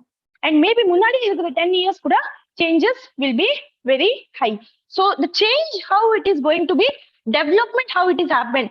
Education is how it is a social change. See, this is all we are actually going to know. Because as a collector, as an IPS officer, as an IAS officer, you are going to promote what? Work. You are going to promote, control the religious activity in the name of religion if you're doing any problem. Then economic life should be good. Society should be good in the sense of politics. Okay. And at the same time, you should also change social change. Pati neenga pesano. The society abdi irukku, district abdi irukuna, you will not talk about change there. What you will do? You will promote education. You will promote work there. You will deal with the solutions. What is the problem there? And appo vande enna and the society and the district will be going to change to the a good known or the best district or best state. Iduna vande actually a civil servant oda work. It has been given in the syllabus. So paper 1 was this. Like that, paper 1 le vande 6 thinkers are there. That is 70% we know our paper will be like this. We know that which thinker we are going to ask, because already in the year in the two thinkers ketitangana 4 thinkers ulla da avanga questions kekka poranga. So we know that our certainty is very high. Second paper also 3 thinkers only, and the 3 thinkers are this only 3 thinkers. Then these are the topic society mari theriyadu. These are the topic, if you see, this is related to the history. So you should know that neenga vandu chumma history padikringa. This happened, Christian missionary came, or Britisher came at that time. Sociology people will think always why. Society was like this. Avanga vandukku appuram enna nadandichina neenga and aspect la dhan actually socially padichittu appuram you will get the reason of that changes. So here social background of nationalism. See the topic here, it is forms with the total history. History means not basically history. Societal based history. Enna mari nama society irundichu British vandukku appuram what changes they brought it. Society become modern. That is why we brought the newly Education Act. So Education Act neenga thaniya padikringa illaya, adoda reason vandu ungalku therinjada exam prelims la vandu what you are going to get your answer choice will depend on your understanding.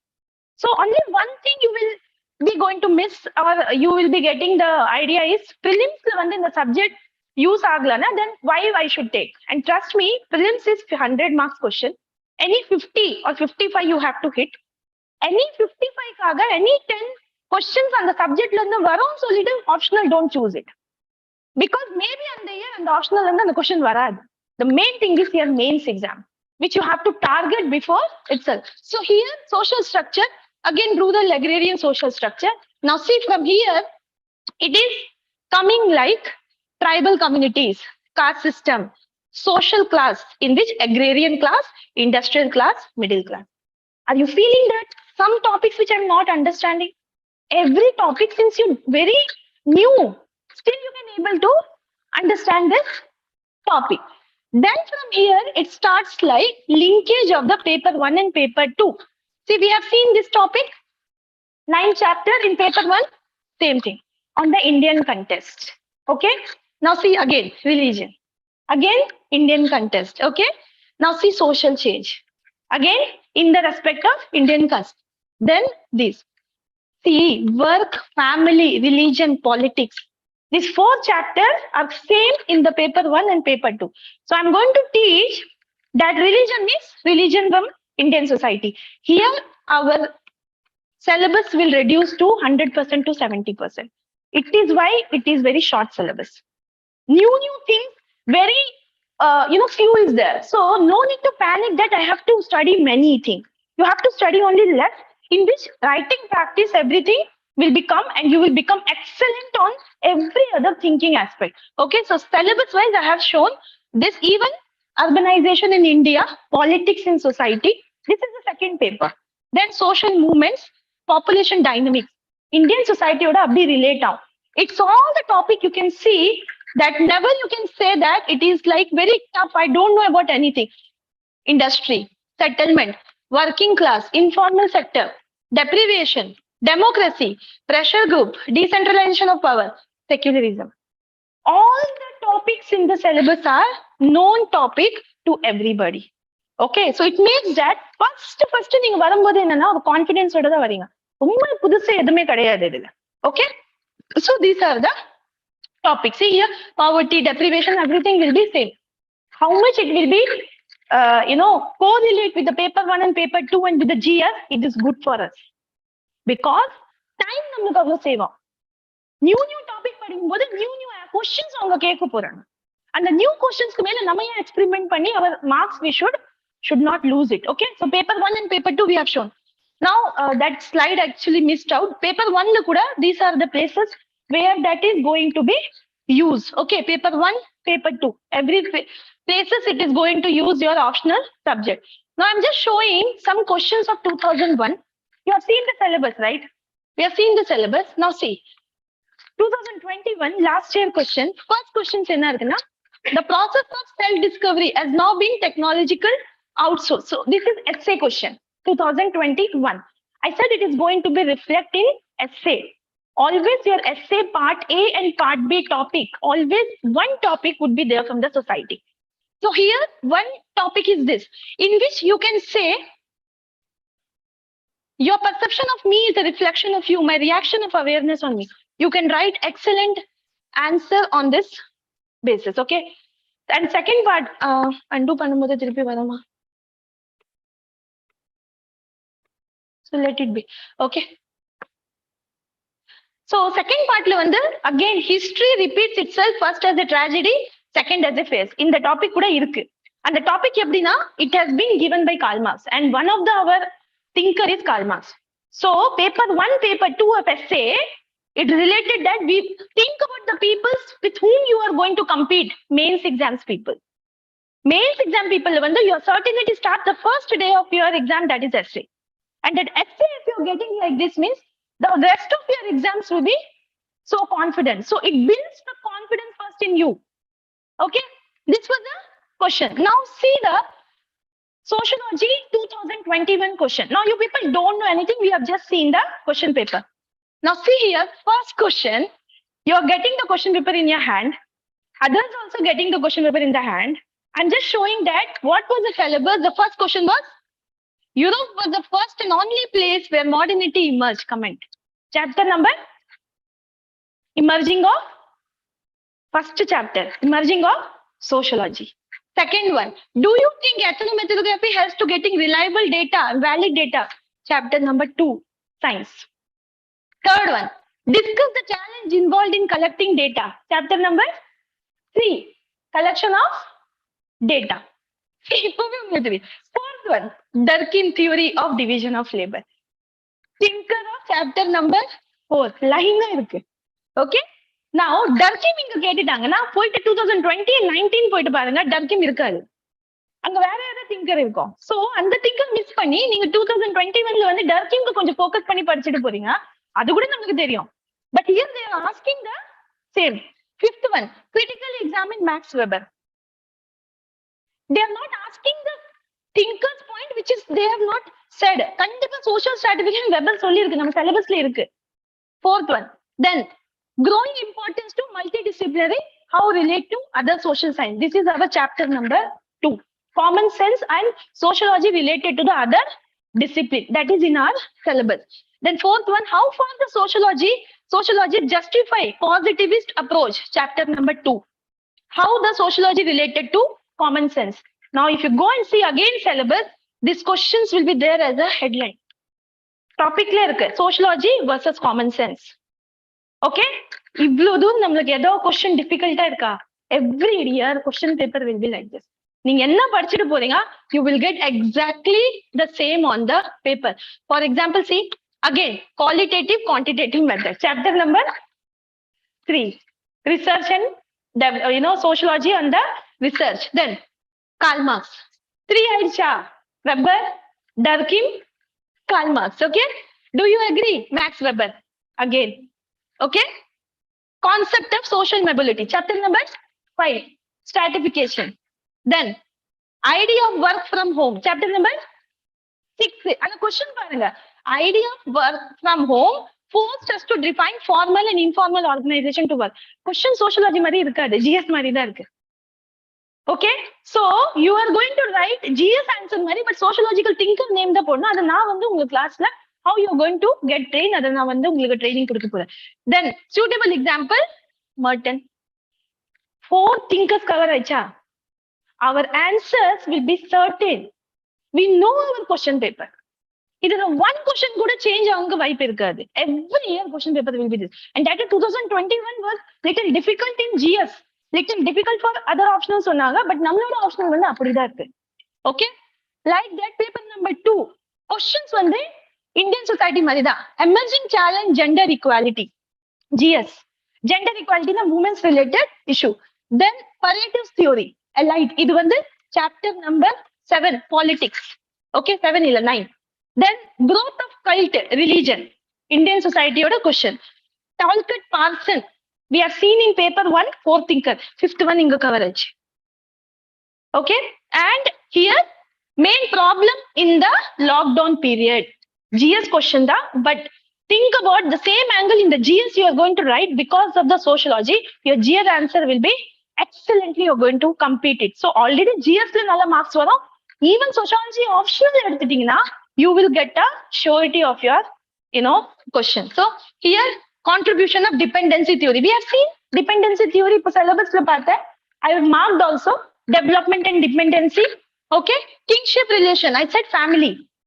Okay, and science and technology is what? Social change. They have just given everything from the syllabus, and you have like college la namakku eppadi irukku idha nama padichu pora, we are going to write the same thing, but UPSC la apdi predict panna mudiyadhu. But nammaloda subject வந்து the predictions and that certainty we are getting. So think about that, how you are going to face that mains exam as compared to other. Certainty உங்களுக்கு இருக்கும்போது you will be there. Suppose 1, 2, 3 paper la வந்து you have left any one question, 2 questions also, but optional base பண்ணி நீங்க திருப்பி you can clear it. And trust me, who is saying that I have already cleared my exam in the very first attempt. I have not taken any break in my mains because of this optional. Because this is the reason that I have chosen this optional, and it was a good decisions by me. So I have shown the proof that how the question they have asked. Okay, like that many things I have paper 2 la vandu nariya time paper 2 is there, same concept la they have asked the question, nothing out of the syllabus it has asked. Okay, so all this has been I've been to. Now how you will benefit when you join, it will be like we'll get in videos if you get some kind of, one more is there. Yeah, so you get in videos if you miss your classes. Online offline class would be there. Answer writing practice I'm going to give in my class, okay, where I'm going to dictate the notes. It will help you not for this sociology, but your speed will maintain. Your speed will increase. I'm going to dictate in such a way because I have faced my mains exams. I know that how I covered all the questions and how much the speed it is needed. So while you're writing, concentration will be there. Your speed will increase. You will take the same point and use it in GS, right? And when the sociological thinkers it will come, then sociological thinkers only you have to study. So on that respect, then ungalku pan. So answer writing practice, test series it will come, 10 tests. Evaluation of the paper will be given in within 1 week. And here, like I am only doing for this optional. Topper teaches the future topper. So I am the topper. I am going to make you a better topper in future. I scored 290 marks in only my first attempt, that too without more preparation. Because in Kita, when the 2 month time was there to prepare for mains. I studied only after prelims result. Then also I scored this. And you have to compare that. What are the optional? In the first attempt, it is getting 280 plus now. One of the optional is this. In the first attempt, I'm saying. Second attempt, third attempt, anybody can take. Now, 350 plus. So the first attempt, if you are getting the certainty, this much of, you can say. You can link the current affairs with the sociology. Always you will be the connected people. You will be a very aware people. Because of your optional, you are going to be always alert with the current affairs, which is actually must. தனியா இன்டர்வியூக்கு prepare பண்ற மாதிரி ஒண்ணுமே இருக்காது accept your academic things because தனியா வந்து optional தனியா எடுத்திருக்கீங்க இன்டர்வியூக்கு தனியா படிக்கணும் கரண்ட் அஃபேர்ஸ் தனியா படிக்கணும் அது மாதிரி இருக்காது it is going to be go with linking with this you can score 350 plus okay newly cleared of sociology can give main technique I will definitely give to score you more and will share my experience also will help in the exam okay so dreams will come true you can also be like this I have already reached there. Your photo will come in future. So dream in that sense and think 2 times that with bad laws and the good civil servant, it is still possible to govern. Okay. With bad laws and a good civil servant, it's always possible to govern, but the bad civil servant, even with the laws can't help. So whether you want to become a good civil servant who are aware of the current affairs, who are aware how to work in the people, with the people, how to be there in the society, whether you are understanding your responsibility or not, it makes you the good human beings as well as it's a good civil servant. So it is what you want to become, then you can take this optional because think and choose optional to clear the civil service exam. As if now your aim is only this, as if now which is your dream. So that is why this optional gives you better idea. Okay. And lastly, you can contact me if you want to join or you can contact the academy for that. Last year, I have promised with, the last year students, I had an excellent team of my students actually. And I promised with them that, I'm going to give the videos, I'm going to handle the class. It will be very regular. You're going to complete this optional in a very less time of only 3.5 months maximum. Okay, if you start in August, September, October, November, December, our optional will be finished. And one more thing your choice will be, I am joining the service means I'm going to join in December or maybe, later December, November to December, but I will complete my optional and go. So don't leave your trust on that part. Okay. Secondly, discipline wise, whatever I have promised last year, that conduct the test, writing practices, and I'm going to make you people comfortable with the GS, your essay, everything. I have given it. I had the maximum student in sociology last year. And some students are here. If you have, I'm just calling, please come. You can also talk here because last year, I promise I have given them and they can also share their experience with them because if I speak, you will listen. But if they speak, at least it will come from the heart. So whether I have given my promise or not, they can easily tell you. And the dilemma which you have, they also had. Please come on the stage. They also had in the mind that time. But why they have chosen and secondly, what I promised I deliver or not, you can ask them. So yes, please share what was actually your experience that time.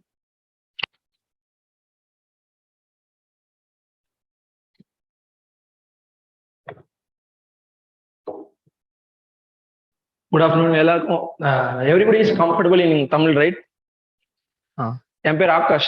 First ஒரு 3 விஷயம் வந்து நான் சொல்றேன். நான் எப்படி இந்த optional choose பண்ணேன், second இந்த சப்ஜெக்டோட ஸ்கோப், தேர்ட் வந்து மேம் எப்படி இந்த ஆப்ஷனல் ஹேண்டில் பண்ணுவாங்க அப்படின்னு. Like I have promised everything and so fine. So my students are here, so they are like that.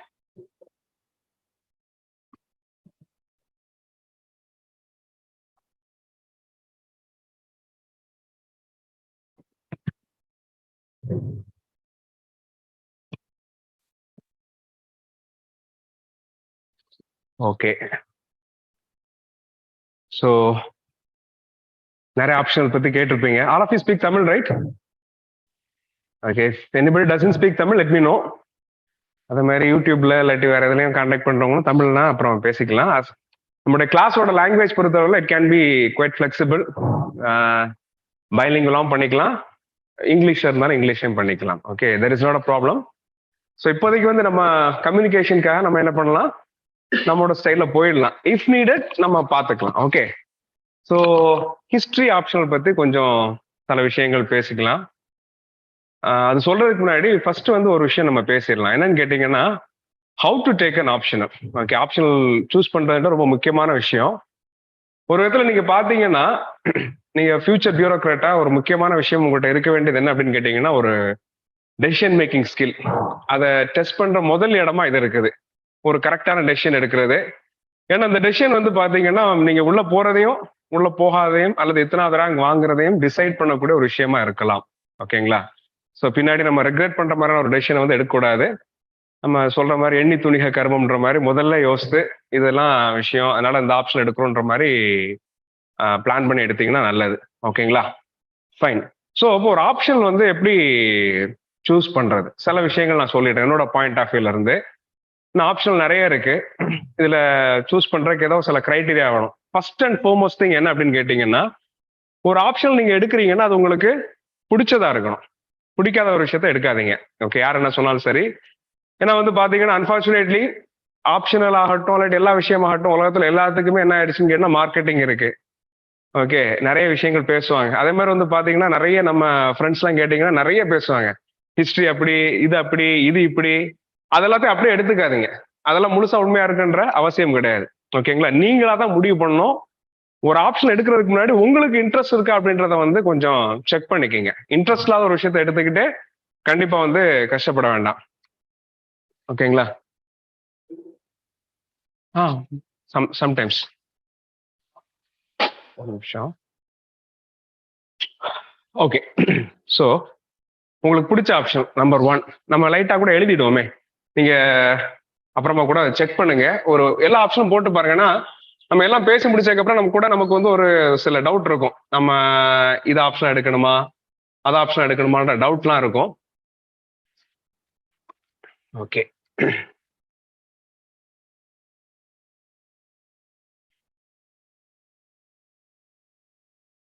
Okay.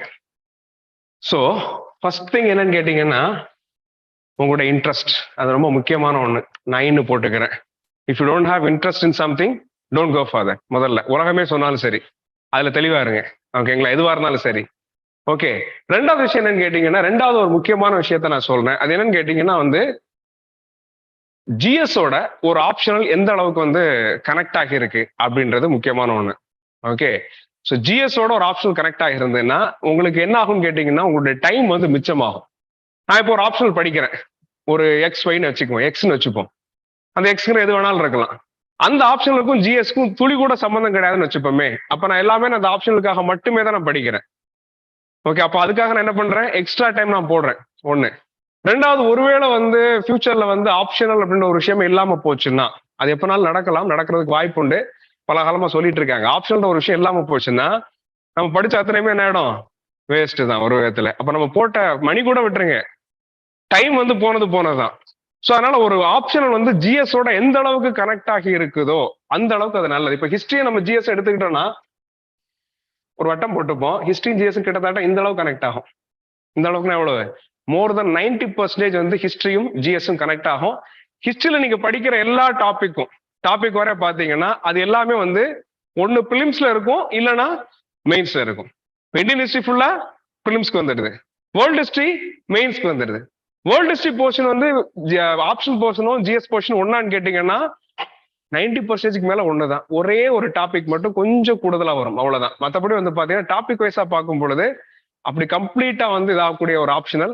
So history ஒரு விதத்துல சொல்ல போனா வந்து நீங்க இந்த விஷயத்த ஹிஸ்டரிக்குன்னு கிடையாது, நீங்க எந்த ஆப்ஷனுக்கு வேணாலும் செக் பண்ணி பாத்துக்குங்க. ஓகே, சிலபஸ் எடுங்க, ஒரு குறிப்பிட்ட ஆப்ஷனோட சிலபஸ் எடுங்க. ஹிஸ்டரியா இருக்கட்டும், சோசியாலஜியா இருக்கட்டும், பொலிட்டிக்கல் சயின்ஸா இருக்கட்டும், பப்பாடா இருக்கட்டும், எது வேணாலும் இருக்கட்டும். அது எதெல்லாம் ஜிஎஸ்க்கு வரும்ன்றத ஒரு சின்ன அனாலிசிஸ் பண்ணி பாருங்க, உங்களுக்கு ஒரு பிக்சர் கிடைக்கும். அது ரெண்டாவது விஷயம். ஸோ ஜிஎஸோட ஒரு ஆப்ஷனல் கனெக்ட் ஆச்சுன்னா எனக்கு வந்து படிக்கிற டைம் வந்து மிச்சமாகும். ஓகேங்களா? ஒரு விதத்துல சொல்ல போனா இப்படிப்பட்ட ஜிஎஸோட கனெக்ட் ஆகக்கூடிய ஒரு ஆப்ஷன் எடுக்கிறவங்க பிலிம்ஸ் அதிகமா கிளியர் பண்றதை நம்ம பார்க்க முடியும். இங்க கூட அது நடந்திருக்குது. ஏன்னு கேட்டீங்கன்னா it's all about saving time, அவ்வளவுதான், வேற ஒன்றும் கிடையாது. இந்த ஆப்ஷன் எடுத்ததுனால அப்படின்றத விட அந்த ஆப்ஷன் வந்து டைமை சேவ் பண்ணி கொடுக்குது. ஸோ அது ரெண்டாவது விஷயம். மூணாவது விஷயம் என்ன அப்படின்னு கேட்டீங்கன்னா வந்து அந்த ஆப்ஷனலுக்கு ப்ராப்பரான கைடன்ஸ் இருக்குமா அப்படின்றத வந்து பாருங்க. கைடன்ஸ்க்கு அஃப்கோர்ஸ் இங்க பொறுத்தவரை நமக்கு வந்து கிளாஸஸ்ன்னு வச்சுப்போமே, கிளாஸஸ் ஒழுங்கா இருக்குமா, ஃபேக்கல்ட்டி வந்து எப்படி இது பண்ணுவாங்க, அல்லது வந்து பாத்தீங்கன்னா புக்ஸ் போதுமான அளவு கிடைக்குமா, அந்த மாதிரியான விஷயங்கள்லாம் பார்த்து வச்சுக்கோங்க. பெரும்பாலான பாப்புலர் ஆப்ஷனல்ஸ்க்கு கைடன்ஸ் நல்லாவே இருக்கு. சில ரேர் ஆப்ஷனல்ஸ் இருக்குது, ஃபார் எக்ஸாம்பிள் பிலாசபி இந்த மாதிரிலாம் இருக்குது. அதுக்கு தான் நீங்க அதிகமா யோசிக்கணும். மற்றபடி நம்ம நம்ம நம்ம அகாடமியில் ஆஃபர் பண்ற ஆப்ஷன்ஸ் எல்லாத்துக்குமே கிட்டத்தட்ட நல்ல கைடன்ஸ் தான் இருக்கு. அது ஒரு ஃபேக்டர் இல்லை. பட் எனிஹவ் நீங்க அதையும் கூட ஒரு பக்கம் திங்க் பண்றது நல்லது. அடுத்து நாலாவது ஒரு விஷயம் ஒன்று இருக்குது. அது என்ன அப்படின்னு கேட்டீங்கன்னா மீடியம். ஓகேங்களா? அது ஒரு முக்கியமான விஷயம். ஸோ எந்த மீடியத்தில் நம்ம எழுத போறோம்? இங்கிலீஷ் எழுத போறோம் நம்ம வந்து நினைப்போம். ஒரு கட்டத்தில் வந்து பாத்தீங்கன்னா நம்மளால இங்கிலீஷை சரியா எக்ஸ்பிரஸ் பண்ண முடியலன்னு தோணலாம். ஓகே, அப்போ உடனே தமிழுக்கு சுவிட்ச் ஓவர் ஆக முடியுமா அப்படின்னு கேட்டீங்கன்னா நீங்க அப்ளிகேஷன்ல போட்டபடி. ஆனா யோசித்து பார்ப்போம், ஒருவேளை நம்ம ஒரு டைம் அப்ளை பண்றோம், ஒரு பேச்சுக்கு வச்சுப்போமே வரல, திரும்ப இன்னொரு டைம் வந்து அப்ளை பண்றோம். அப்ளை பண்றதுக்கு முன்னாடி வந்து பாத்தீங்கன்னா சில பேர் வந்து மீடியத்தை மாத்துறவங்க எல்லாம் இருக்கிறாங்க. ஒரு விதத்துல வந்து பாத்தீங்கன்னா சில ஆப்ஷன்ஸ் வந்து பாத்தீங்கன்னா 2 மீடியத்திலயுமே நல்லா எழுத முடியும். ஸோ அப்படிப்பட்ட சில ஆப்ஷன்ஸ் இருக்குது. நம்ம ஹிஸ்டரி பத்தி, நம்ம ஹிஸ்டரிக்கும் அந்த விஷயத்த நம்ம பேசுவோம். ஓகே, அது ஒரு விஷயம். அடுத்து வந்து பாத்தீங்கன்னா வந்து இன்னொரு ஃபேக்டர் நம்ம சொல்றா டைமுக்கு முடிக்க முடியுமா, இந்த ஆப்ஷனோட ப்ரிப்பரேஷன் வந்து டைமுக்குள்ள முடிக்க முடியுமா? ஓகே, ஸோ அப்படி பாத்தீங்கன்னா வந்து டீன் போட்டுக்கிறேன் நான். அந்த அடிப்படையில இங்க யோசித்து பாருங்க. இப்படி ஒரு 4-5 ஃபேக்டரை வச்சு யோசித்து பாருங்க. ஓகே, இதுல எது உங்களுக்கு செட் ஆகுதோ அதை உங்களோட ஆப்ஷனா எடுங்க. இதுல வந்து அவங்க சொன்னாங்க, இவங்க சொன்னாங்க, அல்லது வந்து என்ன சொல்றது, என்னோட ஃப்ரெண்டு, ரூம்மேட்டு, யாரா இருந்தாலும் சரி, நம்ம எடுக்கிற முடிவு நமக்கானது. ஸோ அந்த விதத்துல வந்து ப்ராப்பரா வந்து யோசித்து வந்து முடிவெடுங்க. ஓகேங்களா?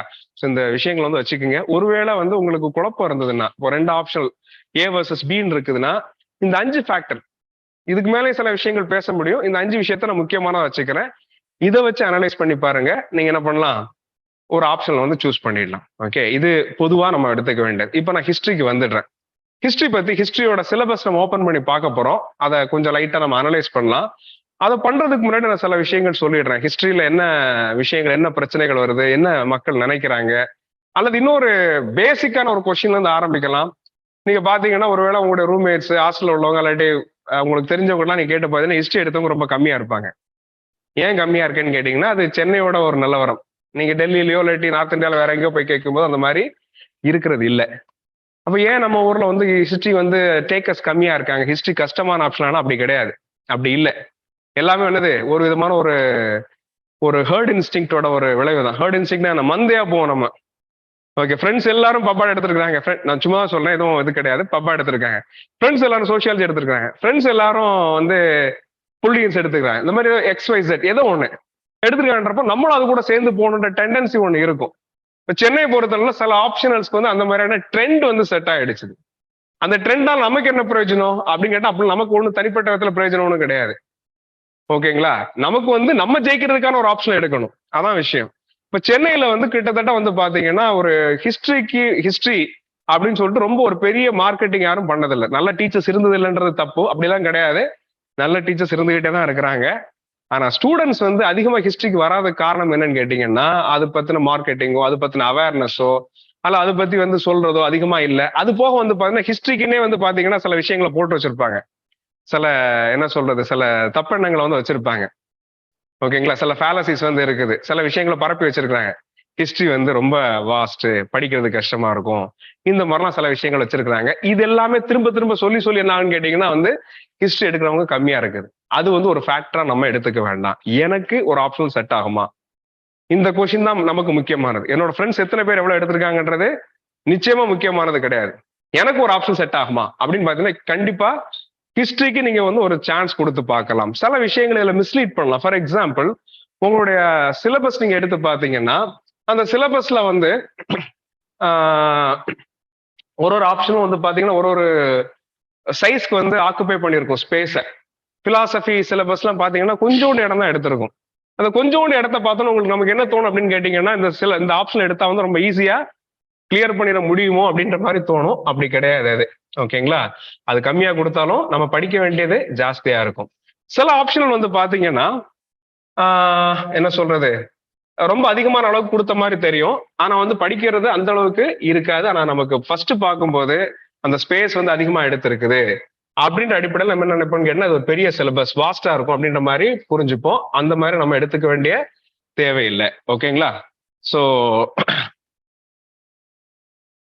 ஹிஸ்டரி ஆப்ஷனல் பொறுத்தளவுல சிலபஸ் நீங்க பாத்தீங்கன்னா நம்ம நோட்டிபிகேஷன்ல ஒரு பெரிய ஸ்பேஸ் வந்து ஆக்குபை பண்ண மாதிரி தெரியும். அதை வச்சு நீங்க என்ன பண்ண வேண்டாம், மிஸ்லீட் ஆக வேண்டாம். அதனால வந்து அது அதிகமான அளவுக்கு படிக்க வேண்டியிருக்கும், ஒரு பெரிய வாஸ்டான ஒரு ஆப்ஷன் அந்த மாதிரிலாம் எடுத்துக்க வேண்டாம். ஏன் வந்து அது பெருசா இருக்கு, ஏன் வந்து ஸ்பேஸ் வந்து அதிகமா ஆக்குபை ஆயிருக்குன்னா அதுக்கு ஒரு காரணம் இருக்கு. ஆப்ஷன் சிலபஸை பொறுத்தளவுல எல்லா விஷயங்களும் என்ன பண்ணிருக்காங்கன்னு கேட்டீங்கன்னா கிளியர் கட்டா ஸ்பெசிஃபை பண்ணிருக்காங்க. நான் வந்து காமிக்கிறேன் உங்களுக்கு. ஓகேங்களா?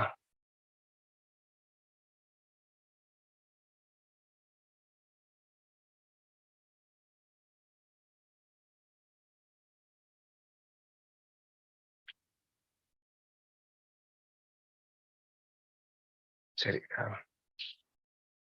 ஓகே.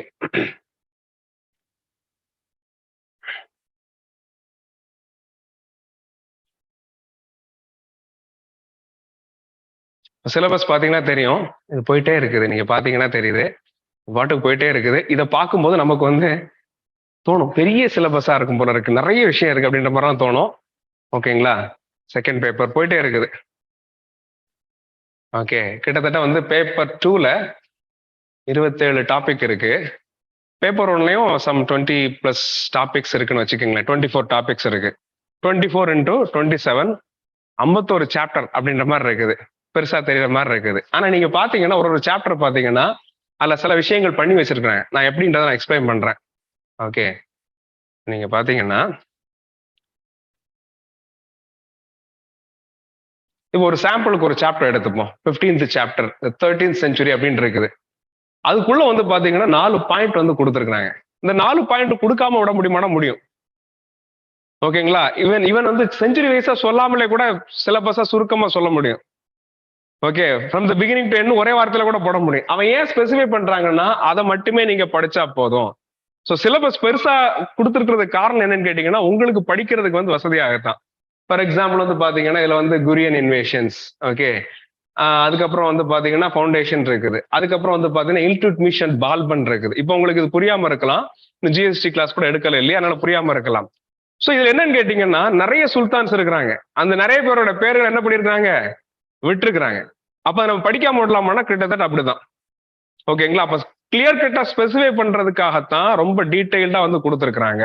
ஆனா நம்ம எப்படி புரிஞ்சுப்போம்னு கேட்டீங்கன்னா வளவளா நிறைய இருக்கு அப்படின்ற மாதிரி புரிஞ்சுப்போம். நம்ம எடுத்து பார்க்கும்போது நமக்கு இப்படி தெரியும். இது அஃபிஷியல் நோட்டிபிகேஷன் உள்ளதுதான், வேற ஒரு வெப்சைட்டா இருந்தாலும் அது அஃபிஷியல் சிலபஸ் தான். ஓகேங்களா? சிலபஸ்ல வந்து டீடைல்டா கொடுக்கறது காரணமே தான். இதனால நீங்க மிஸ்லீட் ஆக வேண்டாம். ஸோ சிலபஸ் வாஸ்ட்ங்கிறது வந்து it is a myth number 1. ஓகேங்களா? இன்னொன்னு நான் முதல்ல சொன்ன மாதிரி இது எல்லாமே நீங்க வந்து பாத்தீங்கன்னா பிலிம்ஸ்க்கு படிக்க வேண்டிய தேவை இருக்குது, ஜிஎஸ்க்கு தேவை இருக்குது. பேப்பர் 1. பேப்பர் 2ல வந்து பாத்தீங்கன்னா வேர்ல்ட் ஹிஸ்டரி 1 இருக்கு. அதை நம்ம என்ன பண்றோம், மெயின்ஸ்க்கு படிக்க போறோம். அதுல வந்து ஒரு சில விஷயங்கள் மட்டும் பாத்தீங்கன்னா வந்து கொஞ்சம் எக்ஸ்ட்ரா இருக்கிற மாதிரி இருக்கும். ஒன்றும் கிடையாது. இந்த 16th சாப்டர் மட்டும் தான் பாத்தீங்கன்னா கொஞ்சம் extra, enlightenment and modern ideas. Enlightenment அப்படின்ற வந்து பாத்தீங்கன்னா டைரக்டா வந்து நம்முடைய ஜிஎஸ் சிலபஸ்ல கொடுக்கல. அந்த ஒரு சாப்டர் தவிர மிச்சம் எல்லாமே வந்து பாத்தீங்கன்னா கிட்டத்தட்ட 51 சாப்டர் பார்த்தோம். இதுல 50 chapter somehow or other related to GS. யோசித்து பாத்தீங்கன்னா வேற எந்த ஆப்ஷனுக்காக இந்த மாதிரி சொல்ல முடியுமான்னு கேட்டீங்கன்னா எனக்கு தெரிஞ்சு இல்லதான். ஃபார் எக்ஸாம்பிள் வந்து பாத்தீங்கன்னா நீங்க மற்ற ஆப்ஷன் நீங்க படிக்கும்போது ஒரு திங்கர்ஸ் போர்ஷன் ஒன்று இருக்கும், சோசியாலஜிலயோ பொலிட்டிக்கல் சயின்ஸ்லயோ பப்ளிக் அட்மினிஸ்ட்ரேஷன்லயோ. பெரும்பாலும் நமக்கு டைரக்டா ஜிஎஸோட கனெக்ட் ஆகாது. பட் நம்ம அதுக்கு நிறைய டைம் ஸ்பெண்ட் பண்ண வேண்டியிருக்கும். இங்க அத மாதிரி ஜிஎஸோட கனெக்ட் ஆகாத சாப்டர் அப்படின்னு சொல்லிட்டு இந்த ஒரு சாப்டர் சொல்லலாம். ஆனா உண்மையை சொல்றாங்க அந்த ஒரு சாப்டர் கூட நம்ம ஃபுல்லா சொல்ல முடியாது. ஓகேங்களா? ஏன்னா அதுல தேர்ட் பார்ட் வந்து பாத்தீங்கன்னா கிட்டத்தட்ட உள்ள வந்துச்சு, சிலபஸ்க்குள்ள வந்துச்சு. அந்த முதல் 2 குட்டி பார்ட் மட்டும் தான் வந்து பாத்தீங்கன்னா அந்த சப்செக்ஷன்ஸ் மட்டும்தான் ஜிஎஸ்ல இல்ல, மத்த எல்லாமே கனெக்ட் ஆயிருக்கு. அப்போ நீங்க 50 out of 51 chapters R connected to GS almost completely. Okay, ஒரு விஷயத்தை அவங்க என்ன பண்ணிருக்காங்கன்னா நீட்டா ஸ்பெசிஃபை பண்ணிருக்கு, இதை படிச்சா போதும் அப்படின்ற மாதிரி கொடுத்துருக்காங்க. So that is the reason why it has taken so much of space in the given curriculum. அதான் ரீசன். நிறைய பேர் வந்து அது தெரியாம வந்து ஒரு வாஸ்தான விஷயம் அப்படின்ற மாதிரி எடுத்துப்பாங்க. அடுத்து வேற சில மித்து இருக்கு. என்ன அப்படின்னு கேட்டீங்கன்னா வந்து ஹிஸ்டரி எடுத்தா வந்து பாத்தீங்கன்னா இயர்ஸ்லாம் வந்து நான் மகடிக்க வேண்டியிருக்கும் அப்படின்ற ஒரு விஷயம் ஒண்ணு இருக்கும். நிச்சயமா கிடையாது. நான் ஜிஎஸ் கிளாஸ்லயும் சொன்னேன், இப்பவும் சொல்றேன். இயர்ஸ்லாம் மக்கடிக்கணுன்ற அவசியம்லாம் ஒன்றும் கிடையாது. நீங்க இயர்ஸ் கண்டிப்பா எழுதி ஆகணுமானா நாட் அ மஸ்ட். பல நேரங்கள்ல வந்து பாத்தீங்கன்னா நிறைய ஷார்ட் கட்ஸ் இருக்கு. எப்படி எழுத போறோம்? ஒன்னு 18th செஞ்சுரி எழுத போறோம். இப்போ 17 16 ஒரு இயரா இருக்குன்னா second half of 18th century எழுத போறோம். அப்படியே நம்ம ஞாபகத்திலேயே வச்சுக்க போறோம். ரொம்ப சிம்பிள். ஓகே, ஆஃப் அல்லது குவார்டர் இந்த மாதிரியான சில வார்த்தைகளை யூஸ் பண்ணி மேனேஜ் பண்ணிக்கலாம். நமக்கு தெரிய வேண்டிய ஒரே ஒரு விஷயம் என்னன்னு கேட்டீங்கன்னா ஃபர்ஸ்ட் எது நடந்தது, அந்த சீக்வன்ஸ் மட்டும் நம்ம மாத்திடக்கூடாது. அதுக்கு நமக்கு ரைட் கிடையாது. அதர்வைஸ் நம்ம என்ன பண்ணிக்கலாம், we can take some liberty. எக்ஸாக்டான இயர் கொடுக்கணுன்ற அவசியம் இல்லை, இயரை மக்கடிக்கணுன்ற தேவையும் கிடையாது. அது ஸ்கூலோட முடிஞ்சு போச்சு. இங்க ஜிஎஸ்க்கும் தேவை கிடையாது, ஆப்ஷனலுக்கும் தேவை கிடையாது. ஸோ இயர்ஸை மக்கடிக்கணுன்றது கிடையாது. ஓகேங்களா? ஸோ அதே மாதிரி வந்து பாத்தீங்கன்னா அடுத்த ஒரு விஷயம் ஒண்ணு இருக்கு. இந்த ஹிஸ்டரி ஆப்ஷனல் பொறுத்தளவுல அடுத்த ஒரு விஷயம் புக்ஸ் நிறைய படிக்கணும் அப்படின்ற ஒரு விஷயம் இருக்கு.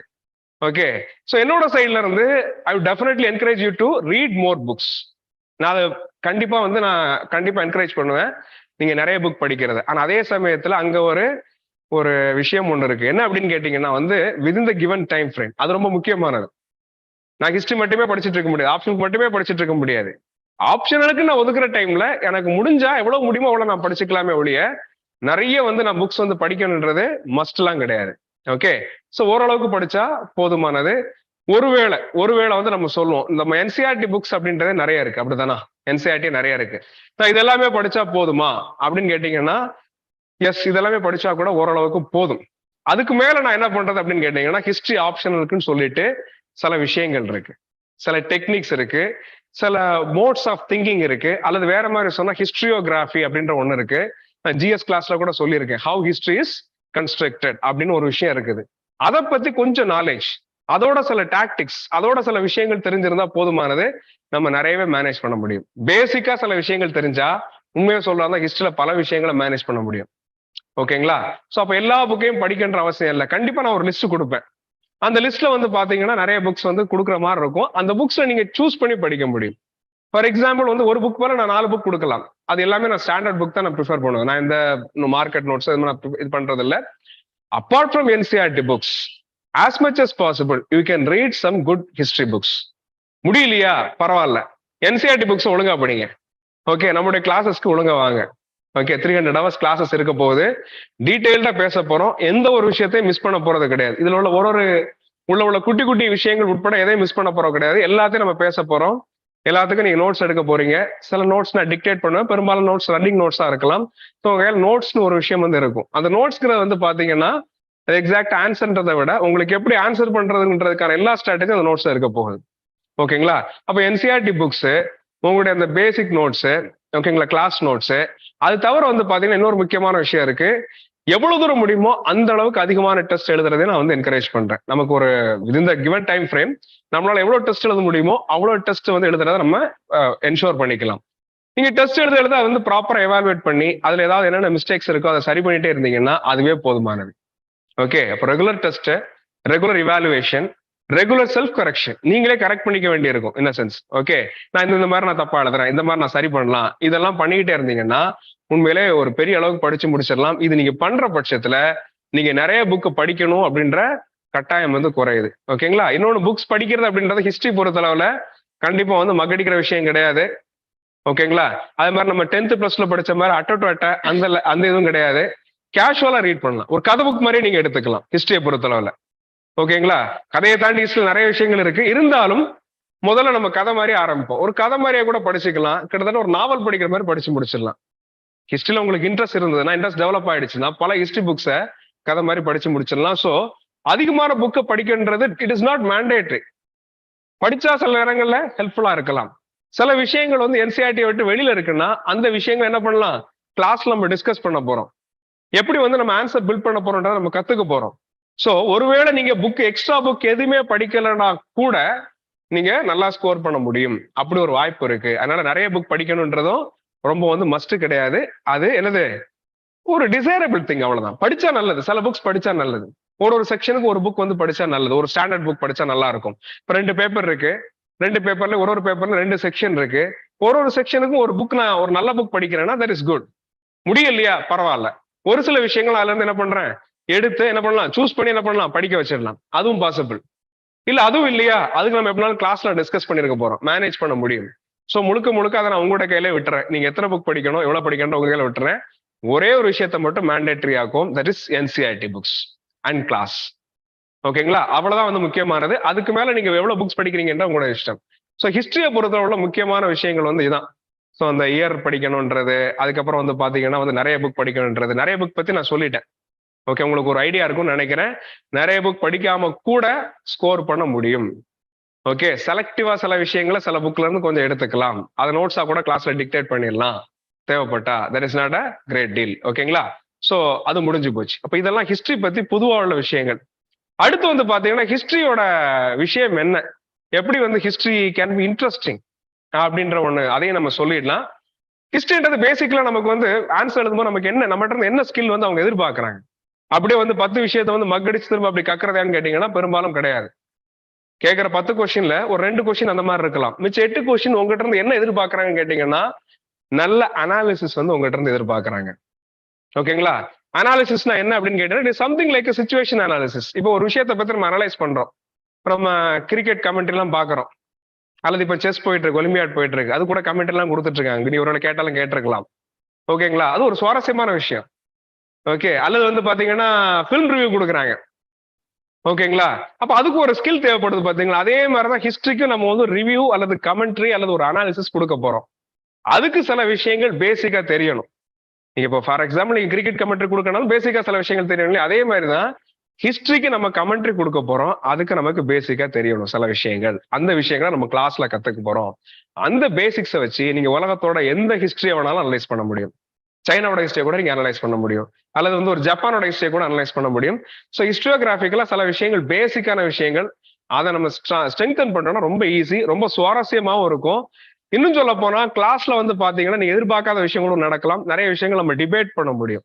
ஏன்னா வழக்கமா வந்து நிறைய பேருக்கு தெரிஞ்சிருக்காது. ஹிஸ்டரினாலே வந்து பாத்தீங்கன்னா ஃபேக்ட்ஸை வந்து டம்ப் பண்ணுவாங்க, நம்ம அவ்வளோத்தையும் வந்து மக் அடிச்சு நம்ம திரும்ப கக்க வேண்டியிருக்குன்ற மாதிரி ஒரு விஷயம் இருக்கும்.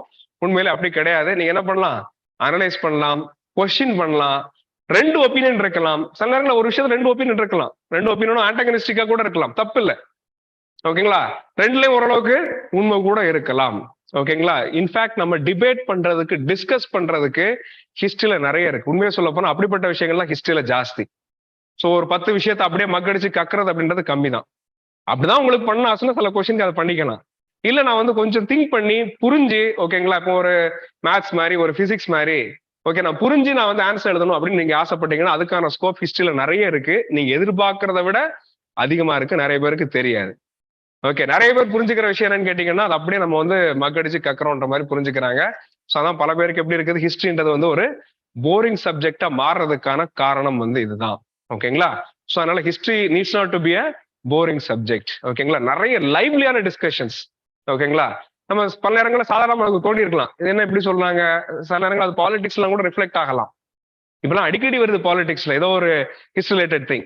ஓகே, நிறைய டிபேட் எல்லாம் பண்றாங்க. அந்த டிபேட்டை நம்ம கிளாஸ்லேயே பண்ணலாம். ஆனா எப்படி பண்ணணும்னு சில விஷயங்கள்லாம் இருக்கு. அந்த டிபேட்டோட விஷயத்த நம்ம எப்படி ஆன்சர்ல ப்ரெசென்ட் பண்ணணும்னு இருக்குது, எதை அவாய்ட் பண்ணணும்னு இருக்குது, எல்லாத்தையும் நம்ம சொல்லி கொடுத்துடலாம். ஓகேங்களா, ஸோ ஹிஸ்டரியில நிறைய இன்ட்ரெஸ்டிங்கான விஷயங்கள் இருக்கு, அது நிறைய பேருக்கு தெரியறது இல்லை. It is completely analytical. சில பேசிக் திங்ஸ் தெரிஞ்சுக்கிட்டா போதுமானது. ஓகேங்களா, அப்போ பொதுவா வந்து பாத்தீங்கன்னா ஹிஸ்டரி எடுக்காம தடுக்கிறதுக்கு உண்டான விஷயங்களை நான் சொல்லிட்டேன்.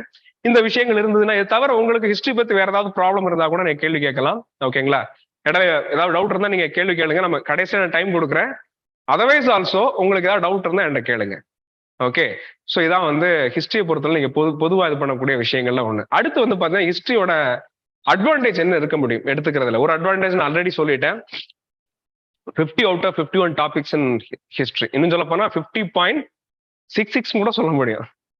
ஓகே, கிட்டத்தட்ட வந்து பாத்தீங்கன்னா மோர் தென் 99% போர்ஷன் வந்து என்ன எதுல ரிஃப்ளெக்ட் ஆகுது, ஜிஎஸ்ல ரிஃப்ளெக்ட் ஆகுது. அப்ப அடுத்து ஒரு கேள்வி வரும், அப்ப ஜிஎஸ் லெவலுக்கும் ஆப்ஷன் லெவலுக்கும் வித்தியாசம் இல்லைன்னா வித்தியாசம் இருக்கு. அந்த வித்தியாசம் எங்க இருக்குன்னு கேட்டீங்கன்னா not in terms of information or factual input alone. Factual இன்புட்லயும் கொஞ்சம் வித்தியாசம் இருக்கு. அதை தாண்டி என்னன்னு கேட்டீங்கன்னா your conceptual understanding, your ability to analyse something.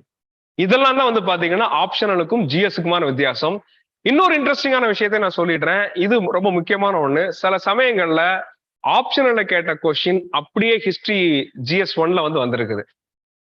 Okay, எனக்கு தெரிஞ்சு ஒரு ரஃபா நான் சொல்றேன். 2013ல நம்ம கேட்ட ஒரு ஆப்ஷன்ல கேட்ட 2016ல வந்து இங்க ரிஃப்ளெக்ட் ஆச்சு. அதே கொஸ்டின் அப்படியே. அந்த கொஸ்டின் வந்து பாத்தீங்கன்னா ஜிஎஸ் நம்ம ஸ்டூடெண்ட்ஸை கேட்டா வந்து பல பேருக்கு அந்த கொஸ்டினோட அடிப்படையே புரிய மாட்டேங்குது. ஒருவேளை நீங்க ஆப்ஷன் ஸ்டூடெண்டா இருந்தா உங்களுக்கு அது பிரச்சனையாவே இருந்திருக்காது. நம்ம இங்க டிஸ்கஸ் நிறைய பண்ணிருப்போம். புரியுதா உங்களுக்கு? அப்போ ஒரு கொஸ்டினே கூட அப்படியே வந்து என்ன பண்ண முடியும், ஆப்ஷனோட ஜிஎஸ்ல வர முடியும், வந்திருக்குது, ஃபியூச்சர்ல கூட வர முடியும். ஓகே, ஒருவேளை நான் இன்னொரு விஷயத்த கூட நான் சொல்லிடுறேன். ஒருவேளை இங்க எல்லாரும் ஹிஸ்டரி ஆப்ஷன் எடுப்பீங்களான்னு தெரியாது. எடுக்கலன்னா கூட ஒருவேளை சில நேரங்கள் நமக்கு டவுட் வரும். இந்த ஏரியாவில ஹிஸ்டரியில ஜிஎஸ்ல எப்படி, ஐ மீன் மெயின்ஸ்ல எப்படி கொஸ்டின் கேட்பாங்கன்னு ஒரு டவுட் வரும் பாத்தீங்களா? அப்படின்னா நீங்க ஆப்ஷன் கொஸ்டின் நீங்க கொஞ்சம் பாத்தீங்கன்னா சில கொஸ்டின் வந்து இங்க ரிஃப்ளெக்ட் ஆகிறதுக்கான வாய்ப்பு எப்பவுமே இருக்குது. ஸோ மெயின்ஸ் ஹிஸ்டரிக்கும் ஆப்ஷனல் ஹிஸ்டரிக்கும் நிச்சயமா ஒரு தொடர்பு இருக்கு. மெயின்ஸ் ஜிஎஸ் ஹிஸ்டரிக்கும் ஆப்ஷனல் ஹிஸ்டரிக்கும் நிறைய தொடர்பு இருக்கு. ஒரே கொஸ்டின் வர முடியும். அது ரொம்ப ரொம்ப பெரிய ஒரு பிளஸ் பாயிண்ட். உங்க டைம் சேவ் பண்றதுக்கு நிச்சயமா வந்து ஹிஸ்டரி ஆப்ஷன் எடுக்கிறது ரொம்ப ஒரு அற்புதமான விஷயமா இருக்கும். ஓகே, அது போக ஒருவேளை நான் இன்னொன்னு சொல்றேன். ஒருவேளை உங்களை யாராவது ஹிஸ்டரி டிகிரி எடுத்திருந்தீங்கன்னா படிச்சிருந்தீங்கன்னா உங்களுக்கு டிஃபால்ட்டான ஆப்ஷன் என்னதான் ஹிஸ்டரி தான். அதுல மாற்றுக்கிறதே கிடையாது. உங்களுக்கு நீங்க எக்ஸ்ட்ரா அதிகமா உழைக்க போறது கிடையாது, ஒன்றும் பெருசா கிடையாது. அதே மாதிரி ஜிஎஸ் ஹிஸ்டரி ஒழுங்கா படிச்சீங்கன்னா உங்களுக்கு பேசிக்கான ஸ்கெலிட்டன் ரெடி, ஆப்ஷனுக்கான ஸ்கெலிட்டன் ரெடி. ஓகே, அப்ப அது கூட நீங்க என்ன பண்ண போறீங்க, சில ஸ்கில்ஸ், சில ஐடியாஸ், கொஞ்சம் எக்ஸ்ட்ரா ஃபேக்சுவல் இன்புட்ஸ் இவ்வளவுதான். ஓகேங்களா? அப்ப ஜிஎஸ்க்கு என்ன படிக்கிறோமோ அதை விட ஒரு ஸ்டெப் கூடுதலா போட்டா போதும், கிட்டத்தட்ட ஆப்ஷன் வந்து நம்ம பண்ணிட முடியும்.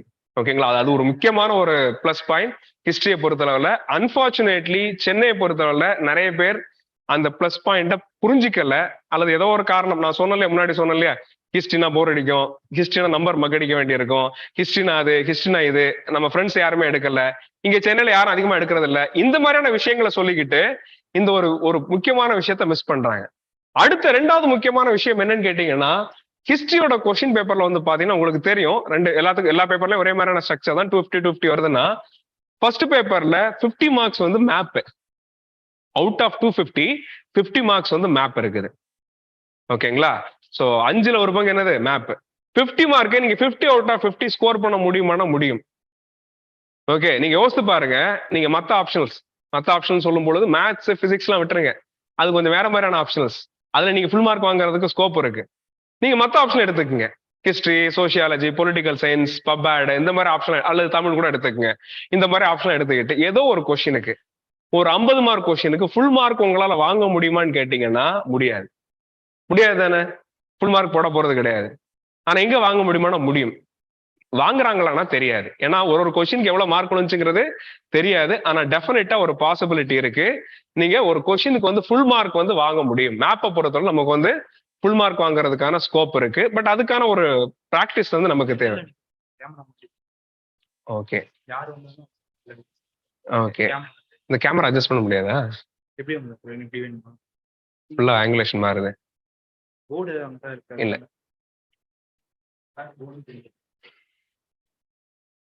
சரி, ஓகே ஓகே. இந்த போடியத்தை கொஞ்சம் இது பண்ண முடியுமா, அட்ஜஸ்ட் பண்ண முடியுமா? சென்டர்ல போட்டுருங்க அப்படின்னா. ஓகே, என்ன சவுண்ட் வருது? Okay fine, sorry. So map question இருக்கு. சோ 50க்கு 50 வாங்க முடியும். 50க்கு 50 வாங்கலாம் கூட 40ஓ 45ஓ வாங்குறதுக்கு நிச்சயமா ஸ்கோப் இருக்கு இல்லையா? 40-45 வாங்குறது ஸ்கோப் இருக்கு. அதுவே வந்து உங்களுக்கு வந்து பெரிய மார்க். ஓகேங்களா? சோ ஹிஸ்டரியில இந்த ஒரு வாய்ப்பை நிறைய பேரு இன்னும் யோசிக்கல, தெரியாது நிறைய பேருக்கு. ஓகே, அப்ப இந்த ரெண்டு முக்கியமான விஷயம் இருக்கு ஹிஸ்டரி எடுக்குன்றது.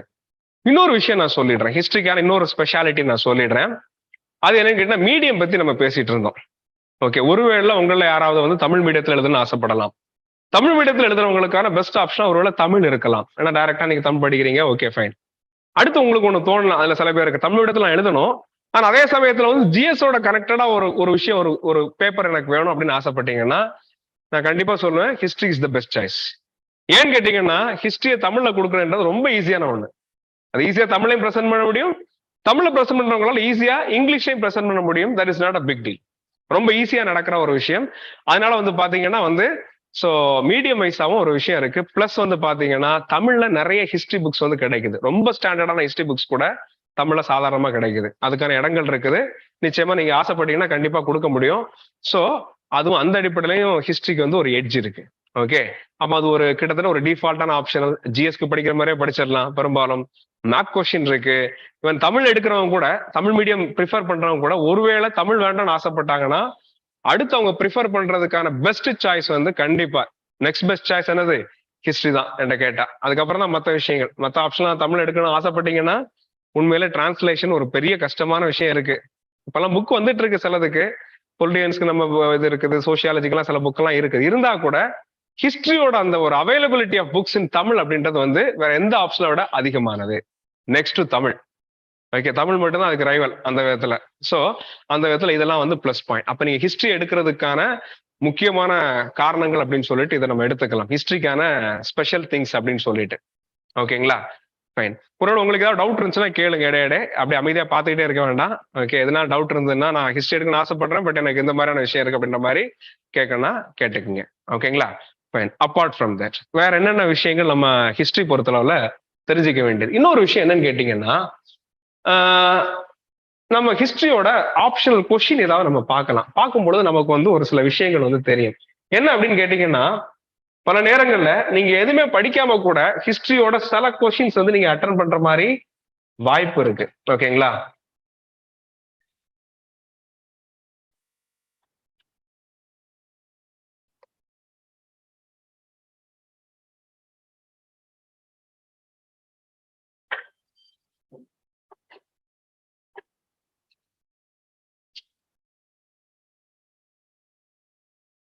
ஓகே, ஜஸ்ட் ஒரு சாம்பிளுக்கு ஒரு கொஸ்டின் பேப்பர் பார்க்கலாம். உங்களுக்கு தெரியும், நீங்க ரேண்டமா பாத்தீங்கன்னா தெரியும். சில நேரங்களில் வந்து பாத்தீங்கன்னா சில கொஸ்டின்ஸ் வந்து ரொம்ப ஜெனரலா இருக்கும். சில ஆப்ஷன் அப்படி ஒரு சான்ஸ் இருக்கு. ஓகேங்களா, எதுவுமே படிக்காம கூட நம்ம என்ன பண்ண முடியும், ஓரளவுக்கு நம்ம எழுத முடியும். அல்லது ஜிஎஸ்எஸ் கிளாஸஸ் நம்ம அட்டன் பண்ணிட்டு இருக்கோம், ஹிஸ்டரி கிளாஸ் அட்டன் பண்ணிட்டு இருக்கிறோம், அதை வச்சு கூட நம்ம என்ன பண்ண முடியும், எழுத முடியும். நம்ம ஒரு பேப்பரை வந்து ரேண்டமா பார்ப்போம். அது எந்த வருஷத்தோட கொஸ்டின் வேணாலும் இருக்கட்டும், டசன்ட் மேட்டர். ஜஸ்ட் ஒரு சாம்பிளுக்காகத்தான்.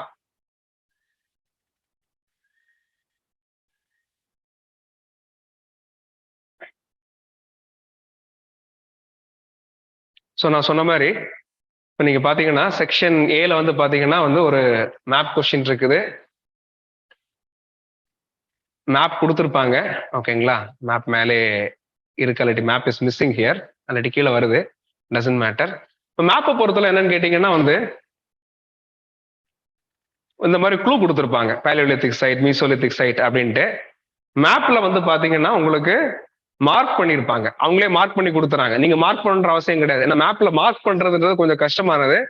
முன்னாடி ஒரு காலகட்டத்தில் அந்த மாதிரி மார்க் பண்ற மாதிரி இருந்தது. இப்ப நீங்க பாத்தீங்கன்னா மேப் இதோ இருக்குது, அவங்க ஆல்ரெடி மார்க் பண்ணிருக்காங்க. 1 2 3 4 5 மார்க் பண்ணிருக்காங்க. உங்களுக்கு கரெக்டா மார்க் பண்ண வேண்டிய கஷ்டம், இது கட்டாயம் கிடையாது. நாங்க வந்து ஹிஸ்டரி ஆப்ஷன் எழுதும் போது எப்படின்னு கேட்டீங்கன்னா மேப் வந்து அப்படியே மொட்டையா இருக்கும், எதுவுமே இருக்காது. நாங்க என்ன பண்ணோம் அப்படின்னு கேட்டீங்கன்னா வந்து மேப்பை வச்சுக்கிட்டு கிரிட் போட்டு பழகும். கிரிட்னா உங்களுக்கு தெரியும் நினைக்கிறேன், சரசரமா கட்டம் போட்டு இத்தனாவது கட்டத்துக்குள்ள இந்த இடத்துல அந்த பாயிண்ட் வைக்கணுன்ற மாதிரிலாம் பழகுவோம். அது எந்த அளவுக்கு கரெக்டா வரும், நம்ம கரெக்டா மார்க் பண்ணோமா இல்லையான்றது நமக்கு கண்டிப்பா அவ்வளவுதான். இப்ப அப்படி கிடையாது. ஃபார்ச்சுனேட்லி உங்களுக்கு என்ன பண்ணிட்டாங்க, அந்த வேலை ஈஸி ஆக்கிட்டாங்க. இது உங்களுக்கு புரியும் நினைக்கிறேன். ஒரு ஸ்பாட் கொடுத்து இப்ப நம்பர் 1 இருக்கு அப்படின்னா வந்து நம்பர் 1க்கு வந்து ஒரு இது கொடுத்துருவாங்க, ஒரு பேலியோலித்திக் சைட், ஒரு மீசியோலித்திக் சைட், அந்த மாதிரி கொடுத்துருவாங்க.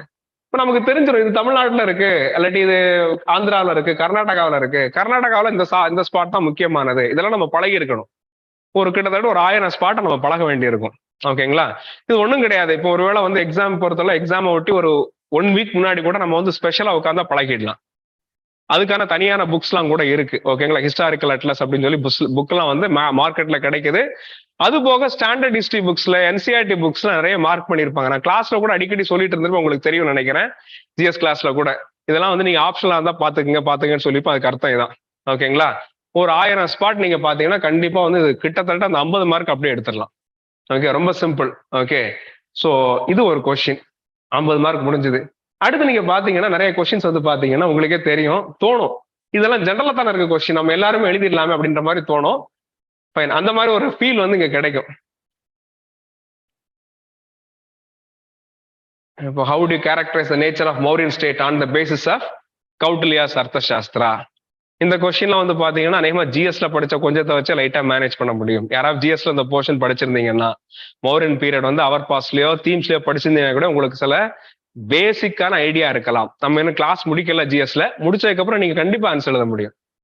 இப்ப பாருங்க, டிஃபால்ட்டா நீங்க ஒருவேளை படிக்கவே இல்லைன்னா கூட ஜிஎஸ் கிளாஸை வச்சு கூட சில பல விஷயங்களை எழுதிட முடியும். சில ரொம்ப ஜெனரலான கொஸ்டின்ஸ்லாம் இருக்கும். ஓகே, சில கொஸ்டின்ஸ் மட்டும் அப்படியே லைட்டா வந்து உங்களை வந்து யோசிக்க வைக்கிற மாதிரி இருக்கும். சில கொஸ்டின் அது கூட இன்ட்ரெஸ்டிங்கான கொஸ்டின் தான் வச்சுக்கோங்களேன். ஓகே, இதெல்லாம் நம்ம கிளாஸ்ல டிஸ்கஸ் பண்ணிடுவோம். Do you consider that the Upanishadic principles embody the high point of Vedic religious thought? இந்த கொஸ்டினுக்கான ஆன்சர் நம்ம கிளாஸ்ல அநேகமா டிஸ்கஸ் பண்ணுவோம். என்ன கிளாஸ்ல? ஆப்ஷனல் கிளாஸ்ல கிடையாது, ஜிஎஸ் கிளாஸ்ல டிஸ்கஸ் பண்ணி முடிச்சிருவோம். ஏன்னு கேட்டீங்கன்னா இதே கொஸ்டின் வந்து ஜிஎஸ்ல வந்தாலும் ஆச்சரியப்படுறதுக்கு எதுவுமே இல்லை, அந்த மாதிரிலாம் நடந்திருக்குது. ஓகேங்களா? அப்ப நீங்க கொஸ்டின் பேப்பரை பார்க்கும்போது உங்களுக்கு சில விஷயங்கள் தெரியும். பெரும்பாலும் கொஸ்டின்ஸ் வந்து உங்களுக்கு பெரும்பாலும் ரொம்ப அந்நியமாலாம் இருக்காது, உங்களால ஈஸியா வந்து கனெக்ட் பண்ண முடியும். டு அக்ரி தட் இது அந்த ரெண்டாவது கொஸ்டின் கூட நம்ம வந்து கிளாஸ்ல நம்ம பார்த்தோம்னு நினைக்கிறேன். Do agree that ecological factors influence the flow and ebb of the Harappan civilisation comment. இதுவும் பெரும்பாலும் பாத்துற போறோம் கிளாஸ்ல. அப்ப டிஃபால்ட்டா ஜிஎஸ் ஹிஸ்டரி கிளாஸ்ல பாக்குற விஷயங்களை வச்சு ஓரளவுக்கு பல கொஸ்டினை நீங்க ஆன்சர் பண்ண முடியும். இந்த 2A B C அது மாதிரி கிட்டத்தட்ட வந்து பாத்தீங்கன்னா ஒட்டுமொத்த பேப்பருமே நீங்க ஓரளவுக்கு ஆன்சர் பண்ண முடியும்னு நினைக்கிறேன். ஓகே, இந்த கொஸ்டின்லாம் கொஞ்சம் யோசிக்கணும், ஆனா யோசித்தா வந்து ஆன்சர் வந்துடும் வச்சுக்கோங்களேன். ஃபைன். அப்போ ஒட்டுமொத்தமா பார்க்கும்போது இந்த கொஸ்டின்ஸ் எல்லாமே வந்து பாத்தீங்கன்னா ஆல்மோஸ்ட் ரொம்ப ஜெனரலா இருக்கிற மாதிரி தான் இருக்கும். ஒரு சில விஷயங்கள் மட்டும் தான் கொஞ்சம் எக்ஸ்ட்ரா போற மாதிரி இருக்கும். அப்போ ஜிஎஸ் போர்ஷனும் ஆப்ஷனல் போர்ஷனும் ரொம்ப ரொம்ப க்ளோஸ். உண்மையை சொல்ல போனா நம்ம சென்னையை பொறுத்தவரை நிறைய பேர் வந்து பாத்தீங்கன்னா ஹிஸ்டரி ஆப்ஷன் எடுக்கிறதுக்கு நிச்சயமா வந்து நிறைய பேர், ஐ மீன் தோதா நாட்கள்லாம் பல பேர் மிஸ் பண்ணிட்டு இருக்கிறாங்க, வேற ஏதோ ஆப்ஷன் எடுக்கிறாங்க, கஷ்டப்படுறாங்க, மிஸ் பண்றாங்க. ஸோ தேர் சான்ஸ் இங்க வந்து பாத்தீங்கன்னா 50 மார்க் நீங்க அப்படியே எடுத்துட முடியும் மேப்ல. பிளஸ் இந்த கொஸ்டின்ஸ்க்கான ஆன்சர்லாம் வந்து ஜிஎஸ் கிளாஸ் வச்சே பாதிக்கு மேல பண்ணிட முடியுன்ற ஒரு எலிமெண்ட் ஒன்று இருக்கு. ஓகேங்களா? ஃபைன். ஸோ ஆப்ஷன் எடுக்கிறதுக்கு வந்து உங்களுக்கு உண்மையிலே வந்து யோசிக்கிறதுக்கு பெரிய விஷயங்கள் எதுவும் இல்லை. இதுக்கு மேல ஒருவேளை உங்களுக்கு வந்து நம்ம கிளாஸ் கொஞ்ச நேரம் போகணும், ஒரு 1/4 மணி நேரம் நம்மளுடைய கிளாஸ் இருக்கு, நான் சில விஷயங்கள் சொல்றதுக்கு இருக்கு. அதை தாண்டி உங்களுக்கு ஏதாவது டவுட் இருந்ததுன்னா, பல சமயங்கள் நமக்கு டவுட் எப்படி வரும்னு கேட்டீங்கன்னா this versus that, history versus sociology, history versus political science, history versus pub ad, அல்லது நான் 3 ஆப்ஷன் வந்து ஷார்ட் லிஸ்ட் பண்ணி வச்சிருக்கேன், இந்த மாதிரி ஏதாவது இருந்ததுன்னா தயவு செஞ்சு கேளுங்க. நான் டைரக்டான கம்பேரிசன் நானும் ஆரம்பிக்கல. உங்களுக்கு அந்த மாதிரி டவுட் இருந்ததுன்னா நீங்க கேளுங்க, நான் வந்து இது பண்றேன். இந்த ஆப்ஷன் அந்த ஆப்ஷன்ல நான் வந்து வச்சிருக்கேன், எனக்கு குழப்பம் இருக்குது, நான் என்ன பண்ணலாம் அப்படின்ற மாதிரி. அது போக இன்னொரு விஷயம் ஒன்று இருக்கு, ஒரு மைண்ட் செட்டுக்கும் சில ஆப்ஷன் வந்து செட் ஆகும், சிலது செட் ஆகாம போகலாம். ஹிஸ்டரிக்கு என்ன மைண்ட் செட் செட் ஆகும் அப்படின்னு கேட்டீங்கன்னா ஓரளவுக்கு நல்லா அனலைஸ் பண்ணக்கூடிய மைண்ட் செட் ஹிஸ்டரிக்கு செட் ஆகும். ஓகே, அல்லது திங்ஸை வந்து கனெக்ட் பண்ணக்கூடிய ஒரு விஷயம் வந்து செட் ஆகும். ஓகே, நான் அடிக்கடி சொல்ற மாதிரி ஹிஸ்டரின்றது பார்த்தீங்கன்னா பாதி நேரம் ஒரு ஃபிலிம் ரிவ்யூ மாதிரி தான், பல கேரக்டர்ஸ் இருக்கு. ஓகே, நீங்க கேரக்டர் டெவலப்மெண்ட் மாதிரி இங்கேயும் பேச முடியும். ஓகே, ஒட்டுமொத்தமான கண்டிஷன்ஸ் இருக்கு, நீங்க நிறைய அனலைஸ் பண்றதுக்கான ஒரு ஒரு ஒரு ஒரு இன்க்ளினேஷன் உள்ள ஆளா இருந்தா கண்டிப்பா ஹிஸ்டரி வந்து உங்களுக்கு ஒரு நல்ல ஆப்ஷனா இருக்கும். ஓகே, இது போக நான் வேற சில விஷயங்கள் சொல்லலாம்னு நினைக்கிறேன். நம்மளோட கிளாஸஸ் எப்படி இருக்கும், நம்ம எப்படி பண்ண போறோன்றதை நான் சொல்லிடுறேன், ஒரு சின்ன ஒரு ஐடியா.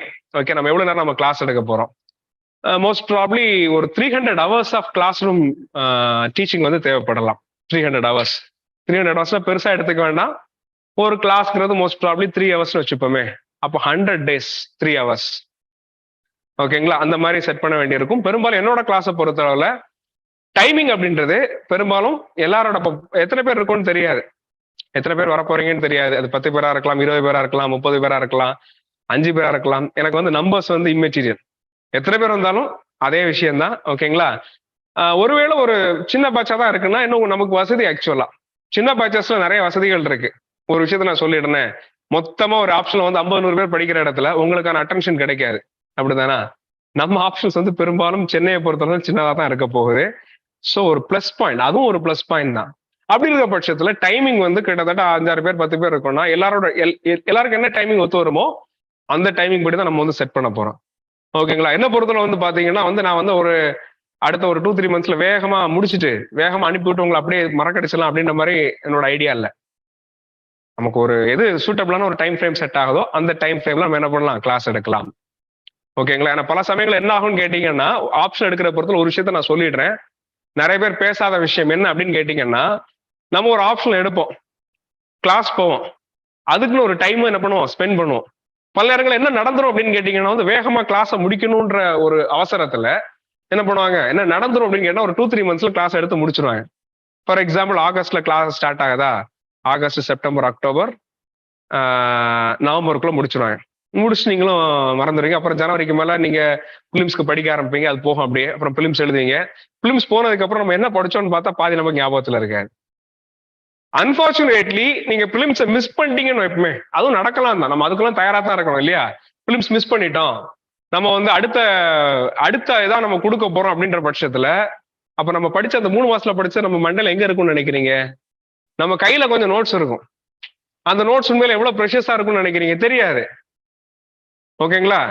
உண்மையை சொல்ல போனா ஒரு எந்த நோட்ஸுமே ஸ்டாண்டர்ட் புக்ஸ் கீடாகாது. யார் கொடுக்குற நோட்ஸா இருந்தாலும் சரி, புக்ஸோ நோட்ஸோ நம்மகிட்ட இருக்க போகுது. அதை தாண்டி நம்ம மண்டையில என்ன தங்க போகுது?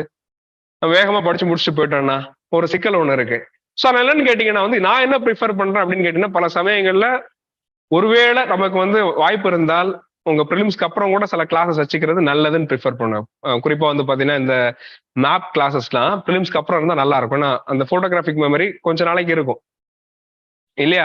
ஸோ அதை நான் இது பண்றேன். இப்போ என்ன பொறுத்தவரை என்னோட அப்ஜெக்டிவ் என்னன்னு கேட்டீங்கன்னா, வேகமா கிளாஸை முடிச்சுட்டு உங்களை ஓட்டி விடுறது என்னோட அப்ஜெக்டிவா கண்டிப்பா இருக்காது. நீங்க ஸ்கோர் பண்ணணும். 10 பேரோ 15 பேரோ 20 பேரோ 5 பேரோ வாட் எவர் இட் இஸ், அல்லது 30 பேரோ 40 பேரோ எத்தனை பேரா இருந்தாலும் சரி, நீங்க மெயின்ஸ் எழுதி ஸ்கோர் பண்ணணும். அதுக்கு நான் என்ன பண்ணுன்றதை நான் பார்க்கணும். ஓகேங்களா? அதே மாதிரி ஒருவேளை நான் நீங்க உங்கள சிலர் இந்த ஃபர்ஸ்ட் பிலிம்ஸை கிளியர் பண்ண முடியல, அடுத்த பிலிம்ஸா கிளியர் பண்றீங்கன்னா, நான் இங்க இருக்கிற பட்சத்தில் என்னோட சப்போர்ட் கண்டிப்பா உங்களுக்கு இருந்துட்டு இருக்கும். ஏதாவது ஸ்பெஷல் கிளாஸ் வேணும்னா கண்டிப்பா பண்ண முடியும். டெஸ்ட் அந்த மாதிரியான விஷயங்கள்லாம் பண்ண முடியும். ஸோ உங்களோட இப்போ இருந்து ஆரம்பிச்சு நீங்க மெயின்ஸ் எழுதுற வரைக்கும் சப்போர்ட் பண்ணுன்றதான் என்னோட ஐடியா. வேகமா முடிச்சு ஓட்டி விடுறன்ற ஐடியா இருக்காது. ஏன்னா பல சமயங்கள்ல தோணும், கிளாஸ் எல்லாம் போயிட்டு இருக்கும் பொழுது அந்த ஆப்ஷன் 2 மாசத்துல முடிச்சிட்டாங்க சார், நம்ம ஆப்ஷன் போயிட்டு இருக்குது. நல்லது. ஆக்சுவலா 2 மாசத்துல எப்படி முடிக்க முடியும்னு கேட்டீங்கன்னா, கிளாஸஸ் எல்லாம் நிறைய போட்டு ஆல்ரெடி உங்களுக்கு இங்க ஒரு 5-6 மணி நேரம் கிளாஸ் ஓடி இருக்கும். அதுக்கு மேல நான் ஒரு 3-4 மணி நேரம் கிளாஸை போட்டு நீங்க அன்னைக்கு வீட்டுக்கு போய் எதுவுமே படிச்சிருக்க முடியாது. அப்படி போறதை நான் விரும்பவே இல்லை. இங்க ஹெவியா ஓர கிளாஸ் இருக்கா ஜிஎஸ்க்கு, அன்னைக்கு நம்ம என்ன பண்ணலாம், கொஞ்சம் பிரேக் எடுத்துக்கலாம். ஆப்ஷனுக்கு கொஞ்சம் அட்ஜஸ்ட் பண்ணிக்கலாம். ஏன்னா என்னன்னு கேட்டீங்கன்னா, ஒரு நாள் நீங்க என்ன பண்ணணும், படிக்கிற விஷயங்கள் உங்களுக்குள்ள போகணும். நீங்க அதுக்கு தேவையான ப்ரிப்பரேஷன் வீட்டுல போய் பண்ணணும். அதுக்கான டைம் இருக்கணும். ஸோ அதெல்லாம் கன்சிடர் பண்ணி தான் நம்மளுடைய கிளாஸஸ் பெரும்பாலும் இருக்கும். ஓகேங்களா? ஸோ அதே மாதிரி இப்ப இருந்து ஆரம்பிச்சு நீங்க மெயின்ஸ் எழுதுற வரைக்கும் உங்களுக்கான சப்போர்ட் என்னால எப்படி முடியுமோ அந்த அளவுக்கு நான் ப்ரொவைட் பண்றதுக்கு தயாரா இருக்கேன். ஓகேங்களா? அதுவும் நம்மளுடைய கிளாஸ் பத்தி நான் சொல்லிக்க வேண்டிய விஷயம். ஓகேங்களா? அதே மாதிரி எப்படின்னு கேட்டீங்கன்னா, முடிஞ்ச வரைக்கும் இந்த 4 செக்ஷன்ஸ் இருக்கு. 4 செக்ஷன்ஸ்க்கு பாத்தீங்கன்னா ஒரு செக்ஷனுக்கு கிட்டத்தட்ட ஒரு 75 hours கரெக்டா நம்ம டிவைட் பண்ணா அதான் வருது இல்லையா. 75 hours நம்ம கொடுக்குற மாதிரி நம்ம என்ன பண்ணலாம், வச்சுக்கலாம். பிளஸ் செக்ஷனே வேணா கொஞ்சம் கம்மி பண்ணிக்கலாம். ஏன்னா ஒரு மேப் கொஸ்டின் இருக்கு, மேப்ங்கிற ஒரு தனியான விஷயமா எடுத்துக்கிட்டேன்னா ஓகே, அப்ப என்ன பண்ணிக்கலாம்னா கரெக்டா அந்த மாதிரி டைம் ஃப்ரேம் போட்டு முடிஞ்ச வரைக்கும் அந்த வெயிட்டேஜ் பொறுத்து நம்மளுடைய கிளாஸஸ் இருக்கிற மாதிரி நம்ம பார்த்துக்கலாம். கிளாஸஸ் என்ன பொறுத்தவரை என்னன்னு கேட்டீங்கன்னா, இன்னைக்கு நீங்க கிளாஸ்க்கு வரீங்க, ஆப்ஷனல் கிளாஸ் வரீங்க. ஓகேங்களா? ஆப்ஷனல் கிளாஸ் முடிஞ்சு வீட்டுக்கு போறீங்க. நான் சில விஷயங்கள் கண்டிப்பா நான் சொல்லுவேன், ஹோம்ஒர்க் மாதிரி கூட வச்சுக்கோங்க. அந்த விஷயங்கள் அன்னைக்கே பண்ணி முடிச்சிங்கன்னா முடிஞ்சு போச்சு. அந்த குறிப்பிட்ட டாபிக்கா கொஸ்டின் நீங்க என்ன பண்ணுவீங்க, கண்டிப்பா பெட்டரா பண்ணுவீங்க. எனக்கு அவுட்கம்ஸ் ஆர் இம்பார்ட்டன்ட். நான் கிளாஸ் எடுத்து முடிச்சு ஓடன்றதை தாண்டி அவுட்கம் எனக்கு இம்பார்ட்டண்டா இருக்கும். ஓகே, என்ஷியன்ட்டே நம்ம கிளாஸ் எடுத்தோம், 70 hours கிளாஸ் எடுத்தோம். ஓகே, அதோட அவுட்கம் வரணும். வரலன்னா அடுத்த கிளாஸ் வேஸ்ட் பாதி. ஓகேங்களா? அந்த மாதிரி தான் நம்மளுடைய கிளாஸஸோட பிளான் இருக்கும். கண்டிப்பா பாத்தீங்கன்னா கிளாஸோட டைமிங்ஸ் ஆகட்டும், அல்லது கிளாஸ்ல நீங்க வேற ஏதாவது நீங்க விரும்பினா கூட இந்த மாதிரி நீங்க பண்ணலாம், இந்த மாதிரி பண்ணலாம்னா கூட முடிஞ்ச வரைக்கும் என்ன பண்ணலாம், அதுக்கான விஷயங்கள் நம்ம பண்ணிக்கலாம். Okay, classes will be student centric. நீங்க தான் அதனுடைய ஹீரோஸ் அல்ல ஹீரோயின்ஸா இருப்பீங்க. நான் ஒரு ஃபெசிலிட்டேட்டர் மட்டும்தான். அப்படிதான் நம்மளுடைய கிளாஸ் இருக்க போகுது. ஓகேங்களா? அது மாதிரி இந்த மாதிரி கிளாஸ் இந்த மாதிரி இருக்க வேண்டாம். ஃப்ரீயா டிஸ்கஸ் பண்ணுங்க. ஓகே, நிறைய கேள்வி கேளுங்க. நிறைய கேள்வி கேட்டா நிறைய கத்துப்போம். ஓகேங்களா? அந்த மாதிரியான கிளாஸஸ் தான் நான் எதிர்பார்க்க போறேன். அதே மாதிரி பாத்தீங்கன்னா புக் லிஸ்ட் நான் கண்டிப்பா கொடுப்பேன். ஓகே, ஆல்ரெடி சில பேர்கிட்ட புக் லிஸ்ட்லாம் டிஸ்கஸ் பண்ணியிருக்கோம் இல்லையா, பண்ணியிருக்கோம். அது ஒரு ஜஸ்ட் ஒரு இனிஷியல் ஸ்டேஜுக்கான ஒரு டிஸ்கஷன். ஓகேங்களா? நம்ம கிளாஸ்ல அதே டிஸ்கஷன் நம்ம திரும்ப பண்ணுவோம். அத்தனை புக்கே நான் உங்களை அட்ட கண்டிப்பா படிக்கணும்னு கண்டிப்பா நான் சொல்லவே மாட்டேன். அது முடியாது. எது முடியாதுங்கிறது நமக்கு தெரியும். நீங்க எவ்வளவு படிக்கலாம். ஸோ கிளாஸஸ்ல பாத்தீங்கன்னா ஒரு ஸ்டாண்டர்ட் புக்ல சில விஷயங்கள் இந்த பேஜ்ல இந்த விஷயம் அல்லது இந்த டாபிக் அப்படின்றத நம்ம கிளாஸ்ல என்ன பண்ணிடலாம், டிஃபைன் பண்ணிடலாம். அதை நீங்க கொஞ்சம் இது பண்ணிக்கிட்டா நல்லதுன்னு நினைக்கிறேன். ஓகேங்களா? இப்படிதான் நம்மளுடைய கிளாஸ் போகும். ஓகேங்களா? ஸோ என்ன சொல்றது, ரொம்ப ஒரு கேஷுவலா ஆனா அதே சமயத்துல டீப்பா ஓகே, எவ்வளவு படிக்கணுமோ அவ்வளவு படிச்சுட்டு, அதே மாதிரி என்ன மாதிரியான கொஸ்டின்ஸ் வந்து மெயின்ஸ்ல வந்தாலும் எப்படி ஹேண்டில் பண்றது அது ஒண்ணு கத்துக்கணும். ஏன்னா சில ஆப்ஷன்ஸ் பொறுத்தளவுல கொஸ்டின்ஸ் வந்து ஒரே மாதிரி வந்துட்டு இருக்கலாமா இருக்கும் சில ஆப்ஷன்ஸ்ல. சில ஆப்ஷனல்ஸ் இப்போ ஹிஸ்டரி இருக்கு, சோசியாலஜி இருக்கு, பொலிட்டிக்கல் சயின்ஸ் இருக்கு, பப்ஆட் இருக்குன்னா இந்த ஆப்ஷன்ஸ் எல்லாமே டைனமிக். இன் சென்ஸ் ஒரு வருஷமும் புதுசான சில விஷயங்கள் வர முடியும். அந்த புதுசா வரக்கூடிய விஷயங்கள், நமக்கு வரக்கூடிய அந்த சர்ப்ரைசிங்கான கொஸ்டின்ஸை எப்படி ஹேண்டில் பண்றதுன்றதையும் நம்ம வந்து கிளாஸ்ல வந்து பார்க்க போறோம். அப்போ நம்மளுடைய ஃபோக்கஸ் முழுக்க எப்படி இருக்குன்னு கேட்டீங்கன்னா அவுட்கம் ஓரியன்டா இருக்க போகுது. நம்ம டெஸ்ட்ல எப்படி கேட்க போறாங்க, நம்ம எப்படி பண்ண போறோம் அப்படின்ற அடிப்படை தான் இருக்க போகுது. ஓகேங்களா? அதையும் தாண்டி நீங்க பண்ண வேண்டிய சில விஷயங்களை நான் சொல்லுவேன். ஒருவேளை அந்த குட் ப்ராக்டிசஸ் நம்ம சொல்லுவோம், அது எல்லாத்தையும் நீங்க ஒழுங்கா ஃபாலோ பண்ணீங்கன்னா கண்டிப்பா நான் கேரண்டி கொடுக்க முடியும். இன்னொரு விஷயம் என்னன்னு கேட்டீங்கன்னா, இன்னொரு இன்ட்ரெஸ்டிங்கான விஷயம் ஒன்று இருக்கு. எந்த ஆப்ஷன் வந்து ஸ்கோரிங் அப்படின்ற ஒரு டிபேட்லாம் நடக்கும். நீங்க நெட்லாம் தேடி பார்த்தீங்கன்னா பல பேர் பல விஷயத்த சொல்லியிருப்பாங்க. எதையும் முழுசா நம்பாதீங்க.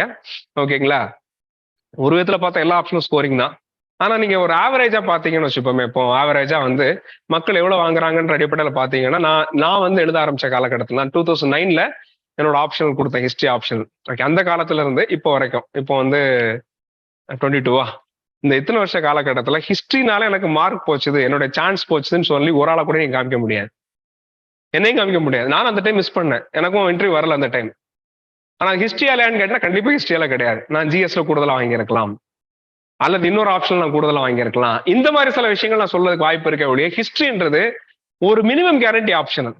ஓரளவுக்கு வந்துடும். அதுக்கு ரெண்டு காரணம், ஒண்ணு மேப், ஒண்ணு ரெண்டாவது என்னன்னு கேட்டா பல கொஸ்டின்ஸ் வந்து நீங்க ஜிஎஸ் கிளாஸ்ல படிச்சதை வச்சே என்ன பண்ண முடியும், லைட்டா ஓட்டிட முடியும். ரெண்டாவது காரணம். ஓகேங்களா? சோ இந்த ரெண்டு காரணத்தினால ஹிஸ்டரியில வந்து ஓரளவுக்கான ஒரு மினிமம் கேரண்டி இருக்குது. ஒரு மார்க் லெவலுக்கு கீழே பெரும்பாலும் உங்க மார்க் போகாதுன்றதை சொல்ல முடியும். ஓகே, ஓரளவுக்கு மேல மார்க் நம்ம நான் எக்ஸ்ட்ராடனரியா வாங்கினா அதுக்கு கொஞ்சம் எக்ஸ்ட்ராடனரியா சில விஷயங்கள் பண்ண வேண்டியிருக்கலாம். அது என்னன்றதை நம்ம கிளாஸ்ல பேசுவோம். ஓகேங்களா? சோ அதையும் நீங்க வந்து கன்சிடர் பண்றீங்க. ஓகேங்களா? ஃபைன், இவ்வளவு போதும்னு நினைக்கிறேன். இப்போ உங்களுக்கு ஏதாவது டவுட் இருந்ததா, ஹிஸ்டரி ஓரியன்டா ஏதாவது டவுட் இருந்ததுன்னா கேளுங்க. எதுவுமே இல்லையா? யா please.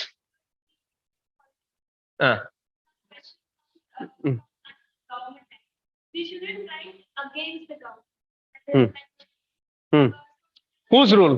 Who made that rule? Who said so? Okay. Okay. Okay.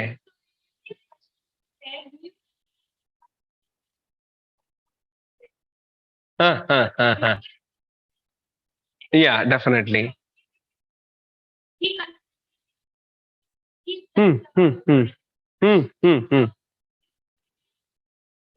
Or no, or can we just give both options? Yeah, definitely. The second option is better. Both of them. Often the answer might be yes plus no.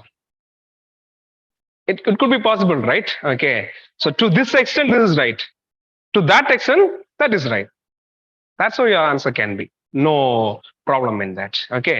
Here there is no, I mean, against the government and all those things are not here. Okay. And one more thing, as a civil servant, you have to abide by the constitution. Okay, constitution, government might be different actually. Okay, you have to abide by constitution. You should not deny anything which has been given in constitution. That is the thing. Other than that, other things you can be slightly critical, nothing wrong in that. Okay, we'll discuss that later, not an issue. Okay, anything else? Where are they? History and this, that. எதுவும் இல்லையா? எதுவும் இல்லை. Yeah. எல்லாமே ரொம்ப கிளியரா சொல்லிட்டோமா, அல்லது எதுவுமே எல்லாமே இரலவெண்டா போயிடுச்சு? என்ன ஒண்ணுமே உங்களுடைய எக்ஸ்பிரஷன் எதுவுமே நான் புரிஞ்சுக்க முடியல. ஃபைன். ஓகே, எல்லாத்தையும் எல்லாமே சொல்லிட்டோம்னு நினைக்கிறேன். ஓகேங்களா?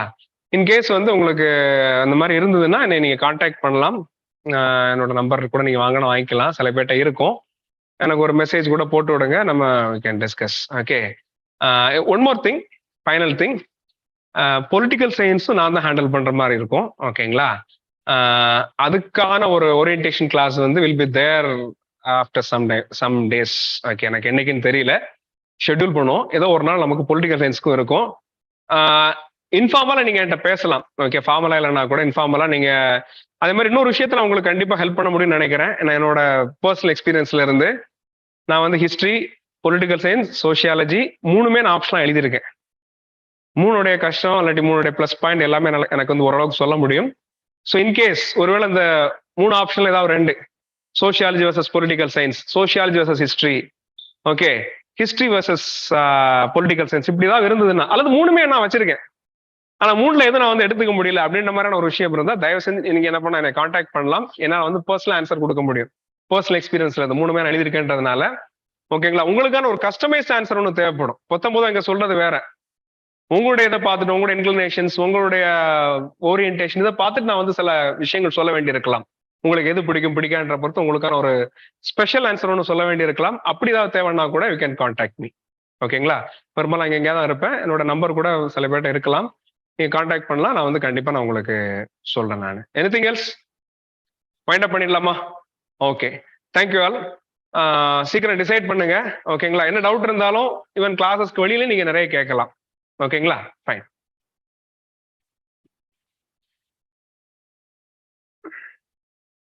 All right, thank you.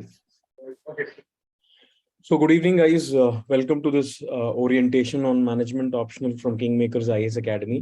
So I know all of you would have been tired with the whole காலையில இருந்து உட்காந்துருப்பீங்க, கிளாஸஸ் இருக்கும், ஆப்ஷனல் ஓரியன்டேஷன் போயிட்டு இருக்கும். So without taking too much time, ரொம்ப நேரம் எடுக்காம மேனேஜ்மெண்ட் ஆப்ஷனல் அப்படிங்கிறது என்ன, அதோட ப்ரோஸ் என்ன, அதோட கான்ஸ் என்ன பெனிஃபிட் இருக்கு, ஏன் நீங்க மேனேஜ்மெண்ட் ஆப்ஷனல் எடுக்கலாம், யாருக்கு இந்த ஆப்ஷனல் வந்து ஒரு பொருத்தமானது, யாருக்கு இது பொருத்தமானது இல்லை அப்படிங்கிறது we will discuss. Okay, so I'll start. See, I'm basically, for those who know me, I'm Aman Kumar Dubey. I'm the faculty of management option at KingMakers IAS Academy. I'll now share my screen. I'll share a small PPT also, using which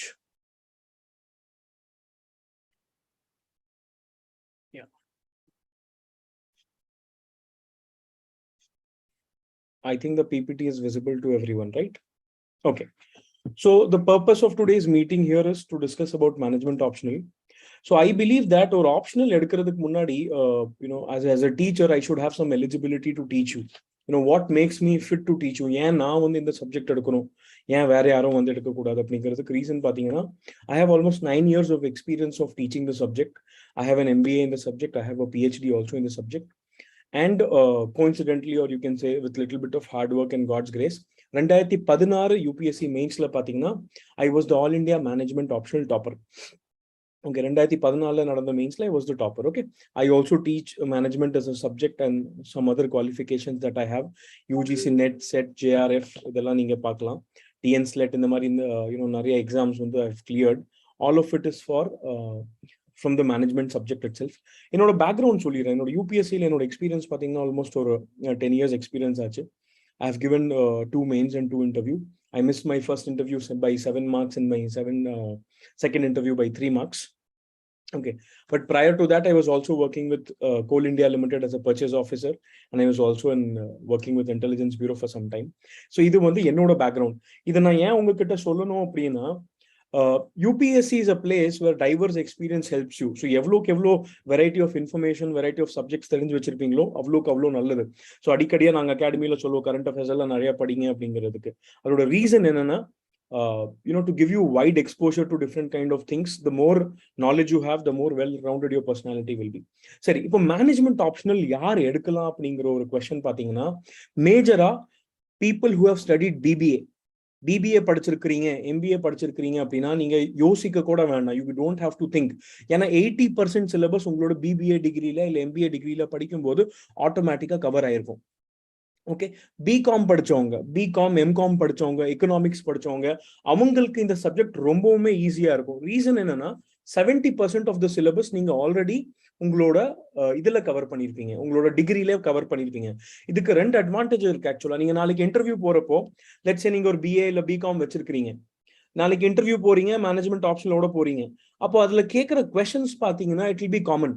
so BBA முடிச்சுட்டு நீங்க management option எடுத்துட்டு interview போறீங்க அப்படின்னா, உங்களுக்கு இன்டர்வியூல they will ask the same questions. Okay, for example, they may ask you what is human resource management அப்படின்னு. So it is something நீங்க already டிகிரியில படிச்சிருப்பீங்க. நீங்க படிச்ச டிகிரி ஒன்று, ஆப்ஷனல் ஒன்று அப்படிங்கிறப்போ it might become a little tough for you. So first பாத்தீங்கன்னா, people who have done BCom, BBA, MBA and economics, இந்த பேக்ரவுண்ட் இருக்கிறவங்களுக்கு மேனேஜ்மெண்ட் ஆப்ஷனல் ஆல்ரெடி நீங்க உங்களோட டிகிரியில ஒரு 60 to 70% கவர் பண்ணிருப்பீங்க. சரியா? Remaining we will be covering here. ரெண்டாவது specially people who are from engineering backgrounds, அதுலயும் ஸ்பெஷலா those who are from mechanical and civil backgrounds. Mechanical engineering படிச்சிருக்கீங்க, சிவில் இன்ஜினியரிங் படிச்சிருக்கீங்கன்னா என்ன ஆகும்னா, நீங்க நிறைய சப்ஜெக்ட்ஸ், ஃபார் எக்ஸாம்பிள் டிக்யூஎம், இந்த மாதிரி நிறைய ப்ரொடக்ஷன், இந்த மாதிரி நிறைய சப்ஜெக்ட்ஸ் படிச்சிருப்பீங்க. அது எல்லாமே இங்க it will come and fit with the management optional. So உங்களோட ஒர்க் லோடு, நீங்க வந்து படிக்க வேண்டிய அந்த ஸ்டடி சப்ஜெக்ட்ஸ் பாத்தீங்கன்னா ரொம்ப கம்மியாயிரும். சரியா? I'll go to the next slide. Okay. See, I believe, with my 10 years of experience, there is a strong belief I have. அதாவது யூபிஎஸ்சில நீங்க என்ன ஸ்கோர் வாங்குறீங்களோ அந்த ஸ்கோர் வச்சுதான் உங்களோட சர்வீஸ் முடிவாகும். ஐஏஎஸ் கிடைக்க போகுதா, ஐபிஎஸ் கிடைக்க போகுதா, ஐஎஃப்எஸ் கிடைக்க போகுதான்னு. ஏன்னா top 500, let's IAS, IPS and IFS, ஐஆர்எஸ்ல டாப் 500ல போறாங்கன்னு வச்சுக்கோங்களேன். அந்த டாப் 500 பேர்த்தோட ஜிஎஸ் மார்க்ல பெரிய வேரியேஷன் இருக்காது. 400ல இருந்து 440, 450 வரைக்கும் ஜிஎஸ் மார்க் எடுத்திருப்பாங்க. ஸோ டாப் ரேங்க், ஃபர்ஸ்ட் ரேங்குக்கும் 300th ரேங்குக்கும் ஜிஎஸ் மார்க்கோட வேரியேஷன் பாத்தீங்கன்னா ஒரு 40 மார்க் இல்ல 50 மார்க் இருக்கும் at maximum. But optional will create a huge impact. ஆப்ஷனலோட இம்பாக்ட் ரொம்ப அதிகமா இருக்கும். Sometimes you may be in the list or out of the list because of the optional. Okay, so optional choose பண்ணும்போது ரொம்ப கேர்ஃபுல்லா choose பண்ணுங்க. I'll tell you the plus and the minus of the management optional. அதுக்கப்புறம் you can get to your doubts and clarifications. Management optionalோட biggest benefits என்னன்னு பாருங்க. Just a minute, I'll hide this part of my screen. Yeah. What is the biggest benefit? See, normally ஒரு வருஷத்துல 15,000 பேர் mains எழுதுவாங்க. So conventional subjects இருக்கும். there are a lot of conventional subjects which are part of your GS syllabus. அதுல பாத்தீங்கன்னா 3,000-4,000 பேர் mains எழுதுவாங்க ஒவ்வொரு வருஷத்துல. பட் மேனேஜ்மெண்ட் அப்படி கிடையாது. மேனேஜ்மெண்ட்ல ஆன் அண்ட் ஆவரேஜ் ஒரு வருஷத்துல எழுதுறது ஒரு 50ல இருந்து 100 பேர் தான். அந்த 50ல இல்ல 100ல பாத்தீங்கன்னா 30 to 40 நம்ம ஸ்டூடெண்ட்ஸா இருப்பாங்க, நம்ம அகாடமில படிச்சவங்களா இருப்பாங்க. சரியா? ஏன்னா இந்தியால மேனேஜ்மெண்ட் ஆப்ஷன் சொல்லி கொடுக்கறது ப்ராப்பரா பாத்தீங்கன்னா we are the only academy who teaches the subject properly in a structured manner. So இதுக்கு அடுத்து நான் சொல்லுவேன் எப்படி கிளாஸஸ் எல்லாம் எப்படி கொண்டு போவோம், என்ன பண்ணுவோம் அப்படிங்கிறது. First biggest advantage guys, low competition. Reason என்னன்னா, லெட்ஸ் சே ஒரு ஃபார் எக்ஸாம்பிள் வந்து உங்களுக்கு ஒரு கொஸ்டின் வருதுன்னு வச்சுக்கோங்களேன், வாட் இஸ் வோல்கானோ. அப்போ வாட் இஸ் அ வோல்கானோக்கு எல்லாருமே ஒரே ஆன்சர் தான் எழுதுவீங்க. ஸோ ஒரு டீச்சர், ஒரு எவாலுவேட்டர் இருக்காரு, அவர் பேப்பர் எவாலுவேட் பண்றாரு, அவர்கிட்ட 300 ஆன்சர் ஷீட்ஸ் வச்சிருக்குன்னா வாட் இஸ் அ வோல்கானோக்கு 300 பேர் ஒரே மாதிரி ஆன்சர் எழுதியிருப்பாங்க. அப்போ 300 பேர் ஒரே மாதிரி ஆன்சர் எழுதுனா எப்படி மார்க்ஸ் போடுவாங்க? That is where you have to differentiate your answer. நீங்க ஒன்னும் டயக்ராம்ஸ் வரையணும் இல்ல அந்த மாதிரி வேற ஏதாவது நீங்க ட்ரை பண்ணணும். ஸோ மேனேஜ்மெண்ட் ஆப்ஷன்ல என்னன்னு பாத்தீங்கன்னா, கொஸ்டின்ஸ் வந்து அந்த மாதிரி டெக்னிக்கல் கொஸ்டின்ஸ் இருக்காது, ரொம்ப ஜெனரிக்கா இருக்கும். For example, what do you mean by stress, what is motivation, what is happiness, இந்த மாதிரி ஜெனரல் கொஸ்டின்ஸ் இருக்கும்போது அதுக்கு நான் ஒரு ஆன்சர் கொடுக்கலாம், நீங்க ஒரு ஆன்சர் கொடுக்கலாம், ரெண்டுமே கரெக்டா இருக்கிறதுக்கு வாய்ப்பு இருக்கு. there is a possibility of both the answers being true. So management optionல பாத்தீங்கன்னா நிறைய மகப் பண்ண வேண்டியது இருக்காது, நிறைய மனப்பாட பண்ண வேண்டியது இருக்காது. எனக்கு பேசிக்கா ஒரு வீக் பாயிண்ட் பாத்தீங்கன்னா, I cannot remember anything. Okay, history is one of my weakest subjects actually. இப்போதான் வலன் சார் வேற வந்துட்டு போனாரு. So history is one of my weakest subjects. என்னால மனப்பாட பண்ண முடியாது. அப்படி இருக்கு, ஐ don't want to remember things, என்னால நிறைய விஷயம் மகப் பண்ண முடியாது, ஞாபகம் வைக்க முடியாது அப்படின்னா you can come for management optional. Reason என்ன, சப்ஜெக்ட் ரொம்ப ப்ராக்டிக்கல்.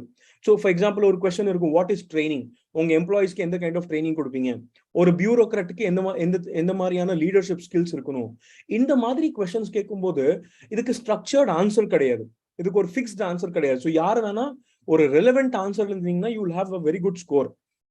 செகண்ட் ஒரு பிகெஸ்ட் பெனிஃபிட் பாத்தீங்கன்னா, if you see here, I'll just highlight பெரிய ஒரு benefit. Yeah, if you see here, no, the biggest benefit is that கிட்டத்தட்ட 35% management optional syllabus வந்து GS ஓட சிலபஸோட overlap ஆகும். எந்த GS ன்னு பாருங்க, எத்திக்ஸோட 40% சிலபஸ் வந்து நம்ம மேனேஜ்மெண்ட் பேப்பர் 1ல இருக்கு. மேனேஜ்மெண்ட் பேப்பர் 1ல 3 மாடியூல் ஸ்பெசிஃபிக்கா, managerial functions, organisational behaviour, human resource management, இந்த 3 மாடியூல் பாத்தீங்கன்னா அப்படியே உங்களோட GS எத்திக்ஸ் பேப்பரோட சிலபஸ். ஸோ இந்த 3 மாடியூல் நீங்க மேனேஜ்மெண்ட் ஆப்ஷன்ல படிச்சிட்டீங்கன்னா எத்திக்ஸோட 40 to 50% சிலபஸ் முடிஞ்சு போச்சு, நீங்க அங்க திருப்பி படிக்கவே வேண்டாம், அப்படி இருக்கு இந்த சிலபஸ். சரியா?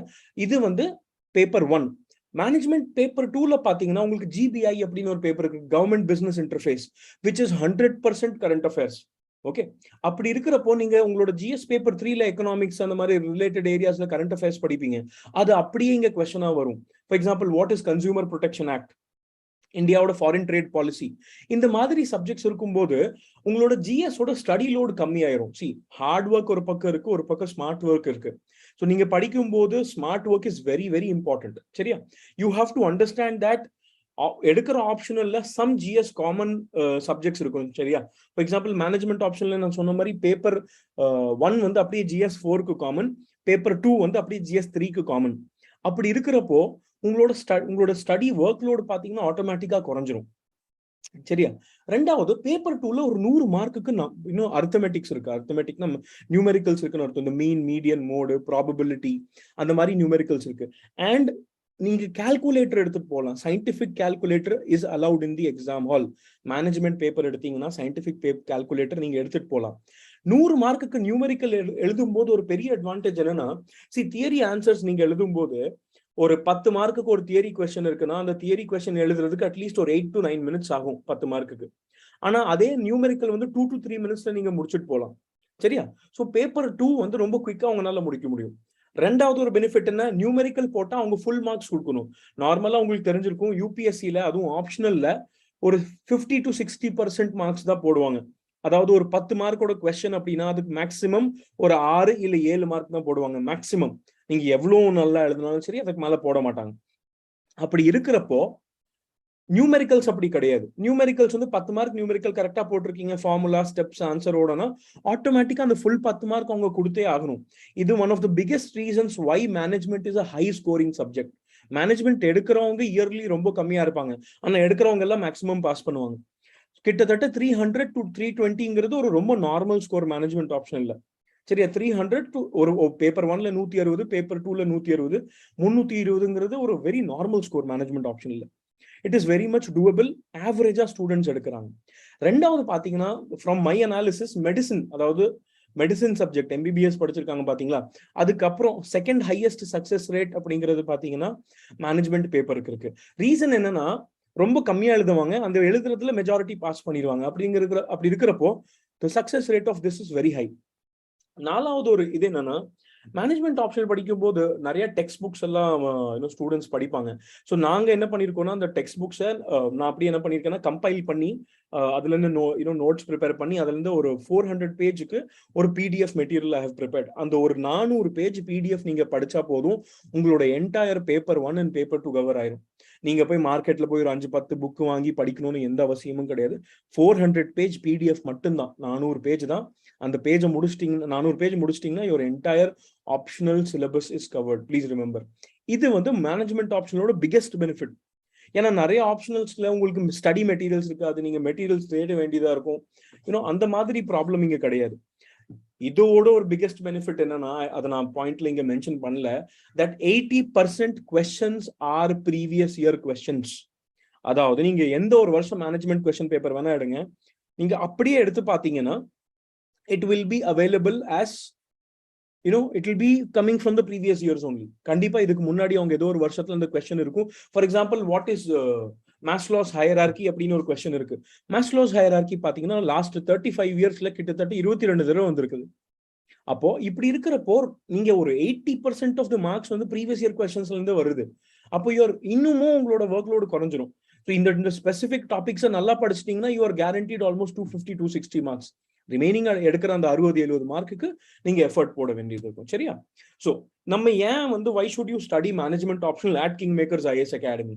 See, first என்னன்னா all classes will be live and interactive. அதாவது we will be just like how we are doing a class now, all of you will be live. You can unmute, interact, you can chat, we will also have a Telegram group. அது போக நான் test கொடுப்பேன். See, I believe test is the best way to improve your score. So ஒவ்வொரு module முடிஞ்சதுக்கு அப்புறம் மேனேஜ்மெண்ட்ல மொத்தமா 12 module, paper 1ல ஒரு 6 module, paper 2ல ஒரு 6 மாடியூல் சரியா. ஸோ ஒவ்வொரு மாடியூல் முடிச்சதுக்கு அப்புறம் நான் டெஸ்ட் கொடுப்பேன், நீங்க டெஸ்ட் எழுதணும். அது போக கிளாஸஸ் எல்லாம் மோஸ்ட்லி பவர் பாயிண்ட் வச்சு தான் நடத்துவேன். ஸோ என்னன்னா கிளாஸ் முடிச்ச உடனே உங்களுக்கு ரிவிஷனுக்கு ஈஸியா இருக்கும். அந்த பவர் பாயிண்ட்டை நீங்க படிச்சிட்டீங்கன்னா குயிக்கா எக்ஸாமுக்கு ஒரு 10 days இல்ல 5 days முன்னாடி ரிவைஸ் பண்ணணும் அப்படின்னா நீங்க ஜஸ்ட் அந்த PPTஸை ரிவைஸ் பண்ணா போதும். ரெக்கார்டட் லெக்சர்ஸ் உங்களுக்கு ஆல்ரெடி நம்ம அகாடமில கொடுத்துட்டு தான் இருக்கும். ஸோ அந்த ரெக்கார்டட் லெக்சர்ஸ்க்கும் உங்களுக்கு ஆக்சஸ் கிடைக்கும். ஸோ கிளாஸஸ் பாத்தீங்கன்னா 4 days இருக்கும். Monday, Wednesday, Friday and Sunday. Monday Monday 7 to 9 PM, okay, in the evening, and Sundays பாத்தீங்கன்னா Monday, Wednesday, Friday பாத்தீங்கன்னா 7 to 9, and Sundays வந்து we will have the numerical class.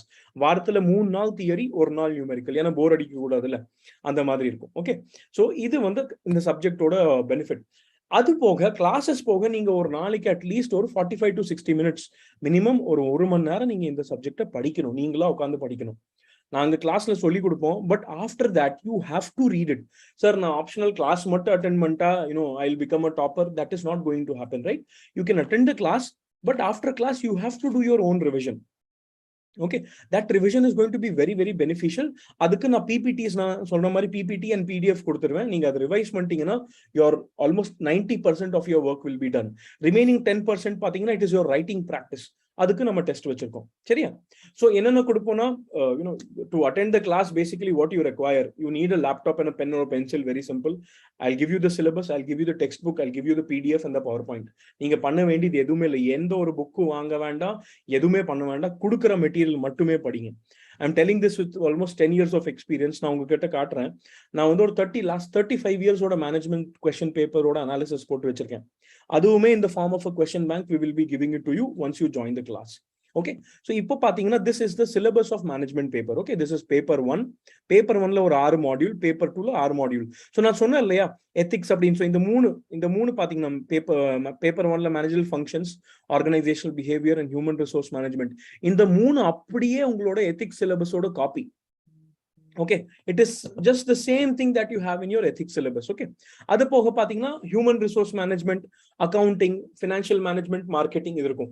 paper 1ல there are no numericals. Okay, paper 1ல it's 99% it is a theory paper, pure theory paper. நீங்க எழுதுனா மட்டும் போதும், சரியா? Paper 2ல பாத்தீங்கன்னா இந்த ரெண்டு subject, quantitative techniques and productions and operations management அப்படிங்கிறது இது வந்து நியூமெரிக்கல் மாடியூல், சரியா?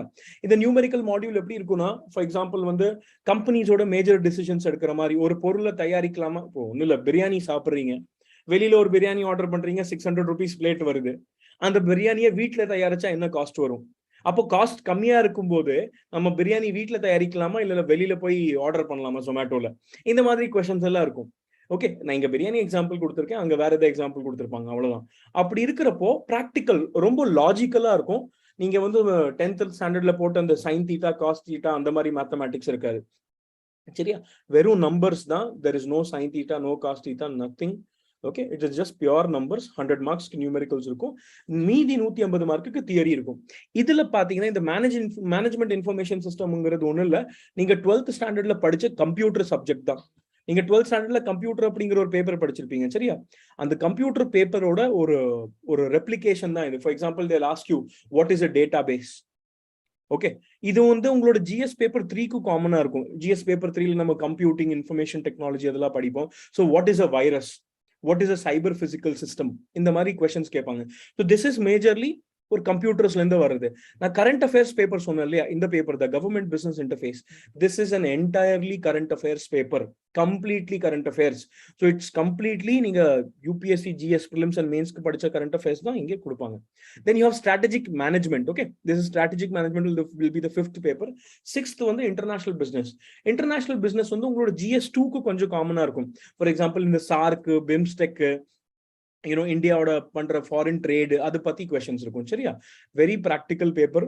சார் நான் மகப் பண்ண விருப்பப்படல, நான் ப்ராக்டிக்கலா படிச்சு எழுத விருப்பப்படுறேன் அப்படின்னா நீங்க மேனேஜ்மெண்ட் ஆப்ஷன் எடுத்துக்கலாம், சரியா? இது போக பாத்தீங்கன்னா now I will show you some other things. One second. Okay, so see this is a brief overview of management optional. இப்போ என்கிட்ட லாஸ்ட் ஆல்மோஸ்ட் 35 years ஓட மேனேஜ்மெண்ட் ஆப்ஷனோட கொஸ்டின் பேப்பர் ஓட கலெக்ஷன் இருக்கு. I'll just share that collection also with you.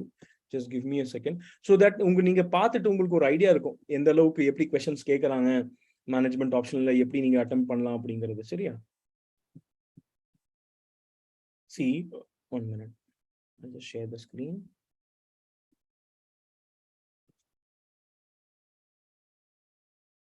I think it's visible to all of you, right?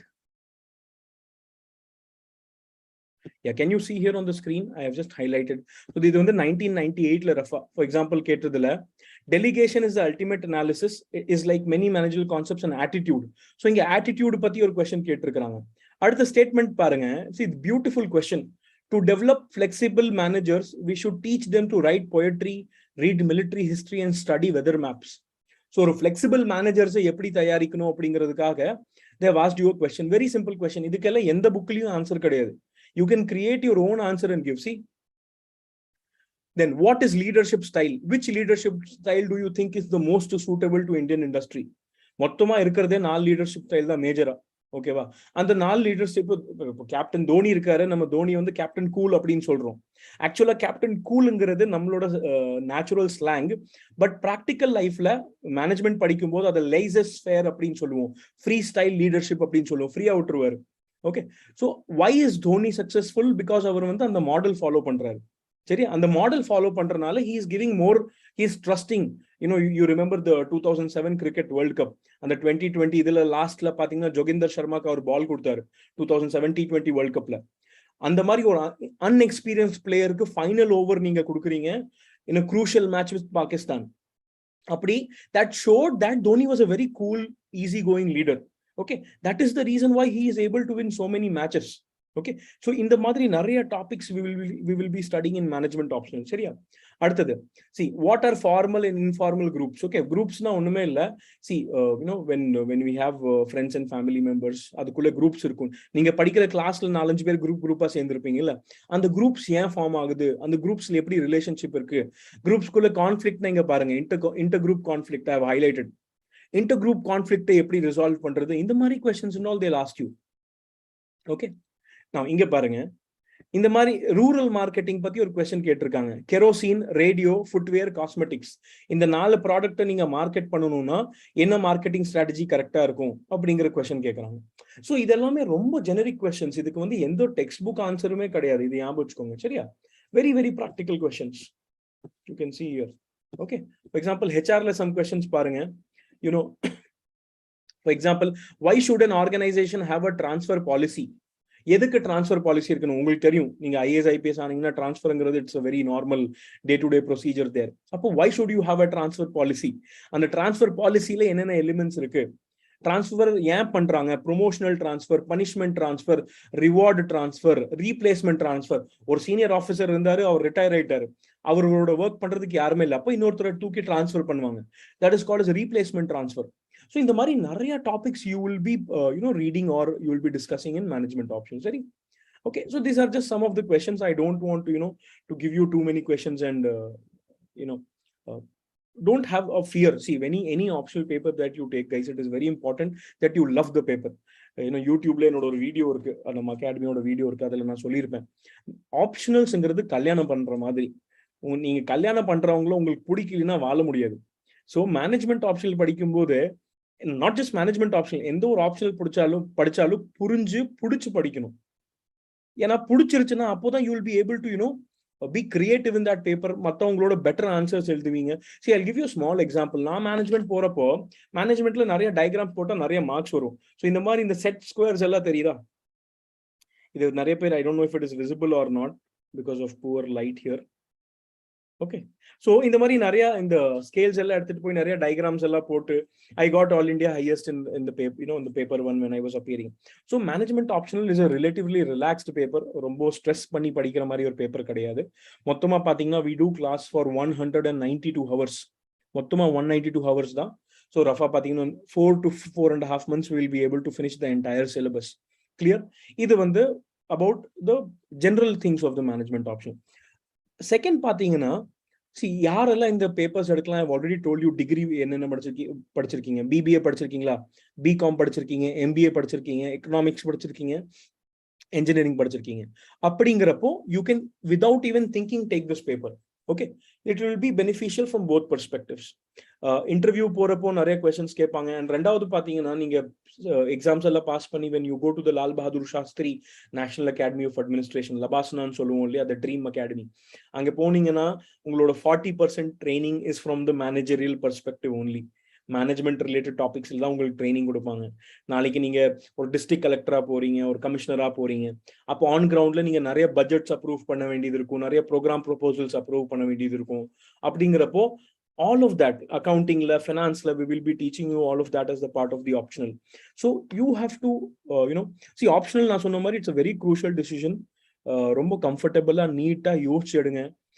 Previous year question papers பாருங்க, உங்களுக்கு பிடிச்ச ஒரு 2 சப்ஜெக்டோட previous year question papers எடுத்து பாருங்க. Look at the syllabus, discuss with the faculties. Okay, that whether you are fit for the subject or not, or whether you can take the subject or not. Okay, because it will determine your success or failure in the exam. எந்த ஒரு ஆப்ஷனலா இருந்தாலும் ரொம்ப கேர்ஃபுல்லா choose பண்ணுங்க. Management optional பொறுத்தளவு I have done almost with my 9 years of experience in the subject, I have done all possible research that is that you can do. So question paper prepare பண்றது, study material prepare பண்றது, PPTs prepare பண்றது, இது எல்லாமே almost 4 years முன்னாடியே பண்ணி வச்சாச்சு. So அந்த extra work நீங்க எதுவும் பண்ண வேண்டியது இல்ல. You just have to do smart work. Just join, attend the classes properly, do the revision. PPT கொடுப்போம், பவர் பாயிண்ட்ஸ் கொடுப்போம், அதை ப்ராப்பரா படிங்க. அதை சும்மா எடுத்து வீட்டில் வச்சு சாமி கும்பிட்டுட்டு இருந்தீங்கன்னா ஒன்றும் ஆகாது. You have to attend the class, do your revision, write test, that's all. That is sufficient. You don't have to go and search for materials. வெளியில போய் புக்ஸ் எல்லாம் வாங்கணும்னு அவசியம் இல்லை. All of that research and development work has been done by me. அப்படி இருக்கிறப்போ you can take up the paper if you're interested in it. Okay, first thing. Second thing, numericals பத்தி நிறைய பேர் என்கிட்ட கேட்பாங்க, சார் கொஸ்டின்ஸ் நியூமெரிக்கல்ஸ் எப்படி இருக்கும், டஃபா இருக்குமா அப்படிங்கிறது. டஃபா இருக்காது, லாஜிக்கலா இருக்கும், வெரி சிம்பிள். கால்குலேட்டருமே அலோவ் பண்றான், சயின்டிபிக் கால்குலேட்டர் அலோவ் பண்றான். சயின்டிபிக் கால்குலேட்டர் எடுத்துட்டு போறப்போ there is nothing that you cannot do. அந்த scientific calculator I don't know நிறைய பேர் பார்த்திருக்கீங்களா இல்லையா அப்படிங்கிறது. Okay, I had it on my table, currently I don't have, I would have shown it to you. நிறைய பேர் இன்ஜினியரிங்ல யூஸ் பண்ணிருப்பீங்க. ஸோ அதில் பார்த்தீங்கன்னா you don't have to remember any formulas. அந்த சயின்டிபிக் கால்குலேட்டர்ல majority formulas are there. Okay, என்னன்னா எப்படி அந்த கால்குலேட்டர் யூஸ் பண்றது, எப்படி நியூமெரிக்கல் சால்வ் பண்றது, பேசிக் ஸ்டாட்டிஸ்டிக்ஸ்ல மீன் கேட்பான், மீன், மீடியன், மோட், ஆவரேஜ், இந்த மாதிரி கொஸ்டின்ஸ் எல்லாம் இருக்கும், ப்ராபபிலிட்டி கொஸ்டின்ஸ் இருக்கும். ஸோ சிம்பிளா, ரிலேட்டிவ்லி சிம்பிளா இருக்கும். ஓகே, அப்படிங்கிறப்போ it's a very practical paper. நான் இந்த பேப்பர் எடுத்ததுக்கு மேஜர் ரீசன் பாத்தீங்கன்னா, எனக்கு மகப் பண்றது, ஞாபகம் வைக்கிறது ரொம்ப கஷ்டமா இருக்கும். ஸோ எனக்கு ப்ராக்டிக்கலா இருக்கிற பேப்பர்னால I took it and I enjoyed the paper and I did well in the paper. And I became a professor of the subject also. So you ensure that you enjoy the paper. எடுக்கிற பேப்பரை நல்லா enjoy பண்ணுங்க. Management optional is a very டூயபிள் paper. கொஞ்சம் நீங்க படிக்க வேண்டியது இருக்கும். நிறைய பிடிஎஃப், பிபிடிஸ் நான் கொடுக்கும்போது நீங்க படிச்சு ரிவைஸ் பண்ணிட்டே இருக்கணும். நிறைய டெஸ்ட் எழுதணும். அண்ட் மேஜரா சொன்ன மாதிரி competition is very less, very very less. Reason என்னன்னா, I think our academy is the only academy which provides good quality, in fact the best quality management optional class. India lab நம்ம கிட்ட students பாத்தீங்கன்னா they call from across India to attend. வேற மற்ற ஸ்டேட்ஸ்ல பாத்தீங்கன்னா you don't have teachers for this subject. நான் படிக்கும் போது யாருமே இல்லை இந்த ஆப்ஷன்ல எடுக்கிறதுக்கு. ஆல்மோஸ்ட் 9 years முன்னாடி இந்த ஆப்ஷன்ல எடுக்கிறதுக்கு ஃபேக்கல்டிஸே கிடையாது. அதனால இந்த பேப்பர் பத்தி அவ்வளவு ஸ்டூடெண்ட்ஸ்க்கு அவேர்னஸ் இல்லை. But it's a very very easy, very relatively டூயபிள் paper. Okay, so if you are someone who's practical, sir na practical la iruken enal nariya ஞாபகம் வைக்க முடியாது, come to the optional, it will be relatively easy for you. ரெண்டாவது, you should be good in reading. கொஞ்சம் PDFs, PPTs எல்லாம் படிக்கிறதுல interest இருக்கணும். கொஞ்சம் நியூமெரிக்கல்ஸ்ல interest இருக்கணும். சார் நியூமெரிக்கலே பண்ணாம நான் பாஸ் பண்ண முடியுமா? நியூமெரிக்கலே பண்ணாம இல்ல எழுதாம நீங்க பாஸ் பண்ணலாம். ஆனா அந்த கேஸ்ல என்ன ஆகும்னா, your 1 minute, yeah. So numerical எடுக்காமே நீங்க மேனேஜ்மெண்ட் ஆப்ஷன் கிளியர் பண்ணவங்களும் இருக்காங்க. அதாவது சார் 1 மார்க் நான் மேத்தமேட்டிக்ஸ் டச் பண்ணல, பட் நான் ஆப்ஷனல்ல பாஸ் பண்ணணும், அப்படி பாஸ் பண்ணவங்களும் இருக்கிறாங்க. அவங்களோட ஸ்கோர்ஸ் ஒரு 240, 250 அந்த மாதிரி தான் இருக்கும். 2 பேப்பர் கம்பைன் பண்ணி அந்த ஒரு 50-60 மார்க்ஸ் நியூமெரிக்கல்ஸ் நல்லா பண்ணிட்டீங்கன்னா 320 ஈஸியா சாலிடா டச் பண்ணிக்கலாம். ஸோ அந்த கான்ஃபிடன்ஸ் வைங்க. I think most of you will have my number. If you don't have my number, I think Ram sir or any of the team members can give my number to you, or I think it will be available at the reception also. You can get it. If you have doubts, you can call me. Sir, I'm still not confident or enakku doubt irukna, you can always reach me. You can note down my number also, 978-974-6072. I'll repeat again, 978-974-6072. Okay, I think if you have doubts, you can give me a call. If you have doubts, you can also text me on Telegram or WhatsApp. I'm available. So methodology எப்படி இருக்கும்னா, ஒரு வீக்ல 3 numerical class, theory class இருக்கும், ஒரு numerical class இருக்கும். Evening around 7 to 9 அந்த டைம்ல we'll be doing the theory class, and Sundays we will do numerical. Again Sunday evening அந்த டைம்ல we'll be doing the numerical class. சரியா? This will go on for roughly 4 to 4.5 months. So active இருங்க, energetic இருங்க. Reason என்னன்னா, see GS you will study, you are in a good academy, you are in a good place, you will study GS. But optional, as I told you, determines what service you are going to get. So ரொம்ப careful choose பண்ணுங்க. நான் சொன்ன மாதிரி, just like it's a marriage. பிடிக்காத ஒரு பொண்ணை இல்ல ஒரு பையனை கல்யாணம் பண்ணீங்கன்னா you cannot live, you will have to go through a divorce. So உங்களுக்கு பிடிக்காத ஒரு ஆப்ஷனல் எடுத்துட்டீங்க, கஷ்டமா இருக்கு அப்படின்னா you have to break up with the optional and go to a new paper. அது ரொம்ப கஷ்டமான ப்ராசஸ், டைம் கன்சூமிங் ஆன ப்ராசஸ். அப்படிங்கிறப்போ think properly for the optional. Okay, and as I told you, in management optional every year competition is less. So what I want is, if you are relatively ஓரளவுக்கு என்னால books படிக்க முடியும், நான் வந்து ஒரு per day வந்து ஒரு 1 to 1.5 hours நான் படிக்கிறதுக்கு ரெடியா இருக்கேன்னா management optional is a safe paper for you. It's a very safe. நிறைய பேர் வந்து ஸ்பெஷல் டிகிரிஸ் எல்லாம் எடுத்திருப்பீங்க, ஃபேஷன் டெக்னாலஜி படிச்சிருப்பீங்க, நிறைய பேர் வந்து கம்ப்யூட்டர் டெக்னாலஜி படிச்சிருப்பீங்க, கம்ப்யூட்டர் சயின்ஸ் படிச்சிருப்பீங்க, பிடெக் கம்ப்யூட்டர் சயின்ஸ் படிச்சேன் சார் அப்படின்னு. அப்போ உங்களோட யூஜி பேப்பர் ஆப்ஷனலா இருக்காது ஆக்சுவலா. அப்படி கன்ஃபியூஷன்ல இருந்தா I think management is a relatively sensible paper in that case. ஏன்னா மெஜாரிட்டியா இன்ஜினியரிங் படிச்சவங்க business concepts, basics of business, இல்ல பிரின்சிபிள்ஸ் ஆஃப் எக்கனாமிக்ஸ், இல்ல பாத்தீங்கன்னா உங்களுக்கு டிக்யூஎம் டோட்டல் குவாலிட்டி மேனேஜ்மெண்ட், இது எல்லாமே நீங்க கண்டிப்பா படிச்சிருப்பீங்க. இது எல்லாமே it's common with the management option syllabus. நான் பிஏ, பிகாம், பிபிஏ, எம்பிஏ இதெல்லாம் படிச்சவங்களுக்கு சொல்லவே வேண்டாம். Your syllabus is 60% common here. Okay, but engineering படிச்சிருக்கீங்க அப்படின்னா it will B relatively easier for you to work with management optional practical paper. Okay, again please be very careful while you're choosing it, because every optional has its strength or weaknesses. Management optional ஒரு பெரிய weakness அப்படிங்கறது சொல்லணும்னா இந்தியால டீச்சர்ஸே கிடையாது. But உங்களுக்கு அந்த problem இல்லை. I am here with almost 9 years of experience. North Indiaல people don't find teachers for the subject. They call us. Our academy gets a call every day for management optional. Okay, so keep this in mind. Whatever optional you choose, நீங்க படிக்கிறது ரொம்ப முக்கியம். படிக்காம civil service clear பண்ண முடியாது. So நல்லா எனர்ஜியோட prepare பண்ணுங்க, effort போடுங்க.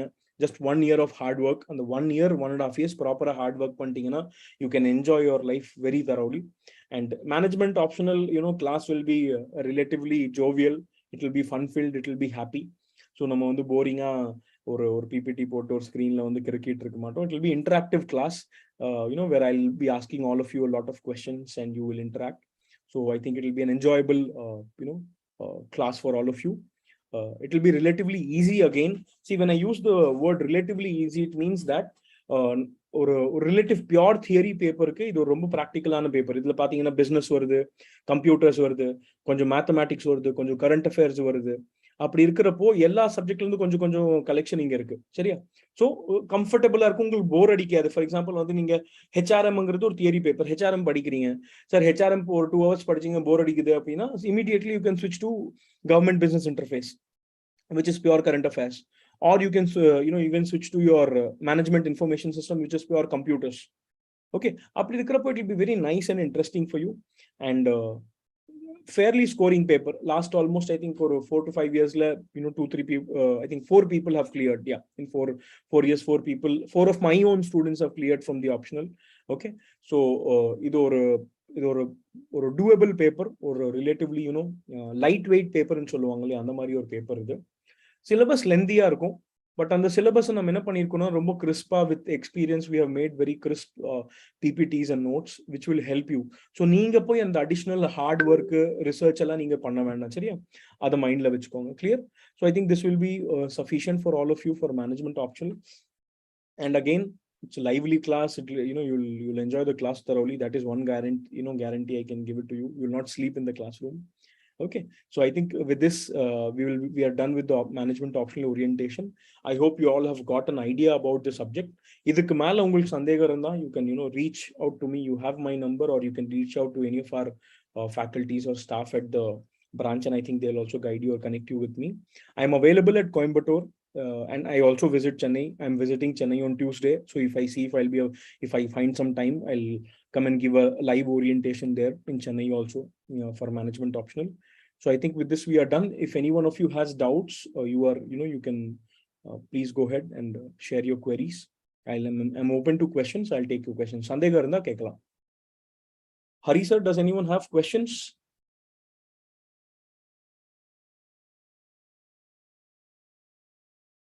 No sir.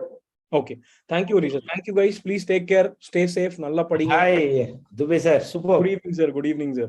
Yeah, I was listening to your orientation, excellent orientation. Thank you. I'm sure definitely all our students would have been highly benefited. Thank you so much for your wonderful session. We hope many will choose the subject which you have spoken. Wish you all the best, and wish you all the best to all the members. Thank you, sir. Thank you, sir. I think students should enjoy the subject that they take. That is more important. Yeah, that is very important. Yes. Yes, sir. So I hope all of them enjoy whatever they learn, and I believe in the upcoming years we have good number of results from our academy. Sure. So I'll be in Chennai in Chennai on Tuesday. If I'm available, if I have some time, I'll visit and take a live orientation also, sir. Yes, sir. So at the time of the commencement of this program itself, I was mentioning about your profile and everything to the students. So everybody knows about you actually. Okay. Fine, sir. Thank you, sir. Good day. Thank you. Good. Okay. Thank you, guys. Take care.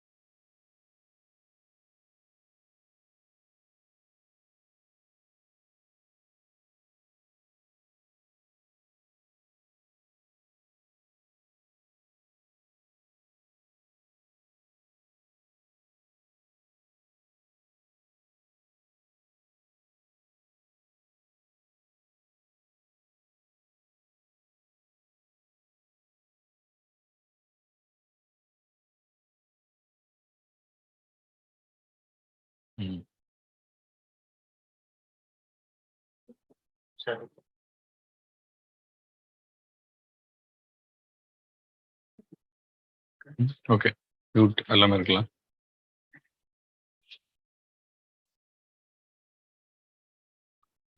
So good evening. So நம்ம இன்னைக்கு வந்து anthropology ஆப்ஷனை பற்றி பார்ப்போம். So ஷார்ட்டாக முடிச்சுக்கலாம். Like already டயர்டாக இருப்பீங்க. It's mean long session. So வந்து ஃபர்ஸ்ட் வந்து ஆந்த்ரோபாலஜி என்ன அப்படிங்கிற ஒரு ஐடியா இருக்கா?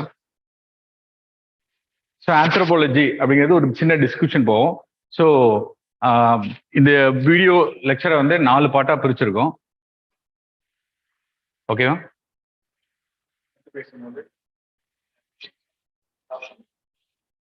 ஸ்டாப் ஷேரா?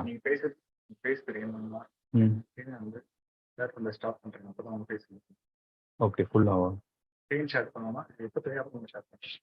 அது பிபிடி வேணும்.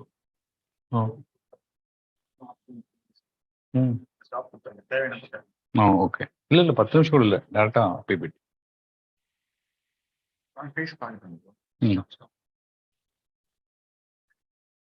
ஸோ ஆந்த்ரோபாலஜி அப்படின்னா நிறைய பேருக்கு ஆக்சுவலாக தெரிஞ்சிருக்குது. பிகாஸ் லைக் நம்ம ஸ்கூல்ல மற்ற சப்ஜெக்ட் வந்து ஓரளவுக்கு அவேர்னஸ் இருக்கிற மாதிரி. ஸோ ஆந்த்ரோபாலஜிங்கிறது லைக் வெரி லெஸ் அவேர்னஸ் தான். So anthropology is nothing but the study of human society, scientific ஸ்டடின்னு நம்ம சொல்லிக்கலாம். So biological, cultural and social factors of human, நம்மளை பற்றி எவ்வளோ தூரத்துக்கு படிக்கிறோம் அப்படிங்கிறது தான் ஆந்த்ரோபாலஜி. ஸோ இது வந்து யூபிஎஸ்சி ஆப்ஷனல்ல எந்த மாதிரி யூஸ்? ஸோ இதுக்கு முன்னாடி நிறைய கேட்டிருப்பீங்க. ஸோ நிறைய ஆப்ஷனலுக்கு ஸோ நிறைய ஸ்ட்ராட்டஜி கொடுத்துருப்பாங்க. ஸோ என்னென்ன மாதிரி எடுக்கலாம், so what are the qualities வந்து, ஸோ என்ன மாதிரி சக்ஸஸ் ரேஷியோ. ஸோ நம்ம வந்து பிபிடி மூலமா நான் உங்களுக்கு இந்த லெக்சர்ல சொல்றேன். ஸோ இந்த லெக்சரை 4 பார்ட்ஸாக பிரிச்சிருக்கோம். ஸோ இனிஷியலா வந்து எதுக்கு ஆப்ஷனல் அப்படிங்கிற மாதிரி. ஸோ வந்து ஆப்ஷன்ல சில மித்ஸ் இருக்கு. ஸோ அதை பத்தி டிஸ்கஸ் பண்ணுவோம். தென் வந்து சிலபஸை பத்தி டிஸ்கஸ் பண்ணுவோம். தென் வந்து நீங்க வந்து எதுக்கு ஆப்ஷனல் நீங்க வந்து ஆந்த்ரோவை எடுக்கலாம் அப்படின்ட்டு. தென் வந்து நான் வந்து உங்களுக்கு என்னென்னலாம் கொடுப்பேன் கிளாஸ்ல அப்படிங்கிறது. ஸோ டைரக்டா நம்ம பிபிடிக்குள்ள போகலாம்.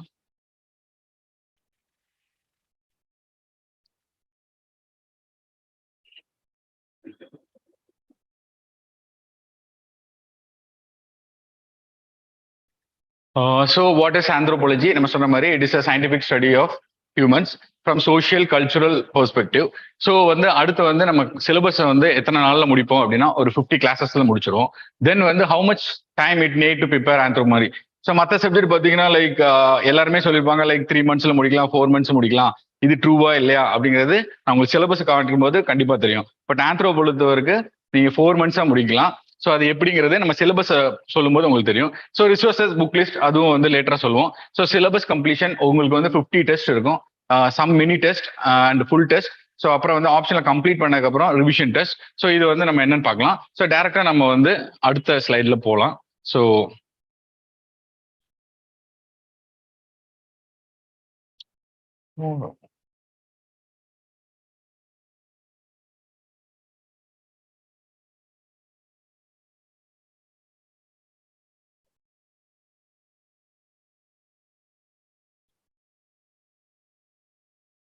சிஸ்டம் ஸ்ட்ரக் ஆயிடுச்சுன்னா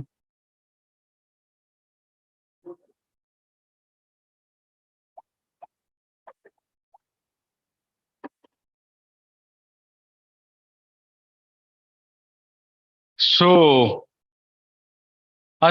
ஸோ ஆப்ஷன்ல பத்தி நம்ம நிறைய டிஸ்கஷன் கேட்டிருப்போம். ஸோ அதுல நிறைய மித்ஸ் இருக்கு. ஸோ ஒன்னொன்னா பார்ப்போம். ஸோ ஜென்ரலா வந்து ஃபர்ஸ்ட் மித் வந்து ஆப்ஷனல் படிச்சா it will be useful for general studies. So prelims pass பண்ணிடலாம் ஈஸியா. ஸோ ஓவர்லேப் ஆகுது. மெயின்ஸோட எல்லாத்தையும் கவர் பண்ணிடலாம். ஸோ மெயின்ஸும் ஆப்ஷனல் படிச்சதுனால நீங்க மெயின்ஸையும் கவர் பண்ணிடலாம். ஸோ கொஸ்டின்ஸ் அந்த மாதிரி தான் வருது அப்படின்னு சொல்லியிருப்பாங்க எல்லா ஆப்ஷன்லயும். பட் லைக் நான் வந்து 3 இன்டர்வியூ கொடுத்துருக்கேன். So with different optional. But so வந்து ரீசெண்டா 2021 ஆகஸ்ட்ல கொடுத்தேன். ஸோ அது வந்து எந்த அளவுக்கு உண்மை இல்லை அப்படிங்கிறது இன் அண்ட் அவுட் தெரியும். ஸோ அதனால நான் உங்களுக்கு அதை ஷேர் பண்றேன். ஸோ ஃபர்ஸ்ட் வந்து யூஸ்ஃபுல்லா ஜிஎஸ்ஆ அப்படின்னு கேட்டீங்கன்னா கண்டிப்பா கிடையாது. ஏன் பாத்தீங்கன்னா இப்போ ஜிஎஸ் வந்து பேப்பர் எவாலுவேஷனா இருக்கட்டும் இல்ல வந்து படிக்கிற விஷயங்களா இருக்கட்டும், it will be completely different from optional subjects. நம்ம சிலபஸ் டிஸ்கஷன் அப்போ வந்து நம்ம பேசியிருப்போம். ஸோ மெயின்ஸ் வந்து அந்த நோட்டிபிகேஷன்ல வந்து கொடுத்துருப்பாங்க. ஸோ அதுல வந்து என்ன எதிர்பார்ப்பாங்க ஜென்ரல் ஸ்டடீஸ்க்கு அப்படின்னா ஒரு காமன் மேன் அண்டர்ஸ்டாண்டிங் இருந்தா போதும் அப்படிங்கிற மாதிரி பார்த்தோம் நம்ம. ஸோ அப்படி இருக்கும்போது ஜென்ரல் ஸ்டடீஸ்ல நீங்க ஆப்ஷனல் படிச்சுதான் அதை ஆன்சர் பண்ண முடியும் இல்ல ஓவர்லேப் ஆகும். ஸோ எனக்கு அதுல அட்வான்டேஜ் அப்படின்னு பாத்தீங்கன்னா இல்லவே இல்லை. ஸோ ஏன்னு பாத்தீங்கன்னா ஸோ ஆப்ஷன்ல வந்து நீங்க அந்த கொஸ்டின் பேப்பர் ஜிஎஸ் எடுத்து பாத்தீங்கன்னு வச்சுக்கோங்க உங்களுக்கு தெரியும். ஸோ வந்து வெரி ஜென்ரல் நீங்க ஆப்ஷனல் படிச்சுதான் அது தெரிஞ்சுக்கணுங்கிற அவசியமே கிடையாது. ஸோ அது யாருனாலும் எழுதலாம் அப்படிங்கும்போது பண்ணலாம். ஸோ இதுவே வந்து ஒரு மித், ஃபர்ஸ்ட் மித். ஸோ ரெண்டாவது வந்து இன்னொன்னு சொல்லுவாங்க பேப்பர் எவாலுவேஷன். ஸோ ஜிஎஸ் பொறுத்தவரைக்கு ஹிஸ்டரி படிச்சவரோ இல்ல வந்து சோசியாலஜி படிச்சவரோ இல்ல பப்பாட் படிச்சவரோ வந்து எவாலுவேட் பண்ண மாட்டாங்க. ஜென்ரலா ஒரு அகாடமிஷியனோ ஒரு ப்ரொஃபஸரை வந்து எவாலுவேட் பண்ணுவாங்க. ஸோ என்ன ஆகும்னா ஸோ ஜிஎஸ் பேப்பரை வந்து அவங்க வந்து எந்த பெர்ஸ்பெக்டிவ்லயும் வந்து திருத்த மாட்டாங்க. ஸோ ஜென்ரலா அங்க ஒரு கீ இருக்கும். ஸோ அதை அதுல இருக்கிற பாயிண்ட்ஸை பொறுத்து தான் அவங்க வந்து திருத்துவாங்க.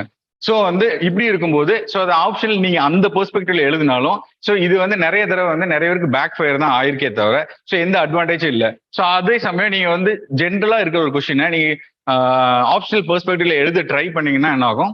ஸோ இட் வில் லைக் நீங்க வந்து அந்த கொஸ்டினை தாண்டி நிறைய எழுதுற மாதிரி இருக்கும். ஸோ அது வந்து என்ன ஆகும்னா ஸோ நீங்க நிறைய பெர்ஸ்பெக்டிவ்ஸை மிஸ் பண்ற மாதிரி இருக்கும். ஸோ அதனால என்ன சொல்றது GS question it is completely different from optional, the first myth. So அடுத்து வந்து மார்க்ஸ் விசஸ் இன்ட்ரெஸ்ட் அப்படிமோ. ஸோ நம்ம வந்து இந்த இன்ட்ரெஸ்ட் இருந்தா ஆப்ஷன் எடுங்க அந்த மாதிரி சொல்லி நமக்கு நிறைய கேள்விப்பட்டிருப்போம். பட் வந்து இன்ட்ரெஸ்ட் மட்டுமே போதுமா அப்படின்னா கண்டிப்பா கிடையாது. ஸோ நீங்க வந்து இங்க வந்து அப்கோர்ஸ் நீங்க இன்ட்ரெஸ்ட்ல தான் வந்திருக்கீங்க யூபிஎஸ்சிக்கு. ஆனா at the end of the day like என்ன கோல் நமக்கு? அப்கோர்ஸ் சிவில் சர்வீஸ் கிளியர் பண்ணும். அதுவும் எதுல கிளியர் பண்ணா நம்ம ஐஏஎஸ்ங்கிற அந்த ஒரே ஒரு போஸ்ட் தான் வாங்கணும்னு சொல்லி வரோம். ஸோ வந்து நீங்க வரும்போதே வந்து இல்லை எனக்கு ஒரு 500வது ரேங்க் வந்தாலே போதும் அந்த மாதிரி யாரும் வரப்போதில்லை. ஸோ ஐஏஎஸ் வேணும் அப்படிங்கிற ஒரே கான்செப்ட் தான் வந்திருக்கீங்க. ஸோ அப்படி இருக்கும்போது ஸோ வந்து உங்களுக்கு இன்ட்ரெஸ்ட் முக்கியமா அப்படின்னு பாத்தீங்கன்னா இல்ல எனக்கு சர்வீஸ் வாங்குறதுக்கு மார்க்ஸ் தான் முக்கியம். ஸோ வந்து உங்களுக்கு இன்ட்ரெஸ்டான சப்ஜெக்ட் படிக்கணும் அப்படின்னு நினைச்சீங்கன்னா ஸோ அப்கோர்ஸ் நீங்க ஐஏஎஸ் ஆகிட்டு ஃபிளைட்ல போகும்போது படிச்சுட்டே போகலாம். அது உங்களுக்கு பிடிச்ச இன்ட்ரெஸ்டிங்கான புக்கை வாங்கி அந்த சப்ஜெக்ட்ல. ஸோ அதுக்கு எப்பவுமே லைஃப் லாங் நமக்கு டைம் இருக்கு. ஆனா இப்போ நம்ம இந்த ஒரு வருஷத்துக்குள்ள ஸோ நான் பாஸ் ஆகி அதுவும் வந்து ஐஏஎஸ்ங்கிற அந்த ஒரே ஒரு போஸ்ட் மட்டும் தான் வாங்குறதுக்கு நம்ம வந்திருக்கோம். ஸோ அதுக்கு வந்து ஆந்த்ரோபாலஜி எவ்வளவு யூஸ்ஃபுல்னு நம்ம பின்னாடி பார்ப்போம். ஸோ ரெண்டாவது வந்து இதுதான். அடுத்து வந்து toppers from particular optional. So வந்து இது அண்ட் தேர் கிராஜுவேஷன். இப்போ நிறைய டாப்பர்ஸ் நீங்க பாத்தீங்கன்னா இந்த வருஷம் கூட நீங்க வந்து ஸ்ருதி சர்மா வந்து rank all India rank 1. So அவங்க வந்து ஹிஸ்டரியில வந்து டாப்பர். ஸோ 300 மார்க்ஸ் காஸ் பண்ணியிருக்காங்க. பட் அவங்களோட நீங்க பேக்ரவுண்ட் எடுத்து பாத்தீங்கன்னா அவங்க வந்து 5 வருஷமா வந்து ஹிஸ்டரி தான் படிச்சிருக்காங்க. So that too from like one of the biggest universities in India, ஜேஎன்யூல படிச்சிருக்காங்க. ஸோ நீங்க பாத்தீங்கன்னா பாப்புலர் சப்ஜெக்ட்ஸ் நமக்கு ஒரு 4-5 சப்ஜெக்ட்ஸ் வந்து யூபிஎஸ்சி ஆப்ஷன்ல பாப்புலர். ஸோ அதிகமா எடுக்கக்கூடிய ஆப்ஷனல் இருக்கு. ஸோ ஜியாகிரபியா இருக்கலாம், சோசியாலஜியா இருக்கலாம், ஹிஸ்டரியா இருக்கலாம், பப்பாடா இருக்கலாம், இல்லாட்டி வந்து ஸோ இந்த மாதிரி ஒரு 5-6 ஆப்ஷன்ல வந்து அதிகமா எடுப்பாங்க. 2000 பேர் 3000 பேர்னு எடுப்பாங்க. ஸோ அப்கோர்ஸ் அதுல நீங்க பாத்தீங்கன்னா காம்படிஷன் பயங்கர சிவியர், ரைட்? ஸோ ஆனா இப்ப ஆந்த்ரோ பாத்தீங்கன்னா ஒரு 600 to 700 இல்ல 800 இதுக்கு மேல தாண்டவே தாண்டாது. So even then like 2 years பின்னாடி பாத்தீங்கன்னா லைக் வந்து 400 to 300% தான் ஆப்ஷன்ல எடுப்பாங்க. ஸோ ஏன் அப்படின்னு பாத்தீங்கன்னா ஆந்த்ரோபாலஜியை பத்தின அவேர்னஸ் கம்மி. ஸோ வந்து அப்கோர்ஸ் நம்ம ஸ்கூல்ல நம்ம இந்த சப்ஜெக்ட் பத்தி கேள்விப்பட்டிருக்க மாட்டோம். ஸோ இதுவே நமக்கு ஒரு ஆக்சுவலா ஒரு ஆடட் அட்வான்டேஜ் தான். ஸோ நிறைய தெரியாத ஒரு சப்ஜெக்ட்ல வந்து அப்கோர்ஸ் உங்களுக்கு இன்ட்ரெஸ்டும் இருக்கும். உங்களுக்கு ஆல்ரெடி இன்ட்ரெஸ்ட் நோக்கி நீங்க போகணும்னா ஆந்த்ரோபாலஜி வந்து அதுக்கு குறைஞ்சது இல்லைன்னு நான் சொல்றேன். ஸோ தெரியாத சப்ஜெக்ட் படிக்கும்போது இன்னும் இன்ட்ரெஸ்டிங்கா இருக்கும். நீங்க சிலபஸை பார்க்கும்போது இன்னும் புரிஞ்சுப்பீங்க.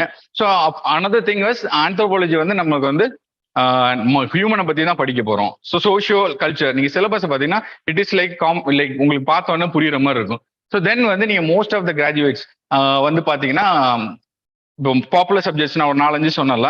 ஸோ இந்த டாப்பர்ஸ்லாம் நீ பாத்தீங்கன்னா ஒரு 4-5 வருஷம் உட்காந்து படிச்சுட்டு ஆல்ரெடி காலேஜ் முடிச்சுட்டு வந்திருப்பாங்க. ஸோ பட் இந்த சவுத் இந்தியாவில் பொறுத்தளவுக்கு மோஸ்ட்லி வந்து ஆர்ட்ஸ் எடுக்காம நம்ம மோஸ்ட்லி எதை எடுப்போம்னு பாத்தீங்கன்னா இன்ஜினியரிங் தான் எடுப்போம். ஸோ இந்த அவேர்னஸ் வந்து ஸோ சவுத் இந்தியால கம்மி. ஆனா நீங்க டெல்லியில இருக்கிற மோஸ்ட்லி நார்த் இந்தியன் டாப்பர்ஸை பாத்தீங்கன்னா மோஸ்ட்லி அவங்க கிராஜுவேஷன் இந்த மாதிரி பாப்புலர் சப்ஜெக்ட்ல எது இருக்குன்னு பாத்தீங்கன்னா ஸோ டெஃபினெட்லி ஒரு ஹிஸ்டரியா இருந்தா அவங்க வந்து பிஏஓ ஒரு எம்ஏ ஹிஸ்டரியோ படித்திருப்பாங்க.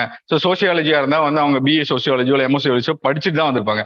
பட் ஆந்த்ரோ நீங்க வந்து டாப்பர்ஸ் எடுத்து பாருங்க, மோஸ்ட்லி வந்து ஆந்த்ரோ டாப்பர்ஸ் வந்து டாப் 10குள்ளேயே ஒரு 2-3 பேர் வந்துருவாங்க. ஸோ இதை நீங்க பாத்துங்க. ஸோ டாப் 50குள்ளேயும் இருப்பாங்க. ஸோ நீங்க இவங்களோட பேக்ரவுண்ட் பாத்தீங்கன்னா சம்பந்தமே இருக்காது. ஆந்த்ரோ வந்து அவங்க கிராஜுவேஷன்ல படிச்சிருக்கவே மாட்டாங்க. கம்ப்யூட்டர் சயின்ஸ் படிச்சிருப்பாங்க, சிலவங்க மெக்கானிக்கல் இன்ஜினியரிங் படிச்சிருப்பாங்க, சிலவங்க டாக்டர் இருப்பாங்க.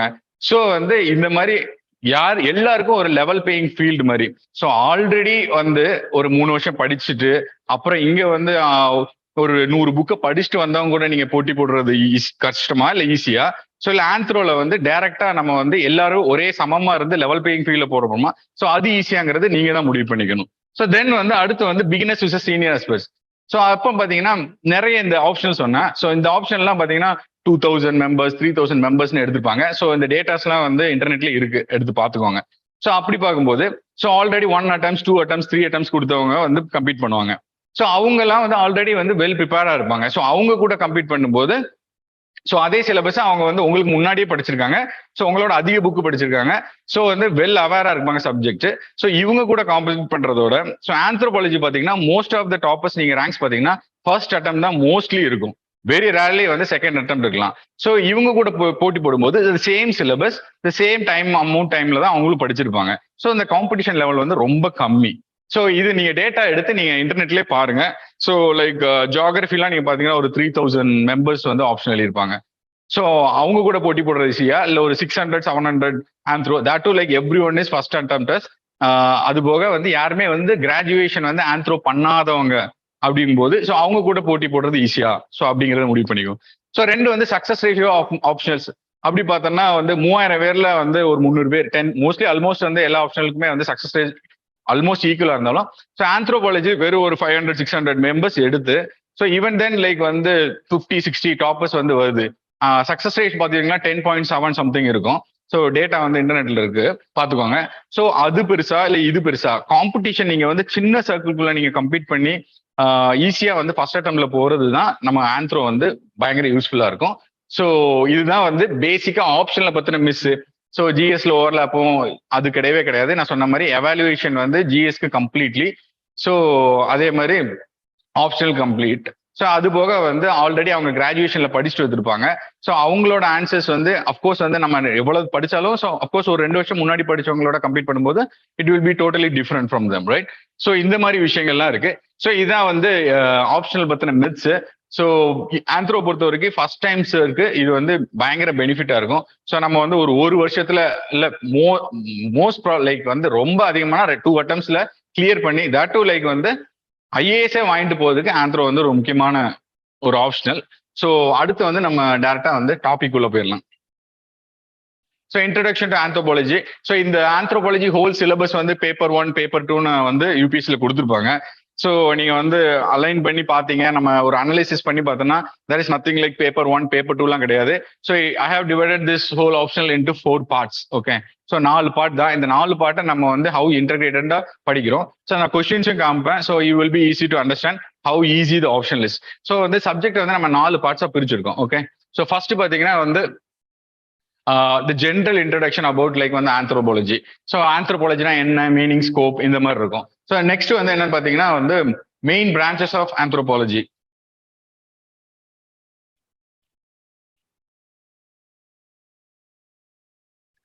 ஸோ இது ஒரு சில தியரிகள், அப்புறம் வந்து comparative study with other social sciences இந்த மாதிரி இருக்கும்.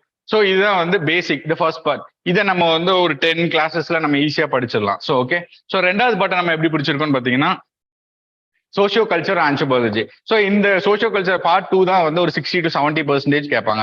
So most of the terms நீங்க சிலபஸை பார்த்தாலே we are familiar with that.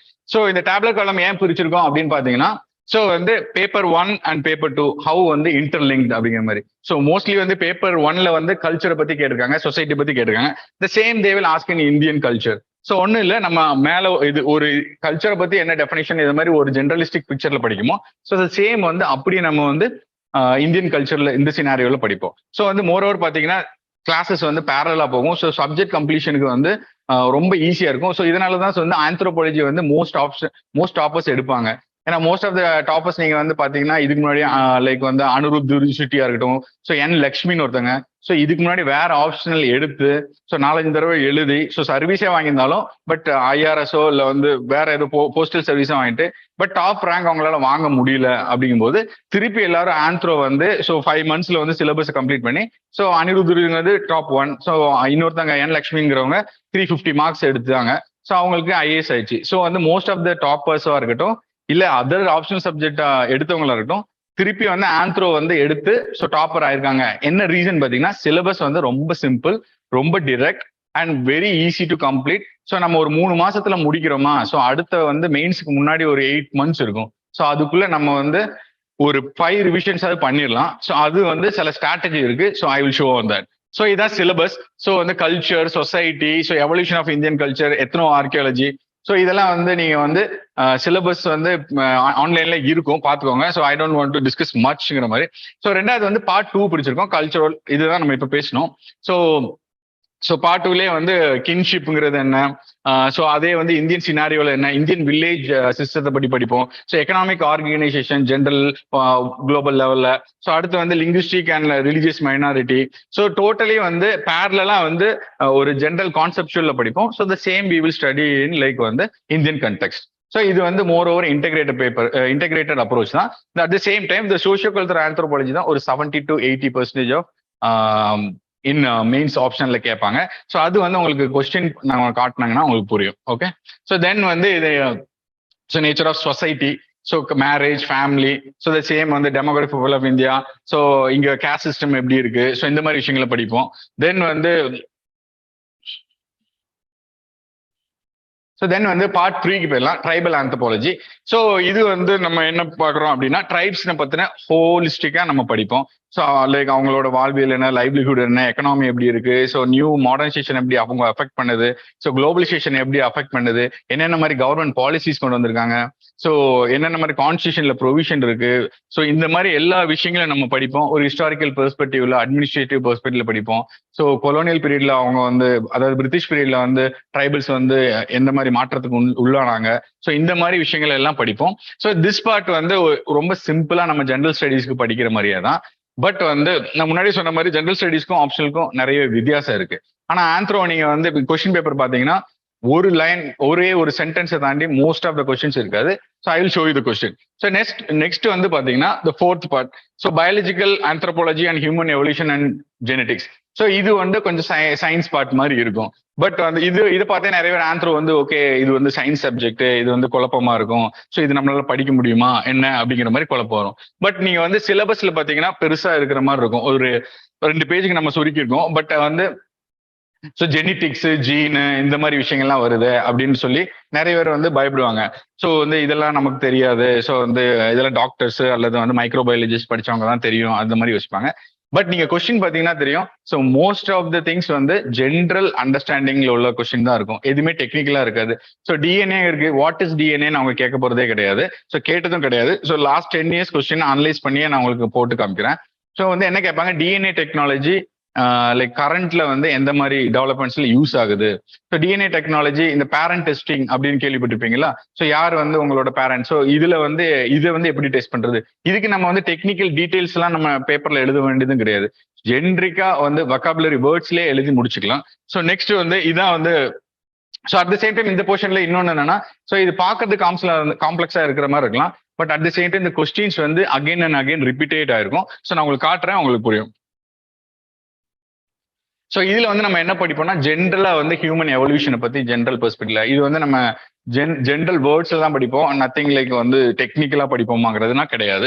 So then வந்து biological basis of life, so DNA என்ன, ஸ்ட்ரக்சர்னா என்ன, இது ஸோ இது ஏன் கொடுத்துருக்காங்கன்னா ஸோ உங்களுக்கு ஒரு சின்ன வந்து ஒரு அண்டர்ஸ்டாண்டிங் இருக்கும், அதனால காம்ப்ரிஹென்சிவா கொடுத்துருக்காங்க. ஸோ கொஸ்டின்ஸ் வந்து டிஎன்ஏல இருந்து வருமானா அப்கோர்ஸ் வராது, இது வந்து இது சயின்ஸ் கிடையாது, இது வந்து ஒரு சோஷியல் சயின்ஸ் தான். ஸோ நீங்க கொஸ்டின் பாத்தீங்கன்னா புரியும். ஸோ தென் வந்து என்னென்ன லைக் டிஃப்ரெண்ட் வந்து எவல்யூஷனரிஸ் என்ன சொல்லியிருக்காங்க, ஸோ புது தியரி என்ன, ஸோ இந்த அளவுக்கு தான் இது இருக்கும். ஸோ தென் வந்து ரேஸ் அண்ட் ரேசிசம், அது வந்து ஒரு ஜென்ரல் கான்செப்ட். ரேஸுங்கிறது உங்களுக்கு ஒரு ஐடியா இருக்குல்ல, ஸோ லைக் ஆப்பிரிக்கன், அப்புறம் வந்து ஸோ ஒயிட் ரேஸ் இருக்கு. ஸோ இதெல்லாம் வந்து உண்மையா பொய்யா, ஸோ இதை பத்தி ஒரு டிஸ்கஷன்ஸ் இருக்கும். ஸோ தென் வந்து டிஃப்ரெண்ட் பாப்புலேஷனுக்கு வந்து இப்போ ஜெனட்டிக்ஸா நம்ம ஒவ்வொரு ரேஸுமே டிஃப்ரெண்டா இருக்கும், ஒவ்வொரு கண்ட்ரியில் உள்ளவங்க டிஃப்ரெண்டா இருப்பாங்க. ஸோ இவங்களுக்கு வந்து என்ன மாதிரி டிசீசஸ் அஃபெக்ட் பண்ணலாம், ஸோ இந்த மாதிரி ஜென்ரலா தான் கேட்பாங்க. ஸோ மோஸ்ட்லி வந்து இந்த போர்ஷன்ஸை வந்து நான் உங்களுக்கு ப்ரீவியஸ் இயர் கொஸ்டின் மூலமா வந்து சொன்னேன்னா உங்களுக்கு ஈஸியா புரியும். ஸோ ப்ரீவியஸ் இயர் கொஸ்டின் மற்ற நீங்க வந்து ஆப்ஷன்லாம் எடுத்து பார்த்தீங்கன்னா லைக் பர்டிகுலரா ஆப்ஷன்ல இருந்து சொல்ல. ஸோ வந்து மோஸ்ட் ஆஃப் த கொஸ்டின்ஸ் பார்த்தீங்கன்னா 4 லைன் இருக்கும், இல்லை 5 லைன் இருக்கும். ஸோ சம்டைம்ஸ் ஈவன் டிரெக்டா இருந்தாலுமே பட் அதுக்கு பின்னாடி உள்ள தியரி இதெல்லாம் பார்த்தீங்கன்னா, ஸோ நீங்க வந்து ஒரே ஒரு கொஸ்டின் சிம்பிளா கொடுத்துருப்பாங்க, பட் 5 தியரி தெரிஞ்சாதான் நீங்க அதை எழுதுற மாதிரியே இருக்கும், அல்லது டிஃப்ரெண்ட் பெர்ஸ்பெக்டிவ்ஸ் எழுதுற மாதிரி இருக்கும். ஸோ ஃபார் எக்ஸாம்பிள் லைக் வந்து ஹிஸ்ட்ரியில ஒரு கொஸ்டின் இருக்குன்னு வச்சுக்கோங்களேன். ஸோ அதுல வந்து ஒரே ஒரு ஏதோ ஒரு விஷயம் கேட்பாங்க, பட் நீங்க 5-6 அப்ரோச்சஸ் பத்தி எடுக்க வேண்டியது இருக்கும். ஸோ பட் இப்போ சோசியாலஜி எடுத்துக்கிட்டீங்கன்னா, ஸோ அதுல ஏதாவது ஒரு கொஸ்டின் இருக்கலாம், அதுல ஒரு 5-6 திங்கர்ஸ் டிஃப்ரெண்ட் திங்கர்ஸ் என்ன சொன்னாங்கன்னு எழுத வேண்டியிருக்கும். ஸோ பட் இன் ஆந்த்ரோபாலஜில அந்த மாதிரி கேசஸ்லாம் இருக்காது. கொஸ்டினே பார்த்தீங்கன்னா மோஸ்ட்லி 1 வேர்ட்ல இருக்கும் டைரக்டா. ஸோ வந்து நீங்க அதை மட்டும் வந்து அட்ரஸ் பண்ணா போதும். அதுல வந்து அதை ரிலேட் பண்ணி தனியா கேட்க போறது இல்ல வந்து இந்த பெர்ஸ்பெக்டிவ்ல இருந்து சொல்லுங்கன்னு கேட்க போறது இல்ல. சிம்பிளா வந்து 1 வேர்ட்ல கொடுத்துருவாங்க. மேக்ஸிமம் வந்து 1 லைனை வந்து கிராஸ் பண்ணதே இல்லை. ஸோ கொஸ்டின் பார்த்தாலே உங்களுக்கு தெரியும். ஸோ இது வந்து 2021 கொஸ்டின். ஓகே, ஸோ இதுல பாத்தீங்க அனிமிசம் அப்படின்னு இருக்கு. ஸோ இது டைரக்டா அண்ட் டீப் எக்காலஜி டைரக்டா நீங்க சிலபஸ் எடுத்து நீங்க சர்ச் பண்ணீங்கன்னா டைரக்டா அப்படி கேட்டிருக்காங்க. ஸோ சிலபஸ்ல என்ன இருக்கோ அதை தாண்டி ஒரு கொஸ்டின் வராது. ஸோ அதுலயும் எந்த காம்ப்ளெக்சிட்டியும் இல்லாம டைரக்டா கேட்கறது. ஸோ இந்த ஹிஸ்டாரிக்கல் நீங்க அப்படி பாத்தீங்கன்னா அந்த தியரி பார்த்து நம்ம பார்த்தோம்னா ஸோ அதை அப்படியே கேட்டிருப்பாங்க. ஸோ இதுல வந்து நீங்க வந்து டைரக்டா ரெடியா ஒரு நோட்ஸ் வச்சிருந்தீங்கன்னா ஸோ அப்படியே வந்து எழுதிட்டு வர வேண்டியதான். நம்ம ஸ்கூல்ல எப்படி ஈஸியா மனப்பாடம் பண்ணி எழுதும். ஸோ ஸ்கூல்ல படிக்கும்போது நிறைய நம்ம கான்செப்ட்ஸ்ல புரிஞ்சிருக்காரு, but still we used to get 200 out of 200, right? நிறைய பேர் அப்படிதான் வந்திருக்காங்க. So the same goes with of course interest சப்ஜெக்ட்ல தேவைதான், பட் இன்ட்ரெஸ்ட் இருக்குந்தாலும் ஸோ கான்செப்டே புரியாம நிறைய பேர் ஆந்த்ரோல வந்து 300 மார்க் வாங்கிட்டு கிராஸ் பண்ணிட்டு போயிருக்காங்க. எப்படின்னா nature of the subject and the questions especially. Anthro வேணா வந்து அனதர் இம்பார்ட்டன்ட் இஷ்யூ ஆஸ்பெக்ட் வந்து ஸோ ஆந்த்ரோ வந்து இந்தியா அளவுல வந்து பெரிய அளவுல வந்து என்ன சொல்றது யூனிவர்சிட்டி லெவல் ஒரு காலேஜ் லெவல்ல பெருசா எஸ்டாப்ளிஷ் பண்ணல. ஸோ உங்களுக்கு தெரிஞ்சு நீங்க வந்து யாராவது இதுக்கு முன்னாடி பாத்திருக்கீங்களா? BA ஆந்த்ரோபாலஜி படிச்சிருக்கோம் இல்ல MA, ஸோ பாத்திருக்கவே மாட்டீங்க. ஸோ ஏன்னு பாத்தீங்கன்னா ஆந்த்ரோபாலஜி வந்து இந்தியன் கண்டெக்ஸ்ல வந்து பெரிய அளவு யூனிவர்சிட்டி லெவல்ல எஸ்டாப்ளிஷ் ஆகல. So most of the anthropology யாரா இருப்பாங்கன்னா ஆல்ரெடி சோசியாலஜிஸ்டா தான் இருப்பாங்க. ஸோ நிறைய விஷயங்கள் இதில் டீட்டெயில போக மாட்டாங்க. பிகாஸ் லைக் அதுல வந்து ஏன்னா அதுல உள்ளது கேட்டாங்கன்னா அகைன் இது வந்து சோசியாலஜி ஆயிருந்தால ஸோ லிமிட்டடா என்ன சிலபஸ்ல இருக்கோ அதை மட்டும் கேட்டுட்டு போயிட்டே இருப்பாங்க. ஸோ வந்து இதுதான் கொஸ்டின் பேப்பர். நீங்க வந்து பாத்தீங்கன்னா டைரக்டா எல்லாமே வந்து சிலபஸ்ல இருந்து ஹோமோ எரக்டர்ஸ்னு சிலபஸ்ல இருக்கும், டைரக்டா அப்படி கேட்டிருப்பாங்க. ஸோ என்ன வேர்டிங் வந்து சிலபஸ்ல இருக்கோ டைரக்டா வந்து கேட்டே போயிட்டு இருப்பாங்க. And most of the questions வந்து நம்ம ரெடிமேடா நோட்ஸ் வச்சிருந்தோம்னா ஈஸியா நம்ம போயிட்டே இருக்கலாம். ஸோ அடுத்து வந்து இந்த ரெட் கலர்ல மார்க் பண்ணிருக்கிறது வந்து இந்த ஜெனடிக்ஸ் அண்ட் ஹியூமன் எவல்யூஷன் பார்த்தோம்ல, ஸோ அந்த கொஸ்டின். ஸோ அதுலயும் பாத்தீங்கன்னா இதில் ரிப்பீட்டடா இருக்கும். ஒரு 4-5 கொஸ்டின் ஒரு 5 டாபிக்ஸ் இருக்கு. The same topics will repeat again and again. So நீங்க ஆல்ரெடி நீங்க உங்களுக்கு வந்து ப்ரெடிக்ட் பண்ணலாம். ஸோ இந்த வருஷம் வந்து குரோமோசோமல் அபரேஷன் கேட்டிருக்காங்கன்னா ஸோ நெக்ஸ்ட் வருஷம் வந்து DNA பேரண்ட் டெஸ்டிங் கேட்கலாம். ஸோ இந்த மாதிரி ரிப்பீட்டடா இருக்கிறதுனால ஸோ மோஸ்ட்லி ஆந்த்ரோபாலஜி ஸ்டடி நீங்க எப்படி இருக்குன்னு பாத்தீங்கன்னா கொஸ்டின் அண்ட் ஆன்சர் பேசிஸ்ல தான் இருக்கும். ஸோ நம்ம டாஸ் செக்ஷன்ல வந்து நம்ம டிஸ்கஸ் பண்ணிருப்போம்ல. ஸோ வந்து மோஸ்ட்லி நீங்க அதுல வந்து டெய்லி ஆன்சர் ரைட்டிங் பண்ணாலே ஆக்சுவலா ஆந்த்ரோபாலஜி ஈஸியா கிளியர் பண்ணிடலாம். ஸோ எப்படி பாத்தீங்கன்னா ஆல்ரெடி நீங்க ஒரு லாஸ்ட் ஒரு 5 years or 10 years கொஸ்டினுக்கு ஆன்சர் ரெடி பண்ணி ஸோ நீங்க ஈவன் மார்க்கெட்ல வந்து அக்ஷத் ஜெயின் சொல்லி 2018 செகண்ட் ரேங்க் டாப்பர். ஸோ அவரோட அப்ரோச் பாத்தீங்கன்னா 1 கொஸ்டின் அண்ட் ஆன்சர் அவர் தனியாவே புக்கும் ரிலீஸ் பண்ணியிருக்காரு. ஸோ ஒரு 300 கொஸ்டின்ஸ்ல வந்து ஹோல் ஆந்த்ரோபாலஜியை வந்து கொஸ்டினா ஃபார்மேட்டா பிரிச்சு so he study that way like that within 4 months and he clear the whole exam. So அவர் வந்து ஸ்ட்ராட்டஜி இருக்கும். ஸோ யூடியூப்ல போய் பாருங்க, ஏகப்பட்ட டாப்பர்ஸ் வீடியோ இருக்கும். ஸோ ஏன் ஆந்த்ரோ ஸோ நிறைய பேர் வந்து வேற ஆப்ஷன்ல இருந்து எதுக்காக ஆந்த்ரோ வந்தாங்க, ஸோ எதனால வந்து ஒரு 4 மாசத்துல படிச்சு அவங்களால டாப்பர் ஆக முடிஞ்சு, எஸ்பெஷலி டாப் 70க்குள்ள ஏன் வர முடிஞ்சது அப்படின்னு சொல்லுவாங்க. ஸோ இதுவும் அதே தான் செகண்ட் பேப்பர் ஃபர்ஸ்ட் பேப்பர்ல. ஸோ வந்து 1 லைன்ஸ்க்கு மேல வந்து உங்களுக்கு வந்து மோஸ்ட்லி வந்து கொஸ்டின் இருக்காது. ஸோ டிசன்ட் குரூப்ஸ் அப்படின்னா நீங்க சிலபஸ் எடுத்து சர்ச் பண்ணீங்கன்னா அப்படி டிசன்ட் குரூப்ஸ் இருக்கும். ஸோ மோட்ஸ் ஆஃப் சப்சிஸ்டன்ஸ் அப்படின்னா ஸோ இதுல வந்து கிரிட்டிக்கலி அனலைஸ் இந்த மாதிரி டிஸ்கஸ் ஃப்ரம் திஸ் பெர்ஸ்பெக்டிவ்ல என்ன சொல்றாங்க எதுவுமே கேட்க மாட்டாங்க. டைரக்டா நம்ம வந்து டெஃபினிஷன் அண்ட் லைக் ஈச் டாபிக்ஸ்க்கு 1 பேஜ் எடுத்து ரெடியா வச்சிருந்தோம்னா ஸோ படிச்சோமா நம்ம வந்து ஆன்சர் எழுதிட்டே போயிட்டே இருக்கலாம். ஸோ நீங்க வந்து ஜிஎஸ்ல அண்ட் எஸ்ஏல கான்சன்ட்ரேட் பண்ணி ஸோ அது உங்களுக்கு வந்து அதிக மார்க்ஸ். ஸோ நிறைய நீங்க வந்து ஆந்த்ரோபாலஜி டாப்பர்ஸ் பாத்தீங்கன்னா டாப் 50 or 70க்குள்ள இருப்பாங்க. ஏன் அப்படின்னு பாத்தீங்கன்னா ஆந்த்ரோபாலஜி உங்களுக்கு குயிக் டைம்ல ரிவிஷன் பண்ணிடுறாங்க. ஸோ ஜிஎஸ் அவங்களுக்கு வந்து பர்டிகுலரா ஃபோக்கஸ் பண்ண முடியும். So that is why the reason is they are getting into top 50 actually. So அது one of the reason. So இது வந்து த சேம் 2021ல கேட்டது. ஸோ ஈவன் தென் லைக் வந்து உங்களுக்கு இந்த சப்ஜெக்ட் இந்த டாபிக்கே எனக்கு பிடிக்கல, இல்லை என்னால் படிக்கிறது கஷ்டமா இருக்கு அப்படின்னா choice is always there. You can like easily like வந்து and most of the question வந்து ஜெனரிக்கா தான் இருக்கும், ஜென்ரலா இருக்கும். ஸோ எழுதிடலாம் கண்டிப்பா. ஸோ அவ்வளவு வந்து நீங்க வந்து கஷ்டப்பட வேண்டிய அவசியமே இல்லை. ஸோ பாத்தீங்கன்னா 2021ல ஜெனடிக்ஸ்ல இருந்து 2 கொஸ்டின் தான். So even like when I was like ready to take anthro ஆப்ஷன்ல வந்து so the same like I was thinking okay genetics la padikano so கஷ்டமா இருக்கும் அந்த மாதிரி இருக்கும்போது so then like when we analyze the question like not more than 1 or 2 questions per year வந்திருக்கும். another thing is the same kind of questions are repeating again and again. so எதுக்கு இதை நான் stress பண்ணி சொல்றேன்னா so அதுக்கு முன்னாடி நம்ம பயோகல்ச்சரல் anthropology எல்லாம் பார்த்தோம். ஸோ இதெல்லாம் வந்து ஜென்ரலா எல்லாருக்கும் தெரியுது. ஸோ கல்ச்சர்னா என்ன, ஸோ இதெல்லாம் அப்கோர்ஸ் நம்ம படிச்சிடலாங்கிற ஒரு நம்பிக்கை வரும். But when genetics and science subject no அப்படின்னு ஒரு சின்ன வந்து ஒரு குழப்பம் வரும். So to break that myth like I have like discuss this. So நீங்க கொஸ்டின்ஸ் எடுத்து பாத்தீங்கன்னா தெரியும்.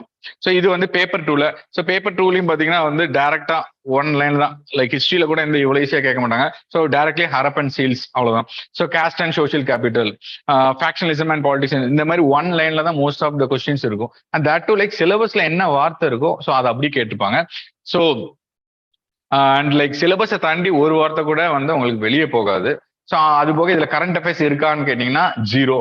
லைக் வந்து வெரி ரேர்லி வந்து ரேர்லி இல்லை கிடையவே கிடையாதுன்னே சொல்லலாம். ஸோ ஈவன் லைக் வந்து அதர் சப்ஜெக்ட்ஸ் எடுத்தீங்கன்னா எதுனாலும் கேட்கலாம் உங்களுக்கு. Most of the popular subjects இருக்கட்டும், லைக் பப்பாடா இருக்கட்டும், இல்லை சோசியாலஜி இருக்கட்டும், இல்லை ஹிஸ்ட்ரி இருக்கும். ஹிஸ்ட்ரியில மோஸ்ட்லி கரண்ட் அஃபேர்ஸ் இல்லாத மாதிரி இருக்கும். பட் சம்திங் வந்து கரண்ட் ஈவெண்ட்ஸ்ல நடக்குதுன்னா இதேமே கனெக்ட் அண்ட் ஆஸ். பட் ஆந்த்ரோபாலஜில அந்த பிரச்சனையே இல்லை. பிகாஸ் சொன்ன மாதிரி நிறைய பேருக்கு ஆந்த்ரோபாலஜினா என்னன்னே தெரியல. So that is like our advantage itself அப்படின்னு நான் சொல்றேன்.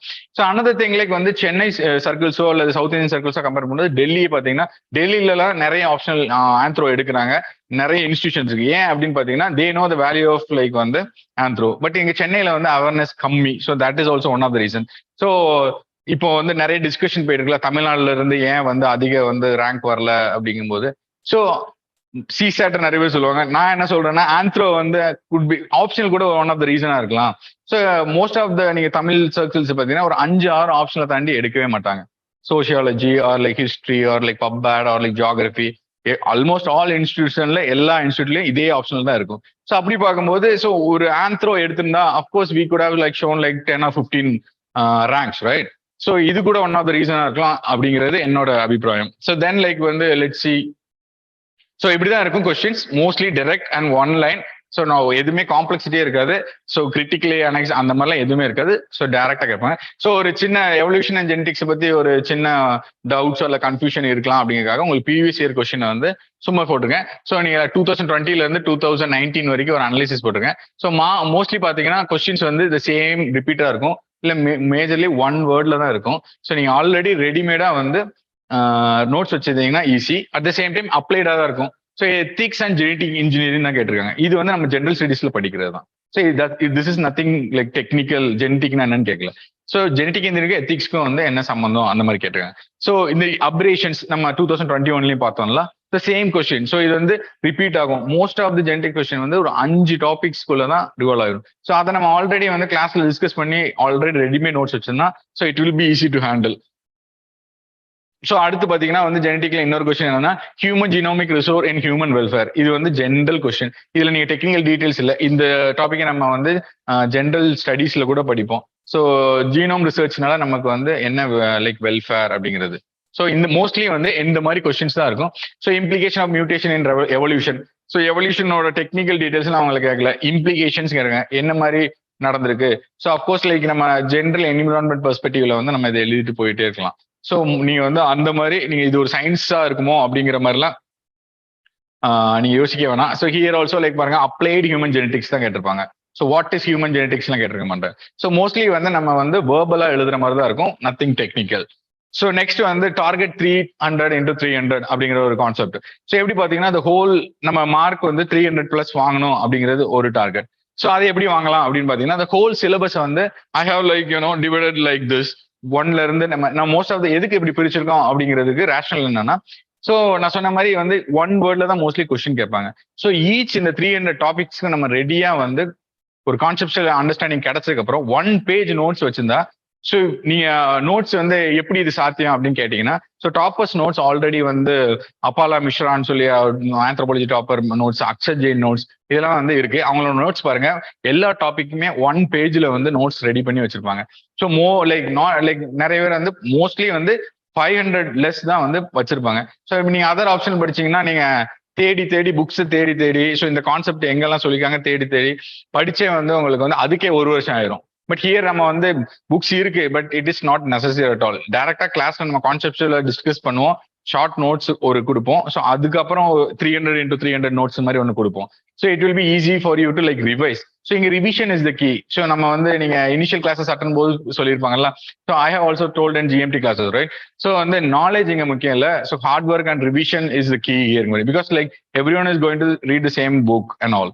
But how fast you read and how much revision you do, that is the key நான் சொல்லியிருக்கேன். The same applies for anthropology. So the whole syllabus வந்து நம்ம வந்து ஒரு 300+ ஐட்டம்ஸா வந்து டிவைட் பண்ணியிருக்கோம். So mostly if we are able to like make notes, அதை வந்து நானே உங்களுக்கு கொடுத்துருவேன். And at the same time நீங்களுமே வந்து ஆட் பண்ணி ரெடியா வச்சுட்டு ரிவைஸ் பண்ணீங்கன்னா so you can easily so வந்து நீங்க வந்து ஒரு 5 ரிவிஷன் கொடுத்து ரெடியா இருக்கலாம். So this is the concept. So that is why people say like வந்து anthropology is easyங்கிற மாதிரி. ஸோ இந்த வருஷம் சர்வி ஒரு 700 ரேங்க் வாங்கிச்சு உடனே வந்து இப்போ அனிருத் திருச்சிட்டுன்னு சொன்னால, so already he was an IAS. So அவர் வந்து இன்னொரு ஆப்ஷன் தான் எடுத்திருந்தாரு. ஸோ அதுக்கப்புறம் ஆந்த்ரோபாலஜி எடுத்து உடனே வந்து ஒரு 5 மாசத்துல 4 மாசத்துல ரிவிஷனும் பண்ணி நோட்ஸும் வச்சு ஸோ வந்து டாப் ரேங்க் வாங்கினாரு. ஸோ இது வந்து ஏன் சாத்தியம் பண்ணா, பிகாஸ் த டைம் மேனேஜ்மெண்ட், அது போக ஈஸியான சிலபஸ்ங்கிறது. ஸோ இது ஒன்று. ஸோ இந்த 300 இது பார்ப்போம். So why anthropology, so already like கொஞ்சம் டிஸ்கஸ் பண்ணியிருக்க மாதிரி. So short syllabus, simple, very like வந்து வெரி ஃபாஸ்டா நீங்க ரிவைஸ் பண்ணிடலாம். இதுல காம்ப்ளெக்சிட்டியே கிடையாது. கிளாஸ்ல நம்ம வந்து கான்செப்ட் எல்லாம் அண்டர்ஸ்டாண்ட் பண்ணோன்னே ரெடி அங்கேயே வந்து நம்ம கொஸ்டின் பேப்பரை சால்வ் பண்ணி அந்த டாபிக் ரிலேட்டடா ரெடிமேடா நம்ம வந்து நோட்ஸ் பண்ணிட்டோம்னா, ஸோ டைரக்ட்லி நம்ம ரிவிஷன் பண்ணி answer writing revision, answer writing revision, so இந்த ப்ராசஸ்ல போனோம்னா ஸோ 300 மார்க்ஸ் ஈஸிலி. ஸோ வந்து 3 மாசத்துல even with class or like without class like we can finish like anthropology without anyone சப்போர்ட்லேயே 3 மாசத்துல முடிச்சிடலாம். கிளாஸஸ் அட்டன் பண்றது கான்செப்சுவல் கிளாரிட்டி அண்ட் லைக் வந்து டெஸ்ட் ப்ராக்டிஸ், அதுக்காக தான். So easy to revise like within 15 days. So நம்ம சொன்ன மாதிரி வந்து மற்ற இப்போ சப்ஜெக்ட்லாம் பார்த்தீங்கன்னா வந்து நோட்ஸே வந்து என்ன சொல்றது 2000 பேஜஸ்க்கு வரும். பட் இங்க வந்து அந்த மாதிரி பிரச்சனையே கிடையாது. ஸோ நோட்ஸே வந்து 300 to 350 பேஜஸ்ல இருக்கும்போது so we can like easily revise within 15 days. 15 daysங்கிறது அதிகம். ஸோ நம்ம ரிவைஸ் பண்ற ஸ்பீட்ல வந்து 100 பேஜஸ்ங்கிறதே வந்து 1 டேல முடிக்க மாதிரி கூட சில நேரம் அமையும். So it is easy to revise. So நீங்க வந்து மெயின்ஸ் வந்து ப்ரிலிம்ஸ் வந்து ஜூன்ல பாஸ் பண்றீங்கன்னு வச்சுக்கோங்க. ஸோ இட் வில் 3 months இருக்கு. ஸோ நீங்க வந்து ரிசல்ட் வர்றதுக்கு முன்னாடியே 2 ரிவிஷனை விட்டுட்டு ஸோ நீங்க அதுக்கப்புறம் நீங்க ஜிஎஸ்ஐ ஃபோக்கஸ் பண்ண ஆரம்பிச்சிடலாம், எஸ்ஏ ஃபோக்கஸ் பண்ண ஆரம்பிச்சிடலாம். So this is the major advantage with anthro. So நீங்க வந்து ஜென்ரல் ஸ்டடீஸ் அண்ட் லைக் எஸ்ஏக்கு எக்ஸ்க்ளூசிவா டைம் ஒதுக்கி ப்ரிப்பேர் பண்ணலாம். சரி, நீங்க மற்றவங்க ஆப்ஷன்ல பாத்தீங்கன்னா ஆப்ஷன்லயே வந்து பெருசா இருக்கும், வல்லவலன்னு இருக்கும். ஸோ அதை முடிக்கிறதுக்கே 1.5 மாசம் ஆயிரும். ஸோ அப்போ ஜிஎஸ் படிக்கவா இது படிக்கான்னு ப்ரெஷர் ஆகி ஸோ இந்த மாதிரி பிரச்சனைகள்லாம் வரும். இங்க வந்து உங்களுக்கு டைம் பிரச்சனையே கிடையாது. ஸோ அடுத்து வந்து less number of books, almost வந்து புக்ஸே வந்து தேவையில்லை. நம்ம வந்து ஆல்ரெடி நோட்ஸ் ரெடி பண்ணி வச்சிருவோம். ஸோ மோஸ்ட்லி உங்களுக்கு புக்ஸ் வாங்கினா I will like refer. But கொடுக்குற நோட்ஸை நம்ம கிளாஸ்ல எடுக்கிறத படிச்சாலே வந்து ஆக்சுவலா repeated revision is enough I would say. So easy notes okay. Another விஷயம் வந்து ஸோ அந்த நோட்ஸ் வந்து வேலிடா இருக்கா இல்லை வந்து ஜஸ்டிஃபைலா இருக்கா அப்படின்னா ஸோ யூ கேன் ரெஃபர். மார்க்கெட்ஸ்ல வந்து ஆந்த்ரோல இன்னொரு அட்வான்டேஜ்னா லாட் ஆஃப் டாப்பர்ஸ் இதுக்கு முன்னாடி இருந்தவங்க நிறைய நோட்ஸ் வந்து ரிலீஸ் பண்ணியிருக்காங்க, ஆன்லைன்ல இருக்கட்டும் ஆஃப்லைனா இருக்கட்டும். ஸோ நீங்க மார்க்கெட்ல போய் வந்து எடுத்து பார்த்தீங்கன்னா ஸோ உங்களுக்கே ஒரு வந்து நோட்ஸ் எப்படி மேக் பண்ணணும் அப்படிங்கிற ஒரு டவுட் இருந்துச்சுன்னா ஸோ இஃப் யூ வந்து அங்கே அதை ரெஃபர் பண்ணீங்கன்னா it will be easy for you to like இது. ஸோ இப்போ நீங்க அடுத்த ஆப்ஷன் வேற ஆப்ஷன் நீங்க எடுத்து பாருங்க. So it will be very tough to like வந்து ஒரு ரெஃபரன்ஸ் மெட்டீரியல் இருக்கும், மேபி ஆன்சர்ஸ் காப்பி கிடைக்கலாம். பட் வந்து நீங்க வந்து ஒரு டாப்பர்ஸோட நோட்ஸ் வாங்கி நீ பார்க்கணும் அப்படின்னு நினைக்கிறீங்கன்னா so it is like impossible. But ஆந்த்ரோல அந்த பிரச்சனையே இல்லை. யூ கேன் லைக் மார்க்கெட்ல வந்து என்ன சொல்ற அக்ஷய் ஜெயின் நோட்ஸ் இருக்கு, அனிருப் துருச்சிட்டி நோட்ஸ் இருக்கு, என் லக்ஷ்மி நோட்ஸ் விட்டுருக்காங்க, ஸோ அப்பாலா மிஸ்ரா நோட்ஸ் விட்டுருக்காங்க. ஸோ இவங்க எல்லா நோட்ஸ் நீங்க வாங்கி பார்த்தாலே உங்களுக்கே ஒரு ஐடியா கிடைக்கும். ஸோ ஒரு கான்ஃபிடென்ட் வந்துடும். So another advantage of anthro. So toppers answer copy is easily avail. So அதை பார்த்தாலே உங்களுக்கு வந்து ஸ்ட்ரக்சர் கிடைச்சிரும். ஸோ மெயின்ல வந்து ஆந்த்ரோல நம்ம வந்து ஆன்சர் ரைட்டிங் தான் மோஸ்ட்லி இருக்கனால ஈஸியா இருந்துடும். ஸோ அனதர் வந்து not a popular discipline college and university level நான் சொன்னேன். ஸோ வாட் ஹேப்பன்ஸ் லைக் வந்து ஸோ காம்படிஷன் ரொம்ப கம்மியா இருக்கும். ஆல்ரெடி வந்து ஆந்த்ரோபாலஜி முடிச்சுட்டு வரவங்க ரொம்ப கம்மியா இருப்பாங்க. ஸோ நீங்க வந்து என்னன்னா உங்களுக்குள்ளேயே தான் போட்டி போட போறீங்க.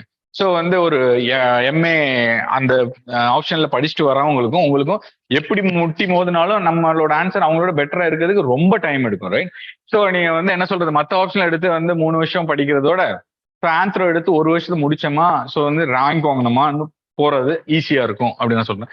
ஸோ அடுத்து வந்து எவாலுவேஷனை பொறுத்தவரைக்கும் இது சேம் தான். So most of the questions ஏன் அப்படி டைரக்டா இருக்குன்னா ஸோ ஆல்ரெடி சேட் தான் லைக் வந்து இன்னொரு ஆப்ஷனல் மாதிரி இருக்கக்கூடாது, எஸ்பெஷலி சோசியாலஜி மாதிரி இருக்கக்கூடாது.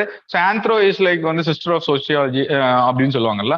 ஸோ இது சேம். ஸோ அதனால மோஸ்ட்லி வந்து கன்ஃபைன் டு சிலபஸா இருக்கும். ஸோ எவாலுவேஷன் பார்த்தீங்கன்னா வந்து ரொம்ப சிம்பிளா வந்து இவ்வளவு கண்டென்ட் நீங்க அவங்க மட்டும் எதிர்பார்க்க மாட்டாங்க. டேரக்டா சிலபஸ்ல என்ன இருக்கோ அதை மட்டும் எதிர்பார்ப்பாங்க. That is why people are easy to get like வந்து 300 marks. So easy and straightforward questions and எவாலுவேஷனை பத்தி நம்ம பேசணும். ஸோ கொஸ்டினும் பார்த்தோம், it will be like very direct and like very simple. So many toppers வந்து ஆந்த்ரோக்கு மாறி இருக்காங்க ஆஸ் வி டிஸ்கஸ்ட். ஸோ ஏன் மாறுறாங்க அப்படிங்கிறது உங்களுக்கே டவுட் வரும். ஸோ நீங்க பாருங்க வித்தியாசமான ஆப்ஷன்ல இருந்து ஆந்த்ரோக்கு மாறி இருக்காங்க, இன்க்ளூடிங் மை செல்ஃப். நான் வந்து சொன்ன மாதிரி 3 இன்டர்வியூ கொடுத்தேன்னு சொன்னேன். I missed like இந்த August 2021 I missed service by like வந்து 8 marks. ஏன்னு பாத்தீங்கன்னா optional is one of the reasons. ஒரு 8 மார்க் வந்துருச்சுன்னா கிளியர் ஆயிருக்கும். பட் ஆப்ஷன்ல பாத்தீங்கன்னா எனக்கு 220 தான் வந்துச்சு. But I don't want to reveal what is my ஆப்ஷனல்ங்கிற மாதிரி. பட் ஸோ அதுதான் வந்து நிறைய டாப்பர்ஸ் வந்து எதுக்கு வந்து வராங்க.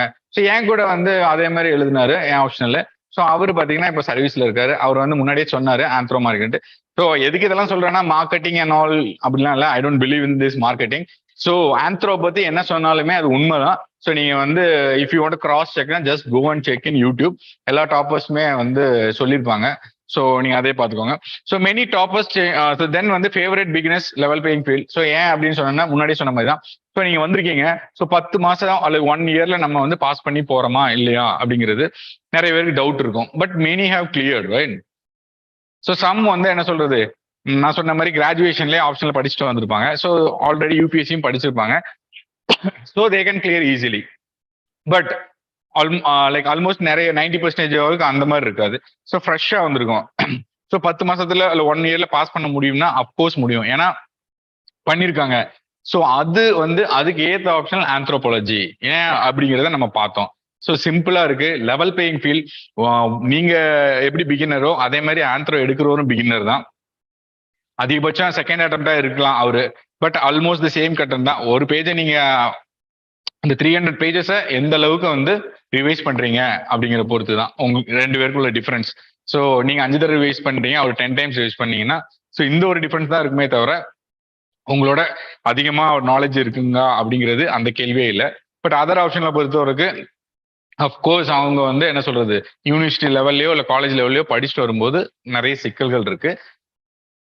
அட் த சேம் டைம் இப்போ மற்ற ஆப்ஷன்ல பொறுத்தவரைக்கும் நான் யூனிவர்சிட்டி லெவல்ல வந்து ஹைலி எஸ்டாப்ளிஷ்னு சொன்னேன், ரைட்? நீ ஆந்த்ரோ வந்து தமிழ்நாட்டில் நிறைய காலேஜ் எண்ணிடலாம் ஆக்சுவலா. ஸோ என்ன ஆகுனா ஒரு டாப்பிக்கை பத்தியே வந்து ஒரு 100 புக் இருக்கும். ஸோ காந்தி எடுத்துப்போம், காந்தியை பத்தி 1000 புக் இருக்கும் மார்க்கெட்ல. ஸோ வந்து ஒரு ஹிஸ்டரி ஒரு ப்ரொஃபசர்ஸ் வந்து எந்த அளவுக்கு நாலேஜபிளா இருப்பாங்க. So most of the option வந்து ப்ரொஃபசர்ஸ் தான் எவாலுவேட் பண்ணுவாங்க. ஸோ அவங்களோட எதிர்பார்ப்பு எந்த அளவுக்கு இருக்கும்னு நீங்க நினைச்சுக்கோங்க. ஸோ ஒரு ஃபர்ஸ்ட் டைமர்ஸ் வந்து ஒரு கிராஜுவேட்ஸ் அவங்களோட கம்பீட் பண்ணி எழுதும்போது அஃப்கோர்ஸ் நம்ம ஆன்சர் வந்து என்ன சொல்றது ரொம்ப சிம்பிளிஸ்டிக்கா தான் இருக்கும். அவங்க வந்து நிறைய புக்ஸ் படிச்சிருக்கலாம், ஆல்ரெடி நான் 3 வருஷம் படிச்சுட்டு வந்திருப்பாங்க. ஸோ இந்த ஒரு பிரச்சனை இருக்கு. தட் இஸ் வை லைக் வந்து மோஸ்ட் ஆஃப் த பீப்புள் வந்து அதர் ஆப்ஷன்ல they are not able to get more marks. ஆந்த்ரோபாலஜில ஃபர்ஸ்ட்லேயே வந்து நான் சொன்ன மாதிரி யூனிவர்சிட்டி லெவலில் பெரிய எஸ்டாப்ளிஷ் இல்லை. ஸோ வந்து வெரி லெஸ் ஆந்த்ரோபாலஜிஸ்ட் தான். ஈஸிலி சொல்லணும்னா most of the time sociologist தான் ஆந்த்ரோபாலஜி பேப்பரே திருத்துவாங்கன்னே சொல்லலாம். ஸோ என்ன ஆகும்னா ஸோ வந்து லைக் இந்த சப்ஜெக்ட்ல உள்ள பர்டிகுலர் டீடைல்ஸ் அவங்க தெரியாது. ஸோ மோஸ்ட்லி வந்து சிலபஸ்ல என்ன இருக்கு, கீ இருக்கா, சரி ரைட்டுன்னு லைக் எவாலுவேஷன் ரொம்ப சிம்பிளிஸ்டிக்கா தான் இருக்கும். ஸோ கம்பீட்டன்ஸ் லெவல்ல நீங்க காம்படிஷன் வந்து உங்களுக்குள்ளதான். ஸோ நீங்க வந்து என்ன சொல்றது, த ஃபர்ஸ்ட் திங் இஸ் ஒரு 3000 பேர் கூட போட்டி போறது இல்லை. ஸோ சின்ன சர்க்கிள் 500 to 600 சர்க்கிள் அதுக்குள்ள போட்டி போட போறீங்க. At the same time almost knowledge wise or like subject wise நாலேஜ்ல ஆல்மோஸ்ட் உங்களுக்கு கூட ஈக்குவல். ஸோ இதை நான் நீங்க வந்து நீங்க யூடியூப்ல போனீங்கன்னா ஸோ டாப்பர்ஸ் வீடியோ ஏகப்பட்டது இருக்கு ஆந்த்ரோ பத்தி. ஸோ அதை பாருங்க, உங்களுக்கு you will get an idea. The only like thing is like anthro பத்தி அவேர்னஸ் இல்லை. ஓகே, லைக் நல்லதுதான் வச்சுக்கோங்க. நிறைய பேருக்கு தெரியாத போது தான் அந்த ஆப்ஷன்ல எடுக்கிறதே இல்லை. That is why people are getting into like service easily. So again சொன்ன மாதிரி வந்து நம்மளோட கான்செப்ட் வந்து ஐஏஎஸ்ங்கிறது தான். ஸோ நம்ம வரும்போது என்ன சொல்றது, நான் இந்தியன் போஸ்டல் சர்வீஸ் வாங்கிடுவேன் இல்லை வந்து இந்தியன் ரயில்வே சர்வீஸ் வாங்கிடுவேன்னு வர்றது இல்லை. ஸோ ஐஏஎஸ் தான் வாங்குறோம் அப்படிங்கும்போது ஸோ ஆப்ஷனல் வந்து ஒன் ஆஃப் த இம்பார்ட்டன்ட். ஏன்னு பார்த்தீங்கன்னா ஸோ நீங்க வந்து ஒரு 260 மார்க் வாங்கி சர்வீஸ் வாங்கலாம். ஆனா ஸோ நீங்க மோஸ்ட் ஆஃப் த டைம் வந்து சர்வீஸ் ரேங்க் கேண்டிடேட்ஸ் பார்த்தீங்கன்னா மொதல் 100 பேருக்குள்ள most of the time like ranks marks difference பார்த்தீங்கன்னா 5, 10 இந்த அளவு தான் இருக்கும். ஸோ அவங்களோட எல்லா ஆப்ஷனல் மார்க்ஸ் பார்த்தீங்கன்னா லைக் வந்து 300+ இருக்கும்.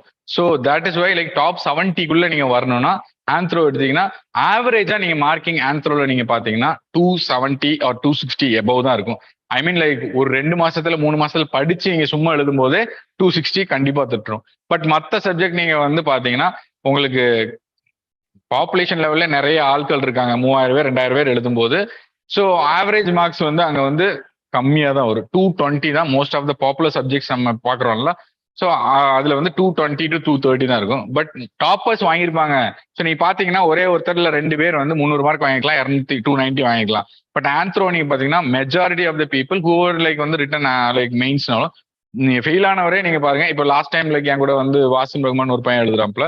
ஸோ அவர் வந்து லைக் சர்வீஸ் கிடைக்கல, அவர் 2 மார்க்ஸ்ல மிஸ் ஆயிடுச்சு. பட் வந்து ஆப்ஷன்ல பாத்தீங்கன்னா ஆந்த்ரோ வந்து 306 எடுத்திருந்தாரு.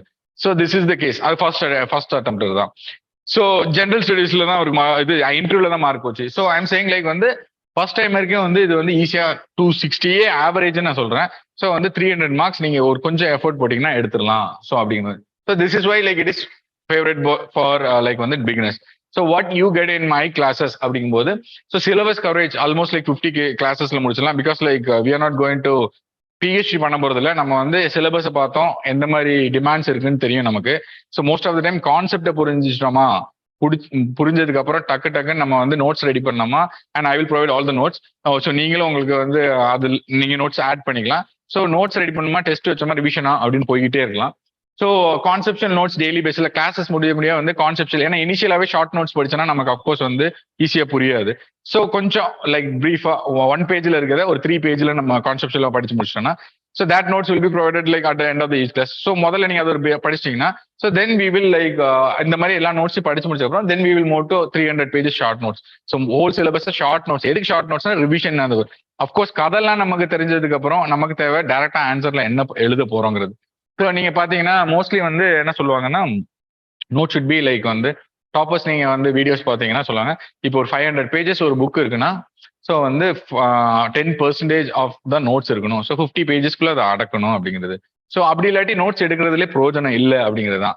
ஸோ தட் இஸ் வை 300ங்கிறது வந்து நீங்க வந்து இது சாத்தியமானு கேட்கலாம். But this is the valid like வந்து ஜஸ்டிஃபைபிள் தான். நீங்க வந்து அதை சிலபஸ் அண்ட் கொஸ்டின்ஸ் வச்சு நீங்க பாத்துக்கிட்டீங்க. ஸோ இது டாப்பர்ஸ் வீடியோ பாருங்க, you will B understanding.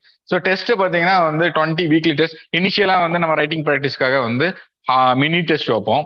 So then like வந்து வீக்லி சிலபஸ் அந்த வாரம் என்னென்ன கம்ப்ளீட் பண்றோம் வச்சு முடிச்சுட்டு தென் லைக் வந்து 10 ஃபுல் டெஸ்ட் வைப்போம்.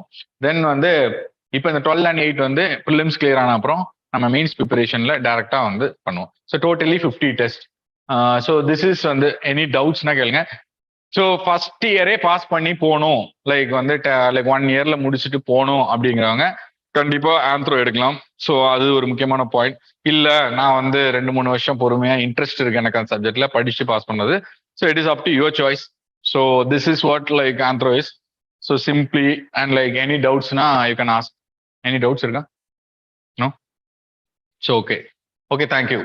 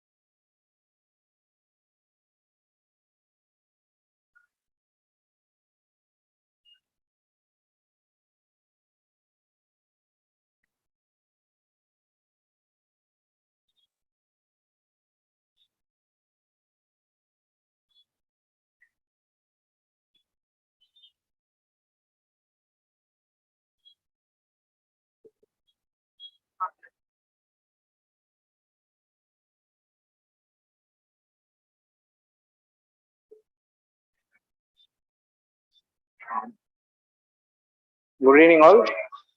Am I audible? Shall we start? Okay. And first of all, I would like to introduce myself. I am Bharat, working in KingMakers IAS Academy in the Madurai branch, and I am handling UPSC classes in Madurai and Trichy. And we have been conducting this agriculture optional program in KingMakers IAS Academy for the past 1 year, and we have completed a batch.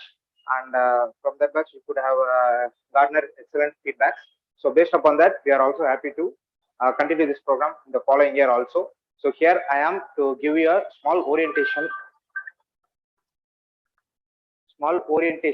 about agriculture as an UPSC optional subject. And I hope this would be a very eye-opening session for those who are pursuing to utilize this particular optional subject in their UPSC preparations. So first of all, this session we have planned to carry it on in 2 bases. First of all, I would like to explain what is this agriculture as an optional subject is all about, like what are the pluses and what are the pros and cons, how the syllabus have been designed, how an agriculture graduate can make use of it especially. So all this aspect will be seeing through this particular session. And towards the end of the session, I will also like to disclose how in this particular optional program we have planned the classes, like how the classes can be conducted, how many number of tests will be inducted in the test series. All those things will be let known to you by the end of this session. So please try to view as much as possible. So here we can start the agriculture optional orientation program. So first of all, like I said, this particular session is to impart you with the complete idea of what an optional subject is, how optional subject is part of our UPSC means, and also how agriculture can be a very good potential optional, especially for those who have agriculture background in their UG program.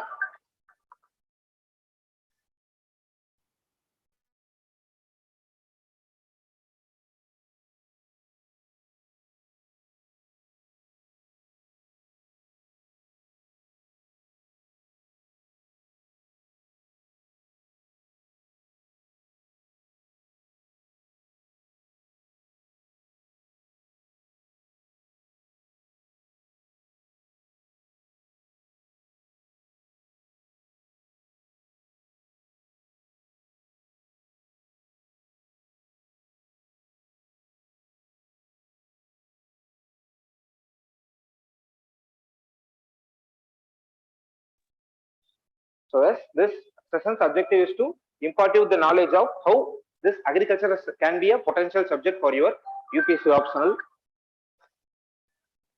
So in this, let us see the aspects one by one. Yes, since we are all hopefully agriculture graduates or UG holders having agriculture as a discipline, we will be fairly equipped with the knowledge of what is agriculture and all these things associated with you with that, so that this won't be a very eye-opening thing for all of us. But this is generally for those who even cannot process what agriculture basically is. So agriculture பத்தி தெரியாதவங்களுக்கு அதை பத்தி பேசிக்ஸ்ல இருந்து படிக்கிற மாதிரி இருக்கும். But நம்மளுடைய background வந்து யூஜிஏ வந்து ஒரு அக்ரிகல்ச்சர் ஆப்ஷன்ல இருக்கும் பட்சத்தில் இந்த மாதிரியான பேசிக் விஷயங்கள்லாம் ஈஸியாவே we can cross over. Yes, agriculture பத்தி நிறைய டைமென்ஷன் இருந்தாலும் அது யூஜி ப்ரோக்ராம்ல நிறைய விதமான டிசிப்ளின்ஸ் இருந்தாலும் in UPSC how that optional has been டிசைன்றத we have to be have a very good clarity about that. Like every other optional paper, this agriculture subject is also categorized as paper 1 and paper 2. In this, if you could look closely, I hope everyone by this time would have downloaded the UPSC syllabus and went through your optional syllabus also. If you could see this agriculture optional, in fact, due to the alphabetic order of presence, it would have given, it would have been given in the first place itself. So in the agriculture optional itself, the paper 1, paper 2 will be categorized in such a way that there is a inbuilt strategy behind that also. In comparatively for many other options also, in agriculture, the paper 1 will be slightly a generalized concept and fairly easier subjects will all be summarized into the paper 1, and slightly complex or scientific and then knowledge-based subjects will be generally categorized into the paper 2. Like all other optional, agriculture also dealing with a fairly easy and general paper 1 and a completely technical paper 2 also. By this you can also note on that this particular bifurcation will hold very good purpose in our preparation. ஏன்னா நம்ம கிட்டத்தட்ட நம்மளுடைய agriculture optional பொறுத்த வரைக்கும் I hope some of you would have already have some ideas about what these subjects are going to deal with. In that aspect, paper 1 கிட்டத்தட்ட ஒரு 50% ப்ரிப்பரேஷனோட நம்ம ஒரு நல்ல ஸ்கோர் பண்ண முடியும். அந்த ரிமைனிங் 50% டைம் வந்து நம்ம வந்து வேஸ்ட் பண்ண போறது கிடையாது. அது பேப்பர் 2க்கு நம்ம வந்து ஒரு 150% டைம் அதுக்கு வந்து நம்ம கமிட் பண்ணி ஒரு overall balanced mark from the both papers வந்து we can expect. So இந்த மாதிரி inbuilt strategiesனா you will be learning through our program. So like the syllabus given here, our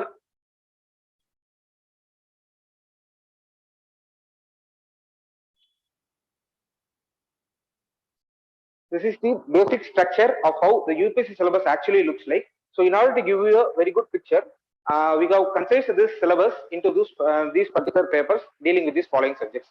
Like you could see, the ecology, agronomy, agroforestry, wheat science, soil science, water management, soil management, economics and extension. All these generalized subjects are the subjects even a person who is not related to agriculture discipline can easily understand and write. All these subjects will be directly placed in paper 1. Like I said earlier itself, this particular session is designed in this particular way. First, I will explain the technicalities associated with agriculture option. Then second, we will be seeing about what are the pros and cons of choosing this optional. Then finally, we will be seeing about our optional program that we are running here. So,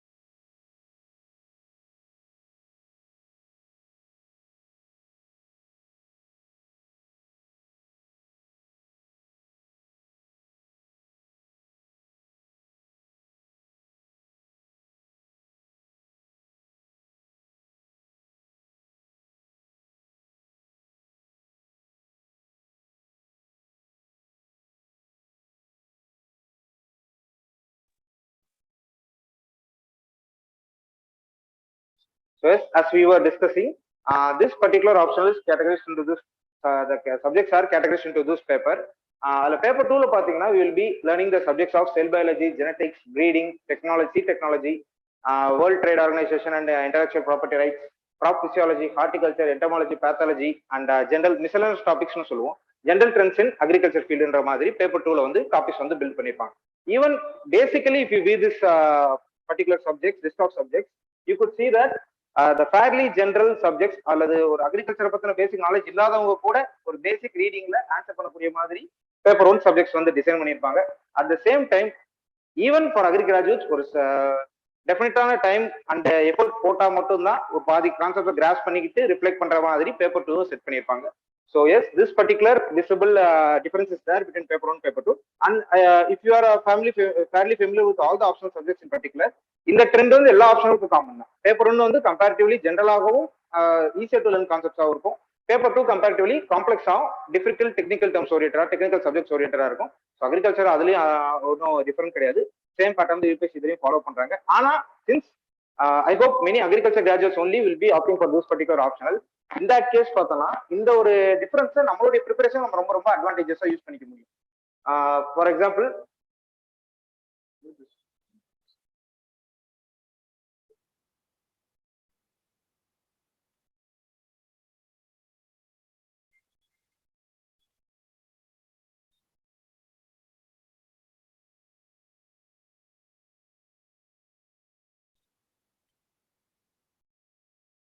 as you could see, by spending minimal time itself, we can complete this list of subjects.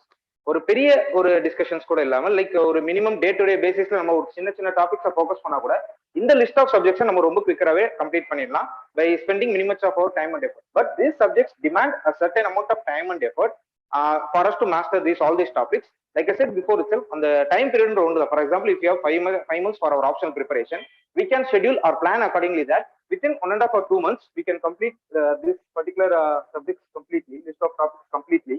And then after the second month,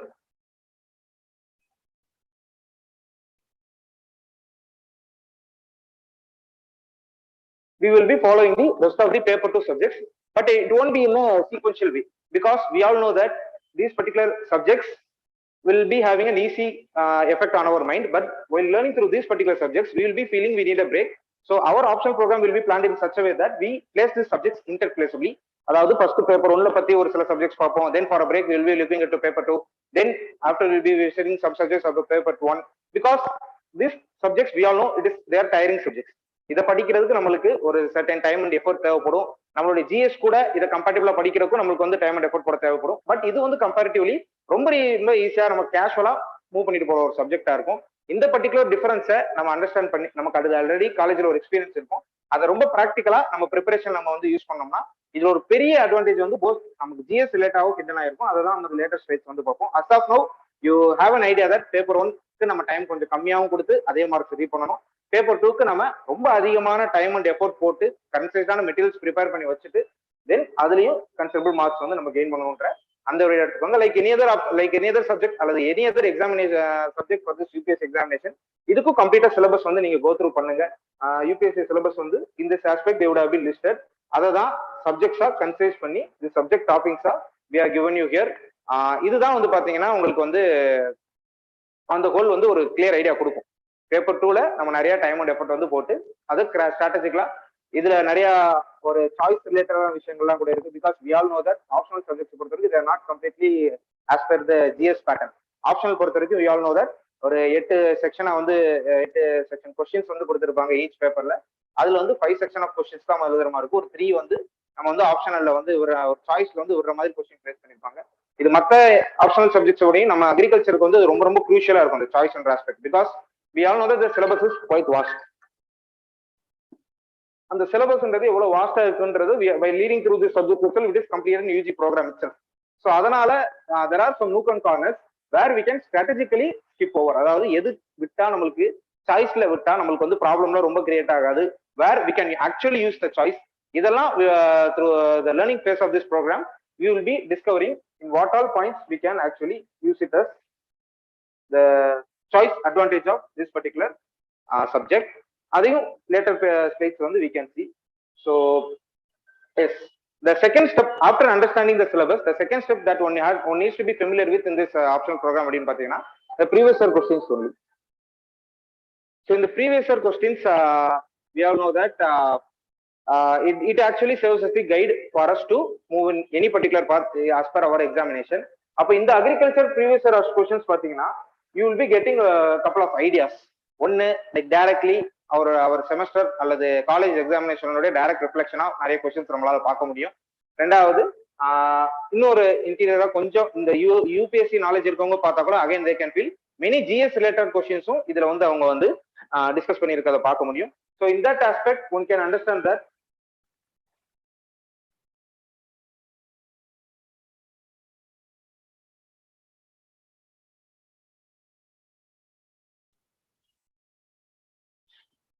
in that aspect also we could find numerous advantages. So I personally advise you to also go through the previous year question papers for us to gain some insights. For example, if you look at questions like this, India's efforts towards environmental problems, this is actually a paper 1 question. Agriculture la ecology ன்றது paper 1ல ஒரு முக்கியமான சப்ஜெக்ட்ன்றது தெரியும். ஆனா இதே क्वेश्चனை டைரக்ட்டா நம்ம என்ன பண்ணிடலாம், பிக் பண்ணி ஒரு GS3 ல கூட we can place this as a question. So what I'm trying to imply is this only. Agriculture we will be learning certain concepts which will be also be dealt under the agriculture category under GS3, especially with respect to economics and environment. GS3 ல நமக்கு வந்து ecology and environment and biotechnology ன்ற 3 சப்ஜெக்ட்ஸும் அதுல include ஆயிருக்கும் GS3 ல. Agriculture நம்ம படிக்கக்கூடிய நிறைய கான்செப்ட்ஸும் வந்து பாத்தீங்கன்னா அதுக்கு வந்து ரொம்ப டைரக்டாவே கோரிலேட்டடா இருக்கும். ஸோ அந்த ஒரு inbuilt அட்வான்டேஜும் we will be having. So yes, I advise you to go through the previous year questions also. For example, Farmers Act was being asked in the 2020 examination, and similarly, El Nino effect was also asked in a paper. I'm just showing you the agriculture optional paper, and here also you could see many directly GS rated questions being placed. So இதை வந்து நீங்க ரெண்டு விதமா understand பண்ணிக்கலாம். எதர் நீங்க ஜிஎஸ்ல படிக்கிற நிறைய விஷயங்களை அக்ரிகல்ச்சர் ஆப்ஷனல் யூஸ் பண்ணிக்கலாம், அல்லது vice versa. In agriculture we will be learning many important topics in detail that you can actually make use of in your GS answers also. So this you can obviously anyone can have a faint idea when you are going through the previous year questions itself. So like greenhouse effect and global warming, all those topics we will be writing in GS3 also. அதே அக்ரிகல்ச்சர்லயும் வேற நம்ம படிப்போம். நான் ஏற்கனவே சொல்ற மாதிரி அதுலயும் நீங்க மிக்ஸ் பண்ணி படிச்சுக்கலாம். அது இதனுடைய நாலேஜ் உங்களுக்கு நீங்க அதுல யூஸ் பண்ணிக்கலாம், அதனுடைய நாலேஜ் இதுல யூஸ் பண்ணிக்கலாம். ஸோ பேப்பர் 1 பொறுத்த வரைக்கும் we will be having very generalized concepts. இந்த மாதிரி நிறைய கொஸ்டின்ஸால பில்ட் ஆனாதான் பேப்பர் 1 இருக்கும்.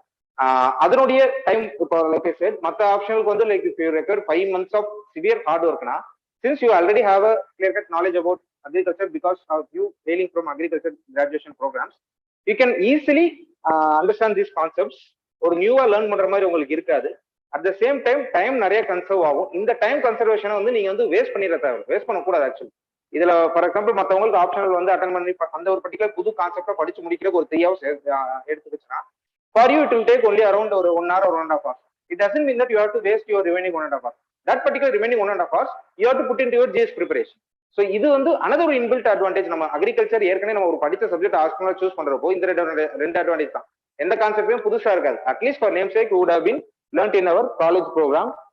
ஈவன் நான் அது மாதிரி இல்லைன்னா கூட இங்க வந்து நம்ம வந்து சீக்கிரம் படிக்கிற மூலியமா அந்த டைம் நம்ம ஜிஎஸ்ல கான்ட்ரிபியூட் பண்ற மூலியமா போத் நம்ம agriculture optional marks and GS marks will be increase in that aspect. So அதையும் some people like you can be having in your mind.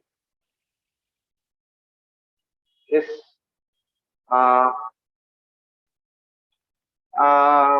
Agriculture is also regarded as one of the core options in UPSC. Means we all know that because of the consistent scoring percentage that one can witness in that particular subject. Regularly every year some agriculture graduates will automatically sail through this examination, and every year statistics also reply as the same.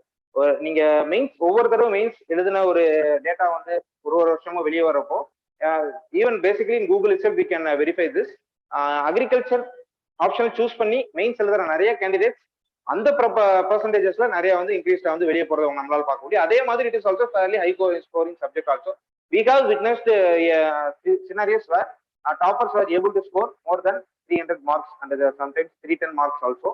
At the same time ஒரு 250 280 ஈஸியா reach பண்ணக்கூடிய one of the subjects தான் இருக்கு. Because basically it is a science subject. So whenever you are opting for a science subject, there are high possibility that if you create a correct answer or more best answer, more appropriate answer for that scientific question, there are more possibilities for us getting a maximum mark out of it.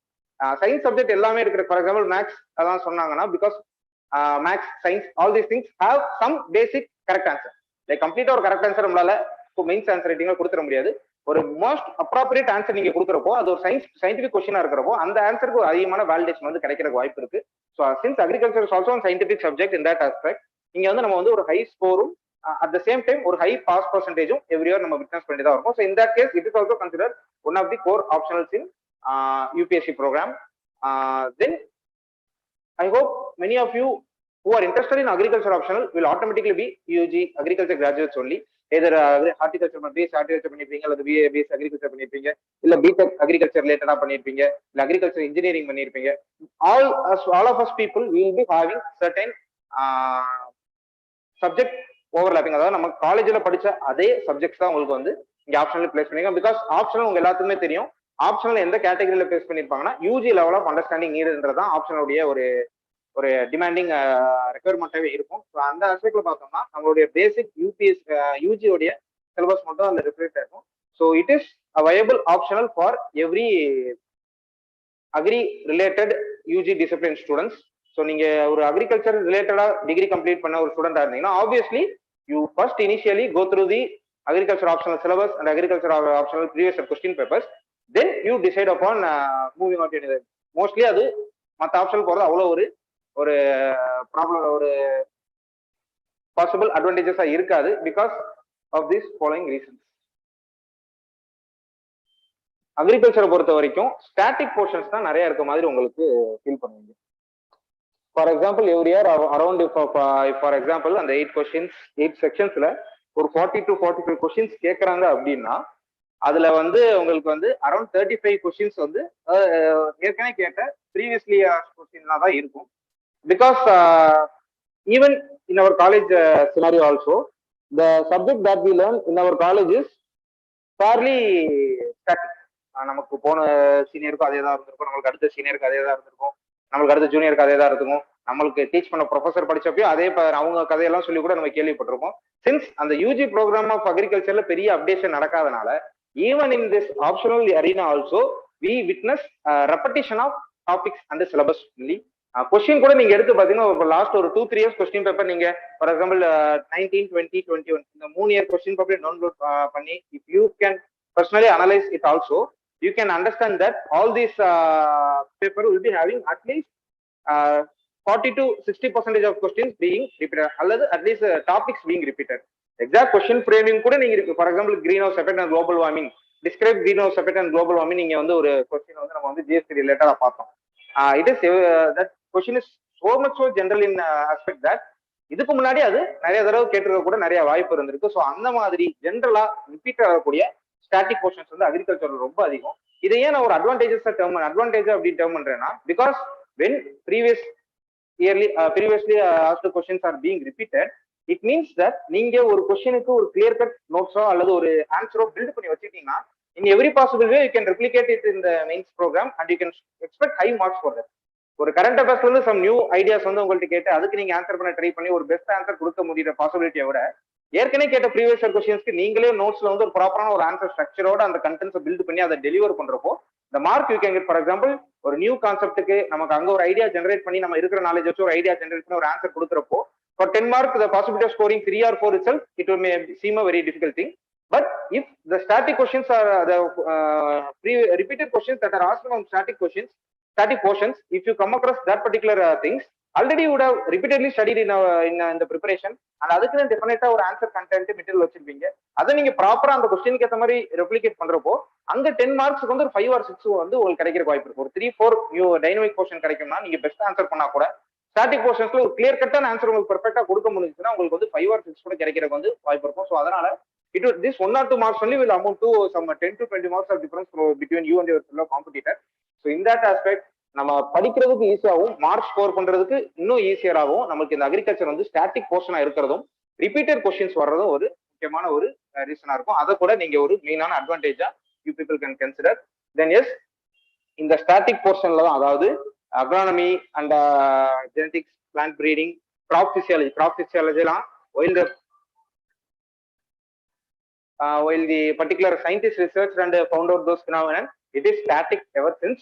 So அந்த மாதிரியான சப்ஜெக்டுக்கு எல்லாத்துக்குமே ஈஸியாவே நம்ம வந்து topic split பண்ணி சிலபஸ்ல கேட்டிருக்கோமா நம்ம prepare பண்ணி வச்சுக்க முடியும். So and the other thing is டோட்டலா கேட்கக்கூடிய கொஸ்டின்ஸ்ல மெஜாரிட்டி ஆஃப் த கொஸ்டின்ஸ் வந்து ஸ்டாட்டிக் போர்ஷன் தான். It doesn't mean that every year the questions will be only from the static. அந்த சிலபஸ்ல லிஸ்ட் பண்ண இந்த பர்டிகுலர் ஸ்டாட்டிக் போர்ஷன் இதுக்குள்ள இருக்க ஸ்டாட்டிக்கான மைக்ரோ டாபிக்ல வந்து மட்டும்தான் கொஸ்டின் வரும் கிடையாது. ஒரு அரௌண்ட் ஒரு 10 to 20%. For example El Nino was asked in 2020. இந்த எல் நினோன்ற இந்த பர்டிகுலர் ஃபினாமினனை பத்தி அதுக்கு முன்னாடி ஒரு 2 இயர்ஸ்க்கு முன்னாடி ப்ராப்பர்லாம் தெரியாம வேணா இருந்திருக்கலாம். But in those particular times since L Nino was spoken much about in the news paper and all those current affairs articles, that question was also placed in this examination. So அதனால நம்மளுக்கு வந்து current affairs ஓரியன்டா dynamic portions கேட்பாங்க. But you have to have in mind that mainly that dynamic portions will be on paper 1. And அதுலயும் நம்மளுடைய GS ப்ரிப்பரேஷனுக்கு ஏதோ ஒரு இடத்துல witness பண்ண ஏதோ ஒரு ஏரியாவை தான் நம்மளுக்கு வந்து அந்த டைனமிக்லயும் கேட்கற கூட வாய்ப்பு இருக்கும். So in agriculture it is very much an extraordinary situation for you to completely have not idea about a question. ஒரு கொஸ்டின் உங்களுக்கு கம்ப்ளீட்டா தெரியாம போறதுக்கு அக்ரிகல்ச்சர் ரொம்ப ரொம்ப வாய்ப்பு கம்மி. ஏன் அப்படின்னு பாத்தீங்கன்னா ஏதோ நீங்க வந்து அதை ஸ்டாட்டிக்ல ஃபுல்லா கவர் பண்ணிருப்பீங்க அல்லது டைனமிக்ல கேட்ட கூட since majority of the portions are overlapping with GS, ஏதோ ஒரு வகையில அதை நீங்க ஜிஎஸ் ப்ரிப்பரேஷன்ல நம்ம வந்து கரண்ட் அஃபேர்ஸ்லயோ இல்ல ஏதோ ஒரு அனாலிசிஸ்லயோ நம்ம வந்து பார்த்துருக்க முடியும். So yes, the static agriculture being a very static subject and majority of the questions in the optional paper being asked from the static region all amounts to a very great advantage. Then இது நான் இப்பதான் ஏர்லியரா discuss பண்ற மாதிரி தான் அந்த syllabus உடைய ஸ்பிளிட்ட பாத்தீங்கன்னா பேப்பர் 1ல ஈஸி அண்ட் ஜெனரல் சப்ஜெக்ட்ஸும் பேப்பர் 2ல டிஃபிகல்ட் சப்ஜெக்ட்ஸும் பிளேஸ் பண்ணிருப்பாங்க. நான் திருப்பி ரிப்பீட் பண்றேன்னா அது அவ்வளவு ஒரு இம்பார்ட்டன்டான ஒரு அட்வான்டேஜஸான ஏரியா. பேப்பர் 1க்கு நம்ம ஒரு லிமிடெட் பீரியட்ல அதே 150+ மார்க் அல்லது 170+ மார்க் வர அளவுக்கு நம்ம வந்து ப்ரிப்பேர் பண்ணி வச்சுக்கணும். பேப்பர் 2ல அந்த டைம் பேப்பர் 1ல நம்ம கன்சர்வ் பண்ற டயத்தை வேற எங்கேயும் நம்ம செலவழிச்சிடாம திருப்பி அதை பேப்பர் 2லயே இன்வெஸ்ட் பண்ணி அதுக்கும் அதுக்கேற்ற மாதிரி நம்ம வந்து ப்ரிப்பேர் பண்ணி வச்சுக்கணும். ஸோ இது ஒரு வழியில உங்களுக்கு ஒரு பிரீத்திங் அவுட் எக்ஸசைஸ் மாதிரி ஒரு ரிலாக்ஸேஷன் எக்ஸசைஸ் மாதிரி ஹெக்டிக்கான யூபிஎஸ்சி சிலபஸ் ஷெட்யூல்ஸ்லயும் நமக்கு வந்து fairly hectic paper 2 of the ஆப்ஷன்லயும் நம்ம வந்து விட்னஸ் பண்ற அந்த ஒரு ஸ்ட்ரெஸ்ஸை வந்து பேப்பர் 1ல வந்து நம்ம வந்து ரிலீவ் பண்ணிக்கலாம். ஸோ இது வந்து ஒரு ப்ராப்பர் பிரிட்ஜ் மாதிரி ஆக்ட் ஆகும். நம்ம வந்து பேப்பர் 2 ப்ரிப்பேர் பண்றதுக்கும் ஜிஎஸ் ப்ரிப்பேர் பண்றதுக்கும் ஒரு ப்ராப்பரான பிரிட்ஜ் மாதிரி நம்ம பேப்பர் 1 கன்சிடர் பண்ணிக்கலாம். ஸோ இதுலயே ஒரு சைக்காலஜிக்கல் ஆஸ்பெக்ட் கூட நம்மளுக்கு இன்பில்ட்டா கிடைக்கிற மாதிரி இருக்கும். So that is also one another advantage that we can spot here.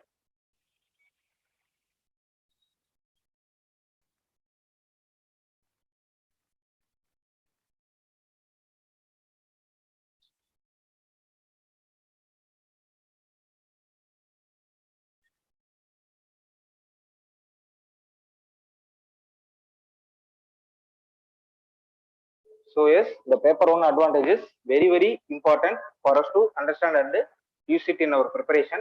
Then இதுவும் நீங்க பாப்புலரா நிறைய வந்து the things you have heard about தான்.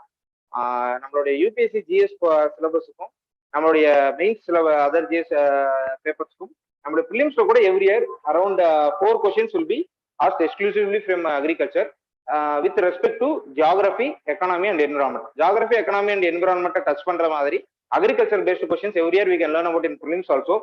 அதே மாதிரி மெயின்ஸ்ல BS3ல மெயினா நமக்கு வந்து அக்ரிகல்ச்சர் ரிலேட்டடா டேரக்டா 2 to 3 கொஸ்டின்ஸ் வந்து கேட்பாங்க. ஸோ அக்ரிகல்ச்சர் ஆப்ஷனலா சூஸ் பண்றப்போ அந்த மாதிரியான ஒரு இன்பில்ட் அட்வான்டேஜ் நமக்கு இருக்கும். தென் எஸ் யா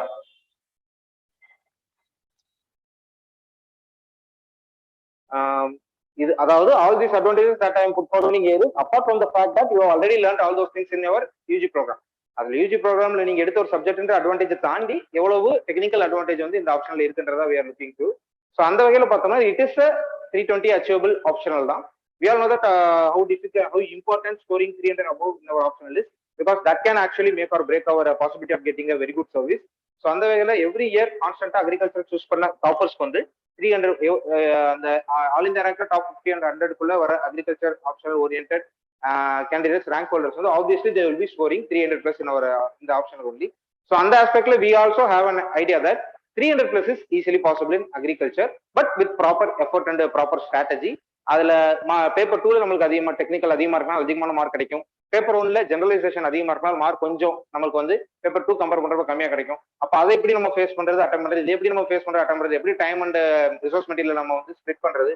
ஸோ இதெல்லாம் பேஸ் பண்ணி நீங்க ப்ராப்பரா சேனலைஸ்டா உங்க எஃபர்ட்ஸ் வந்து போட்டீங்கன்னா yes, you could also be on that all India 50 or all India 100 whose optional is more than 300 marks. Agriculture is also a fairly successful optional in that aspect. Then yes, in every particular district we go, or in any particular stream that any particular service that this examination is related to, agriculture is fairly important also, because we all know that the one single problem that doesn't change in our country is farmers agrarian distress. So எங்க நீங்க போய் நின்றாலும் agriculture ஓரியன்டா problems எல்லாம் நீங்க face பண்றப்போ இது ரொம்ப இம்பார்ட்டன்டா this particular aspect will be there. Then yes we all know that for IFIS, அதாவது இந்தியன் ஃபாரஸ்ட் சர்வீஸுக்கு the prelims will be a common platform. The civil service examination prelims will be commonly placed for other UPSC oriented services and IFIS also. But when it comes to the main stage of examination, எல்லா other சர்வீசஸ்க்கு ஒரு காமனான ஒரு மெயின்ஸும் Indian forest சர்வீஸ்க்கு செப்பரேட்டா later பீரியட்ல ஒரு தனி மெயின்ஸும் இது பண்றது உங்களுக்கு ஆகும். ஸோ அப்படி அந்த ரிஃபைன் பண்ணப்படுற அந்த இந்தியன் ஃபாரஸ்ட் சர்வீஸ் மெயின்ஸுக்கு one important optional already agriculture வந்து நீங்க டைரக்டா வந்து எடுத்துக்கலாம். ஸோ எஸ், பாப்புலரி அக்ரிகல்ச்சர் கிராஜுவேட்ஸ்க்கு என்ன வந்து ரெஃபர் பண்ணுவாங்கன்னா, in case we have a chance to appear in Indian forest means also is agriculture plus botany, because botanyன்றதும் நம்மளோட அக்ரிகல்ச்சர் சப்ஜெக்ட் உடைய பேப்பர் 2 உடைய மெஜாரிட்டி சிலபஸ் பாட்னி உடைய 75% உடைய கம்ப்ளீட் பண்ணிடும். பாட்னியில ரிமைனிங் இருக்க 25% மட்டும் இது even our seniors and many of our colleagues were also cracked through the examination in that particular aspect. Choosing agriculture optional will give you an edge over other competitors when it comes to Indian Forest Service. அதனாலதான் பெரும்பாலுமான agriculture option choose பண்றாங்க Forest Service clear பண்றதையும் we could witness because basically this is the logic behind it. நீங்க Indian Forest Service choose பண்றப்போ உங்களுக்கு வந்து அங்க ரெண்டு ஆப்ஷனல் அகைன் ரெண்டு optional paper, not like single optional that we seek. அங்க ரெண்டு ஆப்ஷனலுக்கு வந்து நம்ம வந்து எக்ஸாமினேஷன் எழுதுற மாதிரி இருக்கும். ஸோ இந்த ஆஸ்பெக்ட் அங்க அக்ரிகல்ச்சரும் 75% ஆஃப் ஆல்ரெடி அக்ரிகல்ச்சர்ல கவர் பண்ற ஒரு பாட்டனே நீங்க சூஸ் பண்றப்போ வெறும் 25% எக்ஸ்ட்ரா ஒரு சப்ஜெக்ட் படிச்சு நீங்க போத் யூபிஎஸ்சி சிஎஸ்சி மெயின்ஸும் யூபிஎஸ்சி ஃபாரஸ்ட் சர்வீஸ் மெயின்ஸும் நீங்க ஈஸியாவே எழுத முடியும். இந்த பர்டிகுலர் ஆஸ்பெக்ட் வந்து there is no other optional subject in this particular examination which has this dual advantage. அதாவது இந்தியன் ஃபாரஸ்ட் சர்வீஸ்க்கும் இந்தியன் சிவில் சர்வீஸ்க்கும் ஈக்குவலா இம்பார்ட்டண்டா இருக்கக்கூடிய ஒரு கோர் ஆப்ஷன்றது none other than agriculture. So நமக்கு அந்த ஒரு extra advantage like it is not that other people cannot clear through Forest Service. அந்த ஆஸ்பெக்ட்ல சொல்ல வர நமக்கு மற்ற பீப்புள் கம்பேர் பண்றப்போ ஒரு comparative advantage in that aspect is also there. So அதையும் கூட நீங்க you can have in mind it's very much advantages position over Indian Forest Service. So once again I repeat, அக்ரிகல்ச்சர்ல வந்து நம்ம வந்து 300+ மார்க்ஸும் பாசிபிளா நம்ம எய்ம் பண்ணலாம் ப்ராப்பர் ஸ்ட்ராட்டஜியோட. At the same time paper ஒன்ல நம்மளுக்கு நிறைய டைம் வந்து நம்மளால கன்சர்வ் பண்ண முடியும். அந்த கன்சர்வ் பண்ற டயத்தை நம்ம எய்தர் ஜிஎஸ் 1 பேப்பர் 2 ப்ரிப்பரேஷனுக்கோ அல்லது ஜிஎஸ் ப்ரிப்பரேஷனுக்கோ நம்மளால டெடிகேட் பண்ண முடியும். Then our subject is largely consisting of static portion சொல்லி that you may also know simply by glancing through the syllabus itself. Syllabus பார்க்கறது மூலியமா நீங்களே புரிஞ்சுக்கலாம் இதை தான் திருப்பி நீங்க கேட்டுட்டே இருக்கீங்கன்ற அளவுக்கு you can itself understand. At the same time previous year கொஸ்டின்ல நீங்க பாத்தீங்கன்னா கூட ரெப்படிஷன் ஆஃப் கொஸ்டின்ஸ் உங்களால பார்க்க முடியும். இதெல்லாம் மெயினான அட்வான்டேஜ் நம்ம வந்து அக்ரிகல்ச்சர் ஆப்ஷன்ல வந்து ஸ்ட்ராட்டஜிக்கலா சூஸ் பண்றது. Like I not saying that only because it is a UG program you must choose it because ஆப்ஷன்ன்றது அதான் நீங்க வந்து தேர்ந்தெடுக்கக்கூடியதான். But some people tend to get distracted. அதாவது ஆப்ஷன்ன்றப்போ it is up to our choosing ability. நம்ம வந்து நமக்கு அப்கோர்ஸ் அது விருப்பப்படதான் ஆப்ஷனல் தான். So it is but what we are writing is actually for the particular mains mark இல்லையா. மெயின்ஸ்ல எவ்வளவு ஸ்ட்ராட்டஜிக்கலா நீங்க உங்களுக்கு நல்லா ஸ்கோர் பண்ணக்கூடிய ஒரு சப்ஜெக்டை சூஸ் பண்ணி அதுல எப்படி நீங்க ஸ்கோர் பண்ணி காட்டுறீங்கன்ற ஒரு பர்டிகுலர் ஆஸ்பெக்ட் தான் அந்த ஆப்ஷன்ன்ற அந்த ஒரு ஃபேக்டரும் கொடுத்துருக்காங்க. ஸோ டசன்ட் மீன் தட் நம்மளுக்கு வந்து வித்தியாசமா ஒரு சப்ஜெக்ட் எடுக்கணும் ஒரு அது வந்து உங்களுக்கு ஒரு கேஷுவலா ஒரு இல்ல உங்களுக்கு வந்து ப்ரெஷர் யூஸ் பண்ற ஒரு ஏரியா கிடையாது ஆப்ஷன்ன்றது நீங்க மத்தவங்களுக்கு கம்பேர் பண்றதோட அந்த சப்ஜெக்ட் ரொம்ப அதிகமா படிச்சு தெரிஞ்சு அந்த சப்ஜெக்ட்ல உங்களுடைய ஃபுல்லஸ்ட் இதை கொடுத்து மத்தவங்களோட ஹையஸ்ட் மார்க் ஸ்கோர் பண்றதுக்கான ஒரு ஆப்பர்ச்சுனிட்டி தான் நம்ம எப்பயுமே ஆப்ஷனல் சப்ஜெக்ட்டை பார்க்கணும். ஸோ அந்த ஆஸ்பெக்ட்ல பாத்தீங்கன்னா ஆல்ரெடி உங்களுக்கு ஃபெமிலியரா இருக்கக்கூடிய இந்த ஆப்ஷனல் பிளஸ் இவ்வளவு அட்வான்டேஜா இருக்கக்கூடிய இந்த ஆப்ஷனை பிக் பண்றது இட் வில் பி வெரி ஒரு ப்ரொஃபஷனல் கரியர் அட்வைஸா வந்து it will B obviously that. Then of course speaking about career, by once again learning through your UG program will automatically boost your knowledge and content about the agriculture background also. Hopefully for any other career that life may demand you to serve, அதுலயும் கூட இந்த particular content வந்து உங்களுக்கு வந்து உங்களுடைய profession அல்லது that is உங்க யூஜியோட enhancement மாதிரியும் இந்த பர்டிகுலர் சப்ஜெக்ட் வந்து உங்களுக்கு வந்து டீச் பண்ற மாதிரி இருக்கும். ஸோ அந்த ஆஸ்பெக்டையும் you can consider while choosing your optional. Like இன்பில்ட்டாவே ஒரு அக்ரிகல்ச்சர் கிராஜுவேட்டுக்கு ஃபர்ஸ்ட் ஸ்டெப் இந்த யூபிஎஸ்சி எக்ஸாம்ல எடுத்து வைக்கிறப்பே இவ்வளவு அட்வான்டேஜஸ் வந்து மற்ற ஆப்ஷன்ல இருக்காது. So mainly if you are agriculture graduate you try to understand the advantage and அதுக்கப்புறம் இது வேணாம்னு சொல்றதுக்கு ஒரு காரணம் இருந்தா மட்டும் தான் நீங்க வேற சப்ஜெக்ட் சூஸ் பண்ணா it would be advisable. Other than that it is advisable that you pick this particular option because later stages you will be being reminded of these advantages are lacking for you. It is not for general people. For the persons who are belonging to agriculture optional, they may lack certain advantages when they go for other optional.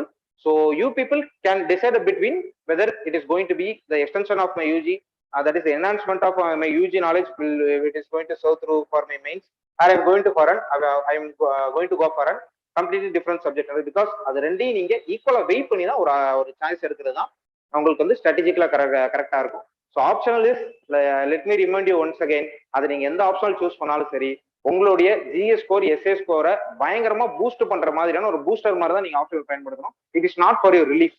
நம்ம வந்து ஃப்ரீயா prepare பண்றதுக்கு ஒரு ஏரியாவோ ஆப்ஷனலா அப்படி choose பண்ணக்கூடாது.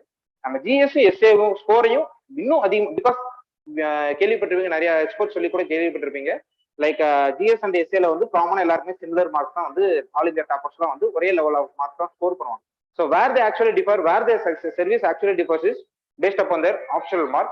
So in that case, these advantages you should definitely go through for the people who are from agriculture graduation. So yes, once again, I would also like to remind you the aspect of forest service. For forest service, agriculture is an unquestionable optional. So if you are some person having that particular idea, you should definitely have a fair share of the advantages that are available in this particular optional. The rest of the things, while going through the syllabus and the previous question paper itself, you could see that it is basically a representation or a replication of the all those things that were asked in our college or semester programs. So then, yeah, like I said, this is a scoring area. Without knowing the, I can't say it is a negative aspect. Without knowing the shortcomings of this option, அதாவது the other side of the coin, ஒரு சில difficult அரினாஸ் இருக்கு. அதை தெரியாமலும் நம்மளுடைய ஸ்கோரிங்கை வந்து நம்ம வந்து என்ஹான்ஸ் பண்ண முடியாது. தெரியாம அந்த பள்ளத்துக்குள்ள நம்ம விழுந்துடவும் கூடாது. Like we have to know where we may stumble fumble. So அந்த இடத்துல how we are going to equip ourself தெரிஞ்சுக்கிட்டு இதுல டிராவல் பண்றது இன்னொரு ஒரு ஹையர் பாசிபிலிட்டி இருக்கு for us to reach the maximum mark. So yes, the highly technical aspect of paper 2 and the list of syllabus paper 1, syllabus of paper 1 paper 2 பார்க்கறப்பே தெரியும். Cell biology and genetics, breeding, plant crop physiology, horticulture and entomology, pathology, all those things in paper 2, it obviously shows that we require a high knowledge to be enriched to successfully complete the paper 2. But if you are having any seniors in this particular stream who have chosen agriculture optional, they will also let you know that even though the paper 2 is apparently seen as the difficult paper, it will be the only paper that will give you high marks. நீங்க paper 1 paper 2 compare பண்ணீங்கன்னா paper 2ல தான் end of the day வந்து from personal reasons personal experience also I could tell you paper 2ல தான் we will be having our most marks coming from. ஏன்னா நான் ஏற்கனவே சொன்ன மாதிரி தான் பேப்பர் 1ன்றது ஜெனரலைஸ்டான ஒரு கான்செப்ட். ஸோ நீங்க ஒரு ஜெனரல் கொஸ்டினுக்கு எவ்வளவுதான் ஒரு கரெக்டான ஆன்சர் எழுத ட்ரை பண்ணாலும் கூட, ஒரு பெஸ்ட் ஆன்சர் எழுதணும் ட்ரை பண்ணாலும் கூட, the maximum mark that can be awarded will be less numbers only. But ஒரு பேப்பர் 2ல ஒரு ஹைலி டெக்னிக்கல் கான்செப்ட் எடுத்து அதுக்கு நீங்க ஒரு அபவ் ஆவரேஜ் ஆன்சர் டெலிவர் பண்றா கூட இட் வில் மோஸ்ட் கரெக்ட்லி அந்த ஒரு டொமைன்குள்ள ஃபிட் ஆகிறதுக்கு வந்து பாசிபிலிட்டி அதிகமா இருக்கும். அதனால பேப்பர் 2ல தான் நமக்கு கஷ்டம்ன்றது ஃபீல் பண்ணுவோம், ஆனா மார்க்ன்றது அதிகமா கிடைக்கும். ஸோ இது வந்து ஆக்சுவலி ஒரு கன்சர்ன் டு பி ஒரீடு கிடையாது, ஒரு ஹிடன் அட்வான்டேஜ் மாதிரி தான். பேப்பர் 2 நம்ம கஷ்டப்பட்டு படிக்கிறதுனால அது வேஸ்டா போகாது. பேப்பர் 1ல நம்ம கம்மியான எஃபர்ட்ல போட்டு வாங்கக்கூடிய மார்க்கை விட பேப்பர் 2ல நமக்கு அதிகமான மார்க் தான் கிடைக்கும். அதான் பேலன்ஸ் பண்ற மாதிரி, பேலன்ஸ் அவுட் ஆகிற மாதிரி. அக்ரிகல்ச்சர் பொறுத்த வரைக்கும் அது ஆட்டோமேட்டிக்கா ஒன்னுக்கு ஒன்று வந்து பேலன்ஸ் அவுட் ஆயிரும். பேப்பர் 1ல ஈஸி பிளஸ் மார்க்ஸ் வந்து will be having in range. Paper 2 பொறுத்த வரைக்கும்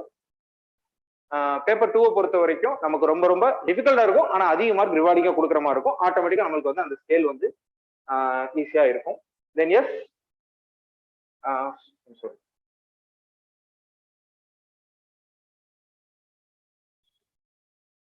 the vastness of the syllabus. We all know that this optional program, especially this agriculture optional program, is a exact replica of our UG program. அப்போ ஒரு 4 வருஷத்துக்கான program எப்படி இவ்வளவு immediate டைம்ல வந்து நம்ம வந்து படிச்சுட்டு வந்து நம்ம வந்து டெலிவர் பண்றதுன்றப்போ இங்கதான் கொஞ்சம் we have to think strategically also. We have to look into the previous questions to have a fair idea about which are the areas that are primarily targeted, which are the areas that are completely omitted, because they also feel a need to ask relevant questions. Agriculture paper 1ல especially பாத்தீங்கன்னா நம்மளுக்கு GS ஓரியன்டா, நம்ம service ரிலேட்டடா நிறைய questions கேட்கணும் try பண்ணுவாங்க. ஒரு out of the ப்ளூவா ஒரு அக்ரிகல்ச்சருடைய ஒரு ப்ராப்ளம் எடுத்து வந்து ஒரு அக்ரிகல்ச்சரோட டெக்னிக்கல் ஆஸ்பெக்ட் எடுத்து பேப்பர் 1ல உங்களுக்கு கொடுத்த ஆன்சர் உங்களை எதிர்பார்க்கறத விட ஜிஎஸ் ஓரியன்டா ஒரு டாபிக் வந்து கொடுத்தா அதுல உங்களுடைய ஆன்சர் கேப்பபிலிட்டி ரிவ்யூ ட்ரை பண்ற கூட பார்ப்பாங்க. அதே மாதிரி பேப்பர் 2ல they also know for a fact that this is a very very wide and vast never ending kind of subject. அப்போ they literally give us opportunity to omit அல்லது to leave certain things behind and focus on only a limited area and score a maximum amount of it. So if you are confused regarding this is a very vast subject, it needs some time to be covered and all those things, you need not worry about. The same UPSC which has given us the syllabus also has delivered us the previous year questions, in which we could see that some portions can be we can't say omitted as such, we can be given less importance so that questions cannot be or may not be asked that much from that. At the same time, we can focus our time that may be required to that particular section of topic for the ones that are mostly repeatedly asked also. So அந்த இடத்துல vastness again we are not going to use as a disadvantage, we are going to use this as also an advantage.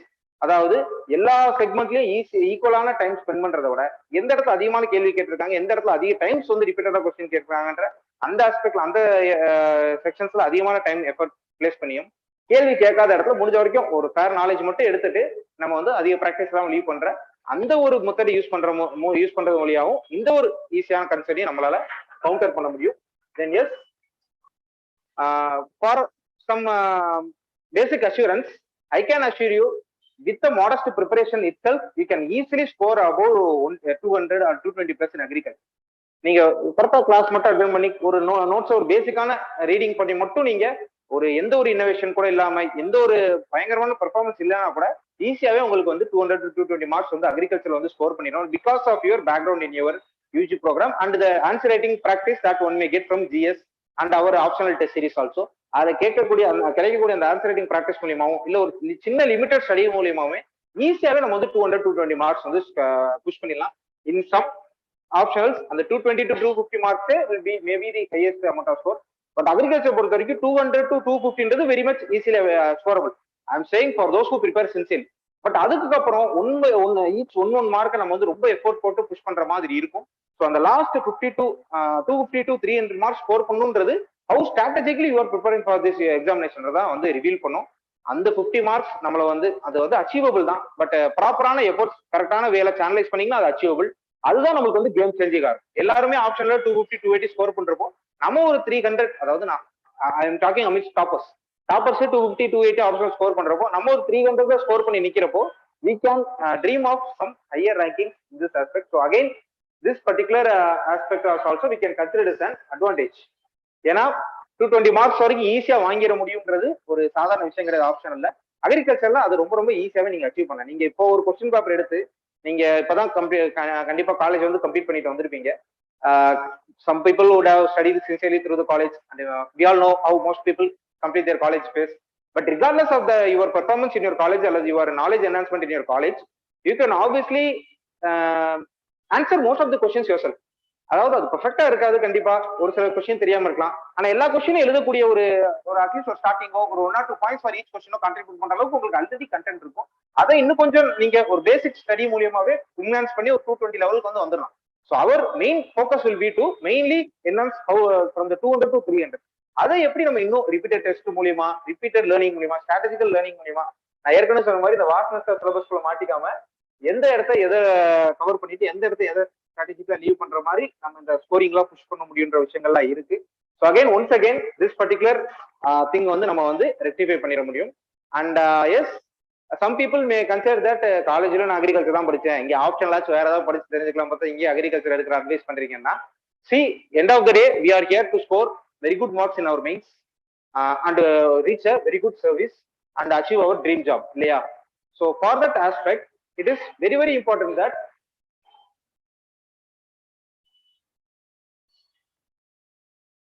it is very very important that we boost both our GS and optional scoring. And I can assure you in a personal way also that for agriculture students, if you opted for agriculture optional, you have this advantage of utilizing your time properly between paper 1 and paper 2. On the whole also agriculture க்கு நீங்க ஒரு new subject learn பண்றதோட comparative less timing வந்து நீங்க வந்து spend பண்ணி அந்த remaining time நான் ஏற்கனவே சொன்ன மாதிரி நீங்க வேஸ்ட் பண்ண போறதோ ஒரு என்டர்டைன்மெண்ட் பர்பஸ்க்காக யூஸ் பண்ணக்கூடாது. அதை ஜிஎஸ்ல இன்வெஸ்ட் பண்றது மூலியமா ஜிஎஸ்லயும் டெஃபினட்டா உங்களால இந்த ஒரு டைம்னால ஒரு 10 to 20 மார்க்ஸ் வந்து உங்களால பூஸ்ட் பண்ண முடியாது. That also can add up as optional mark only. So அந்த ஒரு இன்னேட் அட்வான்டேஜும் அக்ரிகல்ச்சருக்கு ஒரு பொட்டன்ஷியல் அட்வான்டேஜா இருக்கும். So all those things you have in your mind. And in this time I will also let you know about the optional program that we have planned here. So yes, it is not the things that have been discussed in this particular slide. I can't just restrict it to agriculture alone. For any optional that you have sorted out or selected, it is your duty to find a proper guidance. If you can afford it, definitely go for a professional coaching that will automatically boost your scoring irrespective of your interest towards the subject or that particular examination. நீங்க எவ்வளவு ஒரு எபிலிட்டியோட இருந்தாலும் கூட நீங்க வந்து ஒரு afford பண்ண முடிஞ்ச ரேஞ்சில் இருந்தா டெஃபினட்டா இந்த ஆப்ஷன் இல்லாம we just seek a professional guidance. இல்லைன்னா கூட ஏதோ ஒரு கைடன்ஸ் வச்சுக்கோங்க. பிகாஸ் ஆப்ஷன்ன்றது ரொம்ப ரொம்ப ஒரு நிறைய பேர் வந்து புதுசாக அதை டிராவல் பண்ற மாதிரி இருக்கும். இல்ல நிறைய பேருக்கு வந்து இப்ப நம்ம பிசினஸ் பண்ணி அந்த வாஸ்ட் சிலபஸ் இருக்கு, அதுல எதை வந்து நம்ம ஃபோக்கஸ்டா படிக்கிறது, எப்படி இதுக்கு வந்து ஸ்ப்ளிட் பண்ணி நம்ம டெஸ்ட் எழுதி பாக்குறது, இந்த மாதிரியான நிறைய விஷயங்கள் தெரிஞ்சிருக்கு. You definitely need a proper guidance. So if at all you could make use of this opportunity, those who are all can make use of this opportunity, please do make use of this opportunity because it serves very good purpose for both this your UPSC examination and also your agriculture based career also if you aspire for that one. Okay, and yes,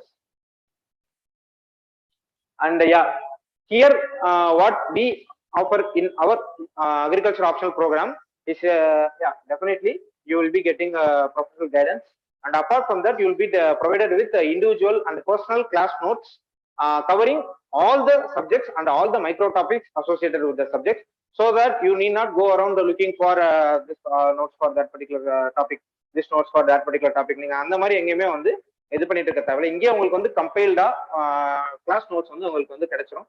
அதை நம்ம ஃபுல்லா invite பண்ணிட்டு கொஸ்டினுக்கு ஏற்ற மாதிரி அதை உங்களுக்கு answer ஷீட்ல reflect பண்ண முடிஞ்சாலே உங்களுக்கு வந்து ப்ராப்பரான நிறைய மார்க் வந்து கிடைக்கக்கூடிய எல்லா வாய்ப்பு இருக்கு. And then yes, test series like every other option that we provide here. Agriculture also comes with 12+ test series package. So adlayum weekly test on the for every subject we complete, we will be having because we are going to complete this subject wise.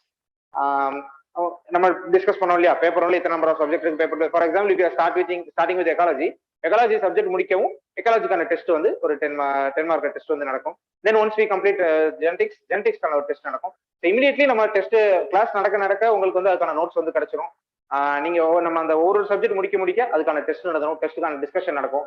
அதை உங்களுடைய GS ஓட answer writing கூட நீங்க வந்து அதை வந்து match பண்ணிக்கலாம். So test series will also be provided. And yeah, we are happy to be present, available to you anytime.